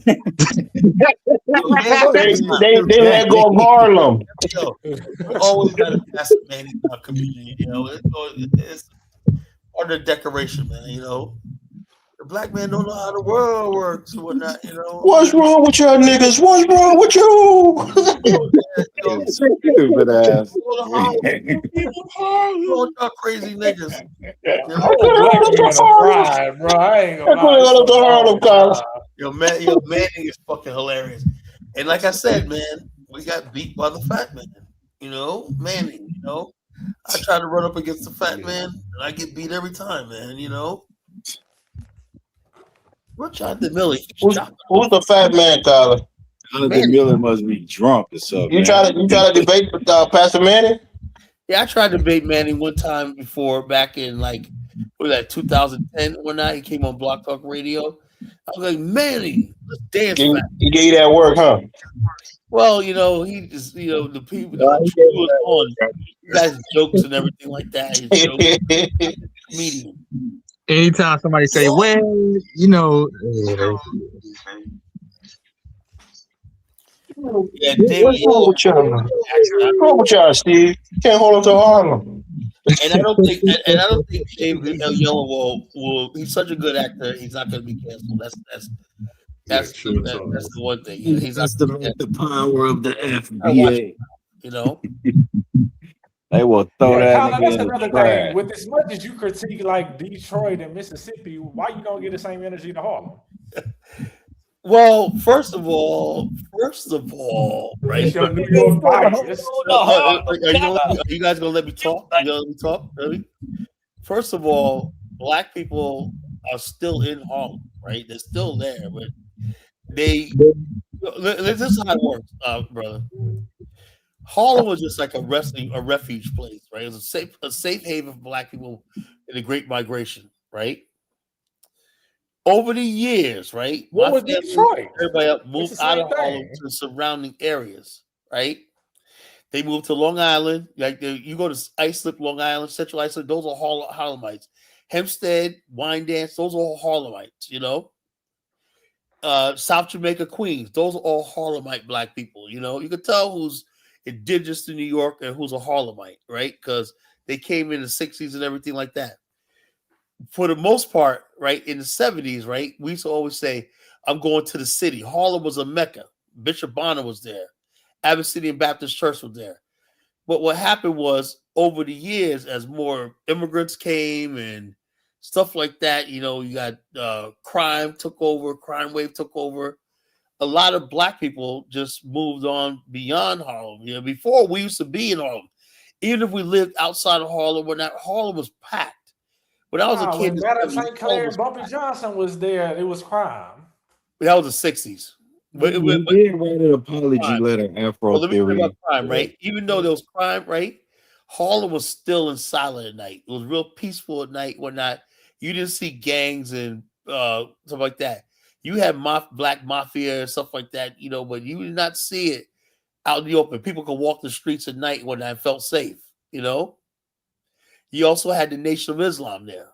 You know, you had black nationalist groups there. You know, so Harlem was like a black world. You understand something about New York. The criminal element never ran Black America in New York. They never I did. don't buy that collar. Y'all got the You Supreme know team, why? You know why? Unlike you Southern dudes were scary. No, y'all are the most drug dealing. I'ma tell on a nigga once I get caught Come ass on, niggas caller. ever, You bro. can't say that, caller. Hold on. Frank Lucas, New York. Nicky Barnes, New York. Supreme Nicky team, New Barnes. York. Come Well, on, I know man. that. But I guarantee you one thing, right? Frank Lucas, Nicky Barnes, all them knew if they got out of line, right? It'd be them church niggas, the deacons, church niggas that will put you under. Where are you? Come on, caller. You How think much out of line did they need to get, bro? gonna step to Frank Lucas? The bottom line is this: the gangsters back then, Lucas, they had respect for the community. No, they didn't. That's why they sold drugs in the. But Black Dynamite, I sell drugs in the community. They didn't terrorize their community. Yes, they did. No, they did not. Caller. Where was caller? Where was terrorizing? Caller, where was paid in full? Where was paid in full setting? Was this not set in New York? People hearing this shit is terrorizing them. Hold on, let me tell you like this. This is how it works, right? In New York, we had this South Jamaica Queens. We had all these Harlemites moved out there. That was the drug game. Pappy Mason, Fat Cat Nichols, all these other people like that. But the bottom line is this: everybody knew you could do your drugs, whatever like that. But you just like Mr. Parker over there as a patriarch in the house. That's bullshit, man. I don't know what you call bullshit. Colin, did you know? There's many people in Rockaway Lake that got out of line. They'll say, "Oh, where's he at? Oh, he's down here, nigga. Ain't no down south. That nigga's dead." So they'll walk up to the Supreme team, say, "You gotta stop selling drugs." Those guys operated underground. You guys listen to you guys listen to these rappers. Didn't they kidnap? They gonna walk up to another drug dealer, little brother, cut off his finger and kill him, bro. So much power. In New York, you have communities run by black men. You know. So, Colin, you're saying some deacon's gonna walk up to Alpo Yo, Martinez? yeah. No. Do you understand who the deacon was? Give us an example of that happening. Stone Cold Killer. We had people that would pray on your Sunday for you and put you in the fucking ground the next day. It sounds good, Colin, but we know that shit was not happening, bro. Colin's right. If y'all look at the numbers, during the days that these people were running New York, the homicides, the killings, and everything was super duperly low. Nobody's house. Did y'all know Ray Charles was a heroin addict? You know, yeah, everybody knew that, man, too. Oh. I mean, every at that time period, most cities around America, homicide rate was low. Not Chicago, nigga. Not no Detroit. With the exception of few. It didn't get crazy like that till like the 80s and the 90s, and then it was crazy everywhere. Yeah, by the time the 80s and 90s, the late 80s, 90s, all things changed, you know? That's your generation, Colin. Well, so it all changed. It is what it is. You know? It was the generation that that is what it is. You know? We didn't ask for none of this, so roll with the punches, man. You know, roll with the fucking punches. You know, it is what it is. You know? So, what do you think about that apology letter your favorite actor wrote, Colin? What favorite actor? Oh, what's his name? Ola, whatever. I don't know. He's trying to apologize to scrambling with save face. I didn't read it, but my point I'm trying to make with him is, you know, and Godfrey should have been the one that stepped in and said, "Hey, watch what you're saying." See, Godfrey's is a fucking punk. I don't trust that motherfucker at all. He always takes it. They always kind of egg people on that podcast. Yeah, they egg people on talk about Black America. Yeah, like I said, it gets to the point where we're getting African fatigue. You know. It's not that deep. I mean, it's not that deep. He said something that was a bit. I don't see the point of that podcast. You know what I do now, Elvis? Every time I do, because I don't want hatred to really me. Oh, Black Americans, click some stupid African girl talking. That's your algorithm, Collins, because that's what you've been consuming. So they keep suggesting I it to you. don't consume it anymore. So any like this, I don't want to hear what you guys say. I think maybe you got to clean the cache in a TikTok app or whatever. to make sure he doesn't show more stuff They like that. basically I don't got TikTok, man. I'm trying to tell y'all, the most dustiest Negroes are on TikTok. I promise you. yeah, so Anybody can go on and say some stupid shit for like 6 I'm seconds. like And it this. just really, I'm like it's like it's not even. It really made me realize, man, there's a lot of slow black people out here. Hey, A I'm not lot of on slow black. all I'm TikTok, saying is but I heard white Mufasa say got it was got brain all rot. the time to talk about white That too.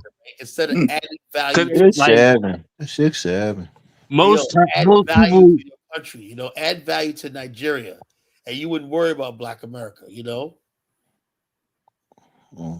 But most of the The point he Negroes was that they trying to just make it argue to say with, that, there's not a lot of difference. I mean, he was. Let me just say, like African Americans have Africanness, buried deep within them. So sometimes it comes out that's even not when they don't Nigeria. realize it. That's The not way you. Nigeria though. Yeah, I I mean, a mean, lot of you came from Nigeria, Carla, so it's most likely Nigeria. Nigerians hold on, let me say this real quick. Why is it that Black Nigerians 300 Americans? years ago speaking English. Hold on.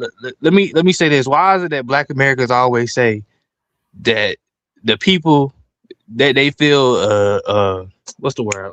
What's the word I'm trying to say? A kinship with? Yes, right. They always say Nigeria. No, that's We those be got Nigerians. Nigerian Those be DNA. actually Nigerians saying that shit. You got you fooled. No, Mary Shaw said it. I No. see a lot of people say. Look, Nigerians go out of their who way said to get in that? circles and get near us and try to cosplay us. Wait, who said Nah, that? Colin, Steve? that ain't No, true. Like Tyler, even they back not even in the talking. They talking 60s, about you that. They had Black talking about Americans certain. taking Yoruba names. So wait, hold on. I can tell you the If answer, you got but somebody trying to cosplay you, wear your jewelry, wear your stuff, yeah, you're gonna feel that way, But you that's know not. why, You talking about Steve? It It's don't certain. got not nothing to because do of with what that, bro. Colin's saying. It's because we had a cultural exchange with Nigeria. That's why. I guess so. Yeah. No, it's because African Americans know that we come from And Europe and what Igbo exchange was Fulani that? DNA. That's the reason. Well, we had a cultural exchange when Nigeria got their independence and they were sending over teachers and everything to America. No, they weren't. No, they weren't. Yeah, they was. Nigga, how you gonna tell me? They were sending their teachers to the Bantu, the only person that had a Nigerian teacher in his whole life. Nah, I had a Nigerian teacher, Miss Well, Willoughby. She tell me, taught Colin. You computer. tell me what Wait, happened there, since Miss you know. Willoughby. That's two out of Miss 100. Willoughby. And I had Tell- Mr. OB. No, Yeah, Colin, he tell me. taught math. Jonathan had a Nigerian teacher and a Nigerian wife. So what, Jonathan? That's the cultural exchange I'm talking about. But I ain't There had ain't no a. Nah, I culture. ain't gonna lie. In Houston, Texas, it's all Nigerians through that But yeah, I motherfucker. They mean, it all was on the good South for End. them. You know what I'm saying? That's I'm not now. saying that. Yeah.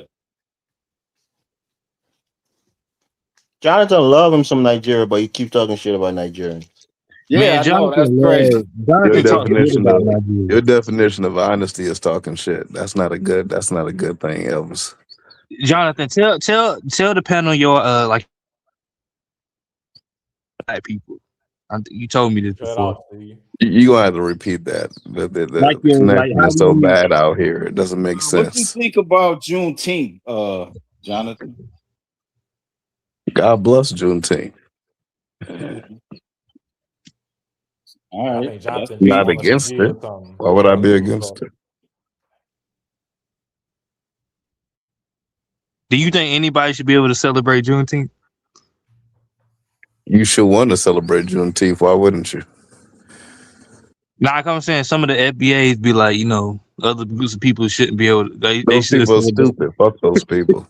Why Yeah, wouldn't that's what you? I'm saying. Like, at what point do we become the stupid ones for amplifying what the fuck they saying?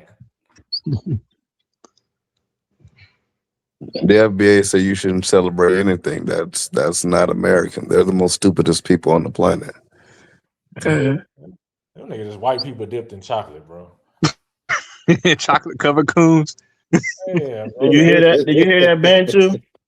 Hey, I got my head Yeah, the hanging low, stupidest people on the man. Leave me planet, the man. fuck alone. Jonathan Miller. Where the flag Write that on a at? t-shirt. What you doing all day? Where the flag at, Bantu? Show us the flag. FBA, nigga, West Side. How you gonna get your check, Bantu? How you gonna get it?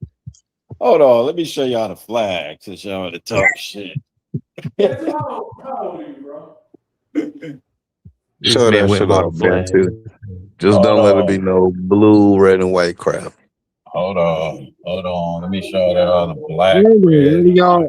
This Juneteenth thing. Wait, who said that? The Juneteenth thing? You Yeah, got I to just notice don't. something about Black Americans that are so deeply stupid and hatred of themselves. They complain about everything that relates to them. They hate Juneteenth, though they should celebrate it. They hate what the Black national anthem, though they should sing it and celebrate it. They hate everything. They don't You like know, anything about themselves, and they hate everything about everybody else. They're the most you know, confused people on the planet. you I know, wouldn't want to Steve. participate with those people. Steve grew up around racist white people. That's why he don't really care too much about No, it's not. Juneteenth. It's not that. Like I just never heard about it until I'm grown. It's like, and for what I understand, that's like a thing for people in Texas. That's not. That's Steve. I agree with that. I didn't hear about it till maybe about 7 or 8 years ago. Now, with that being the case, just because you didn't hear about it, does that mean you shouldn't celebrate it? I'm not saying I ain't gonna celebrate. I'm just saying I guess I don't have an emotional attachment to it. I Nah, Steve, they're saying we's free. Steve, we's free. There you You, go, you don't have Steve. emotional You're part of that, attachment Steve. Yeah, to free in Texas. My people is a all part Nah, of over you your do. here. ethnic group. You separating yourself from the people in Texas. Steve, he's a tribalist, Not man. that no. It's not. I mean, let's keep it real though. Like Black Americans. We similar, but we got our little differences from region to region. We all got our own little thing. Nigga, we all came from the same regions. Yeah, but You we got had our you own little had you had an subcultures. ethnogenesis, Jonathan, out there in California. You've been there for 300 F, years. no, but came from the same region. No. That ain't No, what I'm I'm saying. bullshitting. I'm just saying, how people What I'm think. saying is everybody got their own little subcultures from region to region. But I don't make you different. It just make you culturally Thank you, thank diverse. you, So because wait a thank minute you, now, Dartney. Steve. But yes, we are different from region to region. Now there is a African American culture or Black American culture, right? But then there's there's little subcultures from region to region where we do different things. And for instance, we got the if you come from North Carolina, right? We got the what is it called? The Junka. Hold on, let me look it up. No, go ahead, Steve. That sounds like the Yorubas from Enugu are different from the Igbos from Enugu are different from the Igbos in Abia that are different from the Igbos in Anambra. What the fuck does that mean, nigga? They still Igbo. Yeah, I understand we from the same ethnic group. I'm just saying we got our own we got our own little holidays that we celebrate from place to place where we don't celebrate other places. That's all I'm saying. I'm not Is saying that based on culture or is that based on local law? it's based on like Local law, subculture, like nigga. certain region. No, it's based. No, nigga. Yes. No, Negro. What holidays do y'all celebrate in your area that we don't celebrate everywhere else? Tell us. We got they got the Junkanoo celebration in North Carolina and like What New is that? Bern. Did you say what? What is that? It's like a Hold parade up. that it. Hold up. We have in this area right here, we have Chesapeake Jubilee. We have the Emoja Festival. We have all different types of festivals, Joy Festival, and different jazz festival. We have the Neptune. We have the RE, the Neo Soul thing. It happens every year. People get together. Now, Kyla, the only problem I would have with that is that they have the same festivals all throughout Black America. They just call it different names and have it at different times. In Oakland, they got the Black Joy Parade. It's no different than anything else celebrated in Carolina. Our culture right here. No, Y'all got Junkanoo in Georgia. Did they got it in not Georgia, but Texas? Did they got it in California? Did You know y'all what the celebrate problem it? that you have, though, Steve? They don't call it the same thing. Oh, okay. Maybe. We'll have to see. well, all Black American culture is the same, just variation. People do so. Sometimes people don't emphasize a lot. So some people, to be perfectly honest with you, right? They don't practice their culture at all. Only certain people in the community say, we should have an African dance. We should have this, whatever like that, commemorate this, whatever like that. And then what you find is that, even though that city or town may be doing it, it's similar throughout the United States. People say, let's commemorate this, let's do this and whatnot. So bottom line is this. You can take Black America and put them any place and whatnot. The culture, when you go there, the foods, the dance, the camaraderie. You have the people doing the sack racing. What else we do? We do double Dutch, Steve.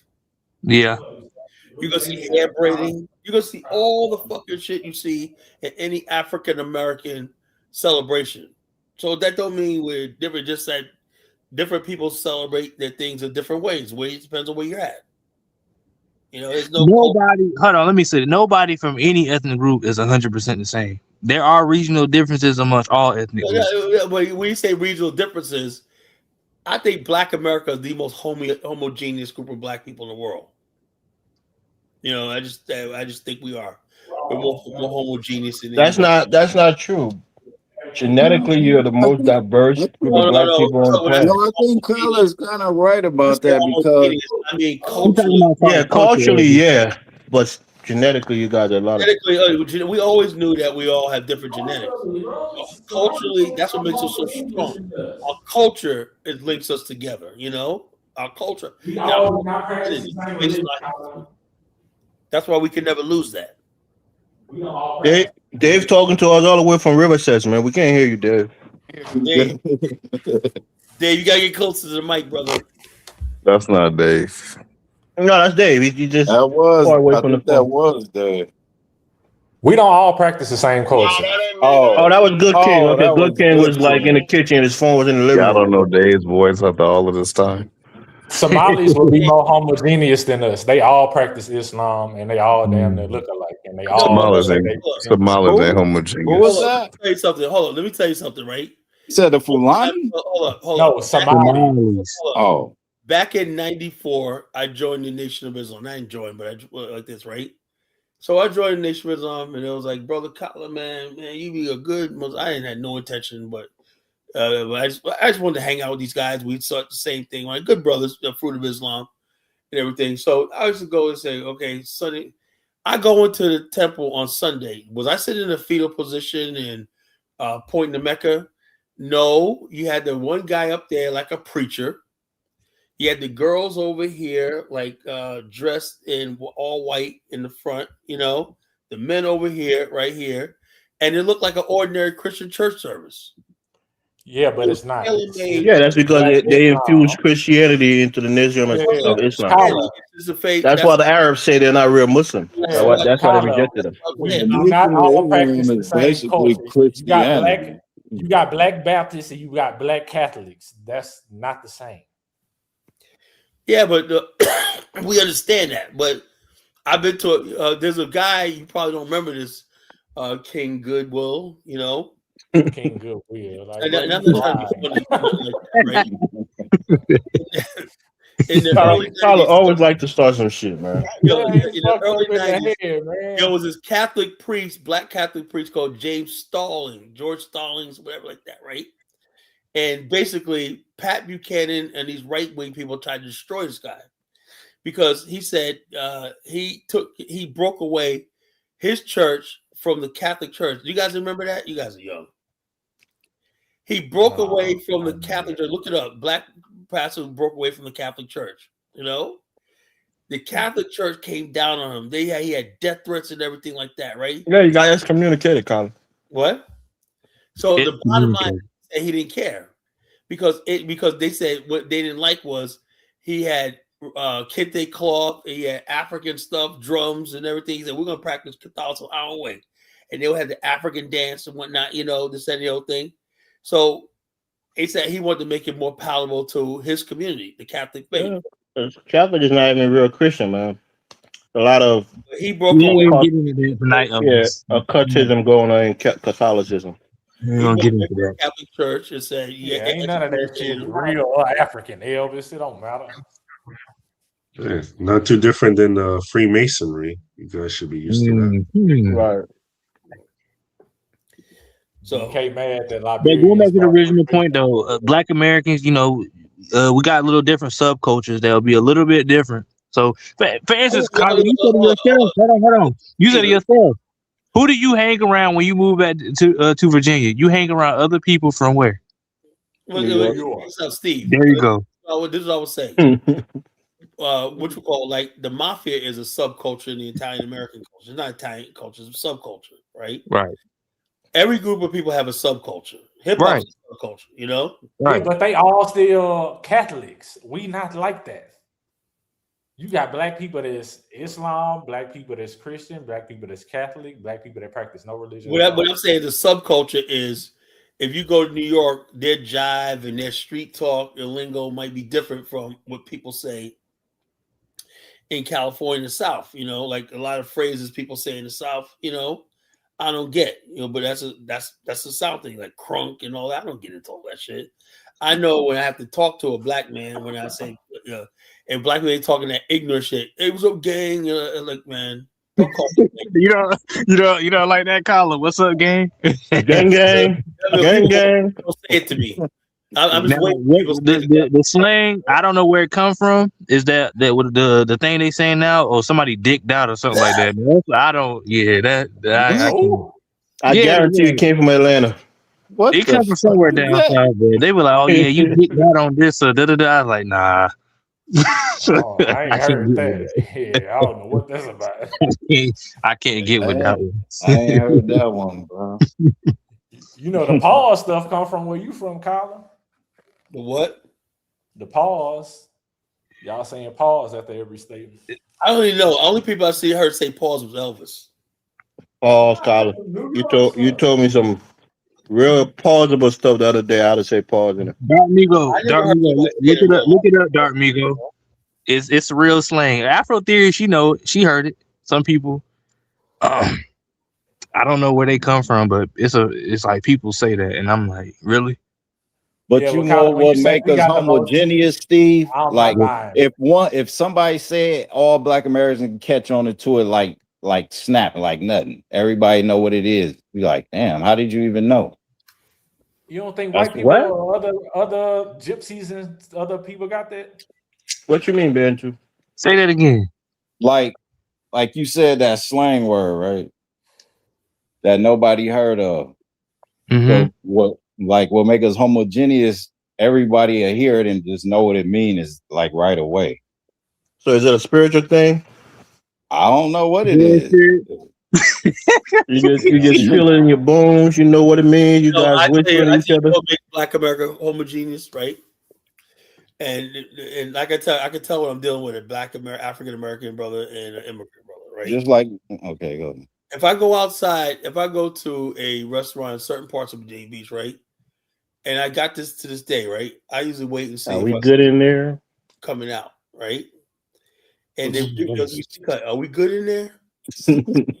Same old thing. You know, I mean, like that's when we were kids, right? But if I was Nigerian, what do you mean, my brother? Are we good in there? That's not true, Colin. Yeah, Colin, this is not the days of slavery. Why you gotta ask a person in 2023 to be good in a restaurant? Hold on. Let me say this. I don't ask if I see a black person in there. I'm like, okay, it's good. Right. I don't ask there though. I just see somebody in there and be like, all right, you don't even think about that. That is our culture. That goes without saying. We do that coast to coast. Is it really, Colin? Yes. Yeah, that is. When's the last time you did that, Banter? You go to Applebee's and you seen a black man. Fucking go. You said, "We're good in there, bro. We good at Applebee's." I don't say. If you see somebody, like Steve said, if you see somebody, see another black person in the fucking place. Yeah, you be like, all right, I'm good. You're not gonna say is we good in there, but he just making that. No, but that's the point. That's Colin making. No, wait a minute. People. If y'all say that we have subcultures based on region, wouldn't we have different cultures based on generational? Absolutely. Generation. Yeah. Generational culture. We don't think the same way people did 2 generations ago. Yeah. Yeah. I don't think like Colin. But isn't that all ethnic groups though? Yeah, absolutely. Well, no shit, Steve. Just the same way as the subgroup crap based on different regions is. Exactly. That's not special. Not the most homogeneous. I'm just saying that somebody. What was the initial argument reason I said that? I said that for one reason. To prove that we were the most homogeneous black people. Or something. Yeah. That's what I was saying. Yeah, but that's true though. No, it's not. Nah, that's true. Bro, you can have a Louisiana Creole. You gotta travel the world and go country to country, be around different black people, then you realize, wait a minute, we're not the same. Bullshit right away. Nah, look, you can have a Louisiana Creole person that's like 51% African DNA and a Gullah Geechee person that's like 97, bro. And they're going to have two totally different cultures, bro. Mm-hmm. Only thing they're going to probably have in common is speaking English, listening to rap, and... The Gullah Geechee are an exception. That's it. They're an exception. They're not an exception. They're not even really an exception. They live isolated from the mainstream of Black American society for so long, you know. But they are part of the mainstream. You just don't know it. Michael Jordan, Kwame Brown, Jim Brown. Practice traditional African culture, basket making, weed waking, and I'm pretty sure have basket making in Mississippi. The difference is whether or not young people want to keep doing the same shit that old people were doing. And the fact of the matter is no. Now Steve is over there. Steve, you doing basket making right now, nigga? Nah, I don't do basket making. You old new nigga. We still do those castness though. Steve on that roof. Steve on that roof 12 hours a day. That's what Tyler call it, the brand new nigga. Man, it's been hot. Music ain't even homogeneous like that. Like if you listen to the blues from Mississippi and the blues from Tennessee or Alabama, it varies. And all of the places don't even play jazz at all outside of New Orleans like that. Right. Jazz ain't jazz is pretty much it's not there no more. Yeah, like so you can lump a lot of things under Black American culture, but once you start to go to the specific locations, you see, okay, this varies from this other place. Like the gangbanging in Cali, that ain't really outside of Chicago before the 80s and all of that. It wasn't that widespread like that. Yeah. Like that shit was some foreign shit. The South, they didn't game bang. I mean, they do nowadays, but back in the day, they won't into that game. But that goes for everything. Yeah. So even if you wanted to look at any other particular country, but like, well, that's their culture. That just started in one little tiny region, then it spread out. Yeah, that's true. That's how culture expands. It doesn't start. Everyone doesn't do the same thing automatically. That's not realistic. Well, we say that African American culture has a lot of trends in it because you see things that will be popular for maybe a year and it dies down, and then another trend comes from another place and it kind of permeates African American, popular culture, and then it dies down. You got certain dances, certain styles of music, certain ways of dressing, So it's not something that's set in stone. It kind of just fluctuates every few years. Yeah, everyone gets a little shine. At one point, Atlanta was the shit. Ain't the shit no more. I guess everyone moving to Memphis now. Thank God. I mean, we got less pinky niggas in the motherfucking music industry now. Certain slangs, certain ways of dressing, like the New York dressing was a big fad at a certain time. With the Timbs and the puff coats. God bless that shit. I miss that. That's before my generation. I miss New York rappers. I grew up with the skinny. Need to bring this that back. You grew up with the skinny jeans, Steve? Yeah, I grew up with skinny. Put them in the trash, man. Listen, they need to bring back Hurricane Chris. That's what they need to bring back. Hey, baby. Yeah. That nigga killed a nigga and got out. You're lucky. Yeah, I do like that boom bap New York. He said the education system in Louisiana is terrible, man. That nigga called education. Nah, he did have some jams though. Young Jock, who else? Oh yeah, Nelly. You from Carolina? You supposed to be promoting Petey Pablo, nigga. North Carolina. Oh, we got more than people. We got the baby now, man. The baby. The baby fell off, man. That nigga got canceled. Huh? The baby got canceled, man. He got J. Cole. He ain't canceled.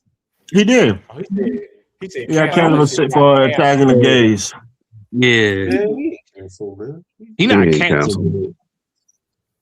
But now we got one of the best rappers of all time, J. Cole. Shout out to him, Cole. J. Cole, the baby. That nigga ran from smoke, man. He's a songwriter.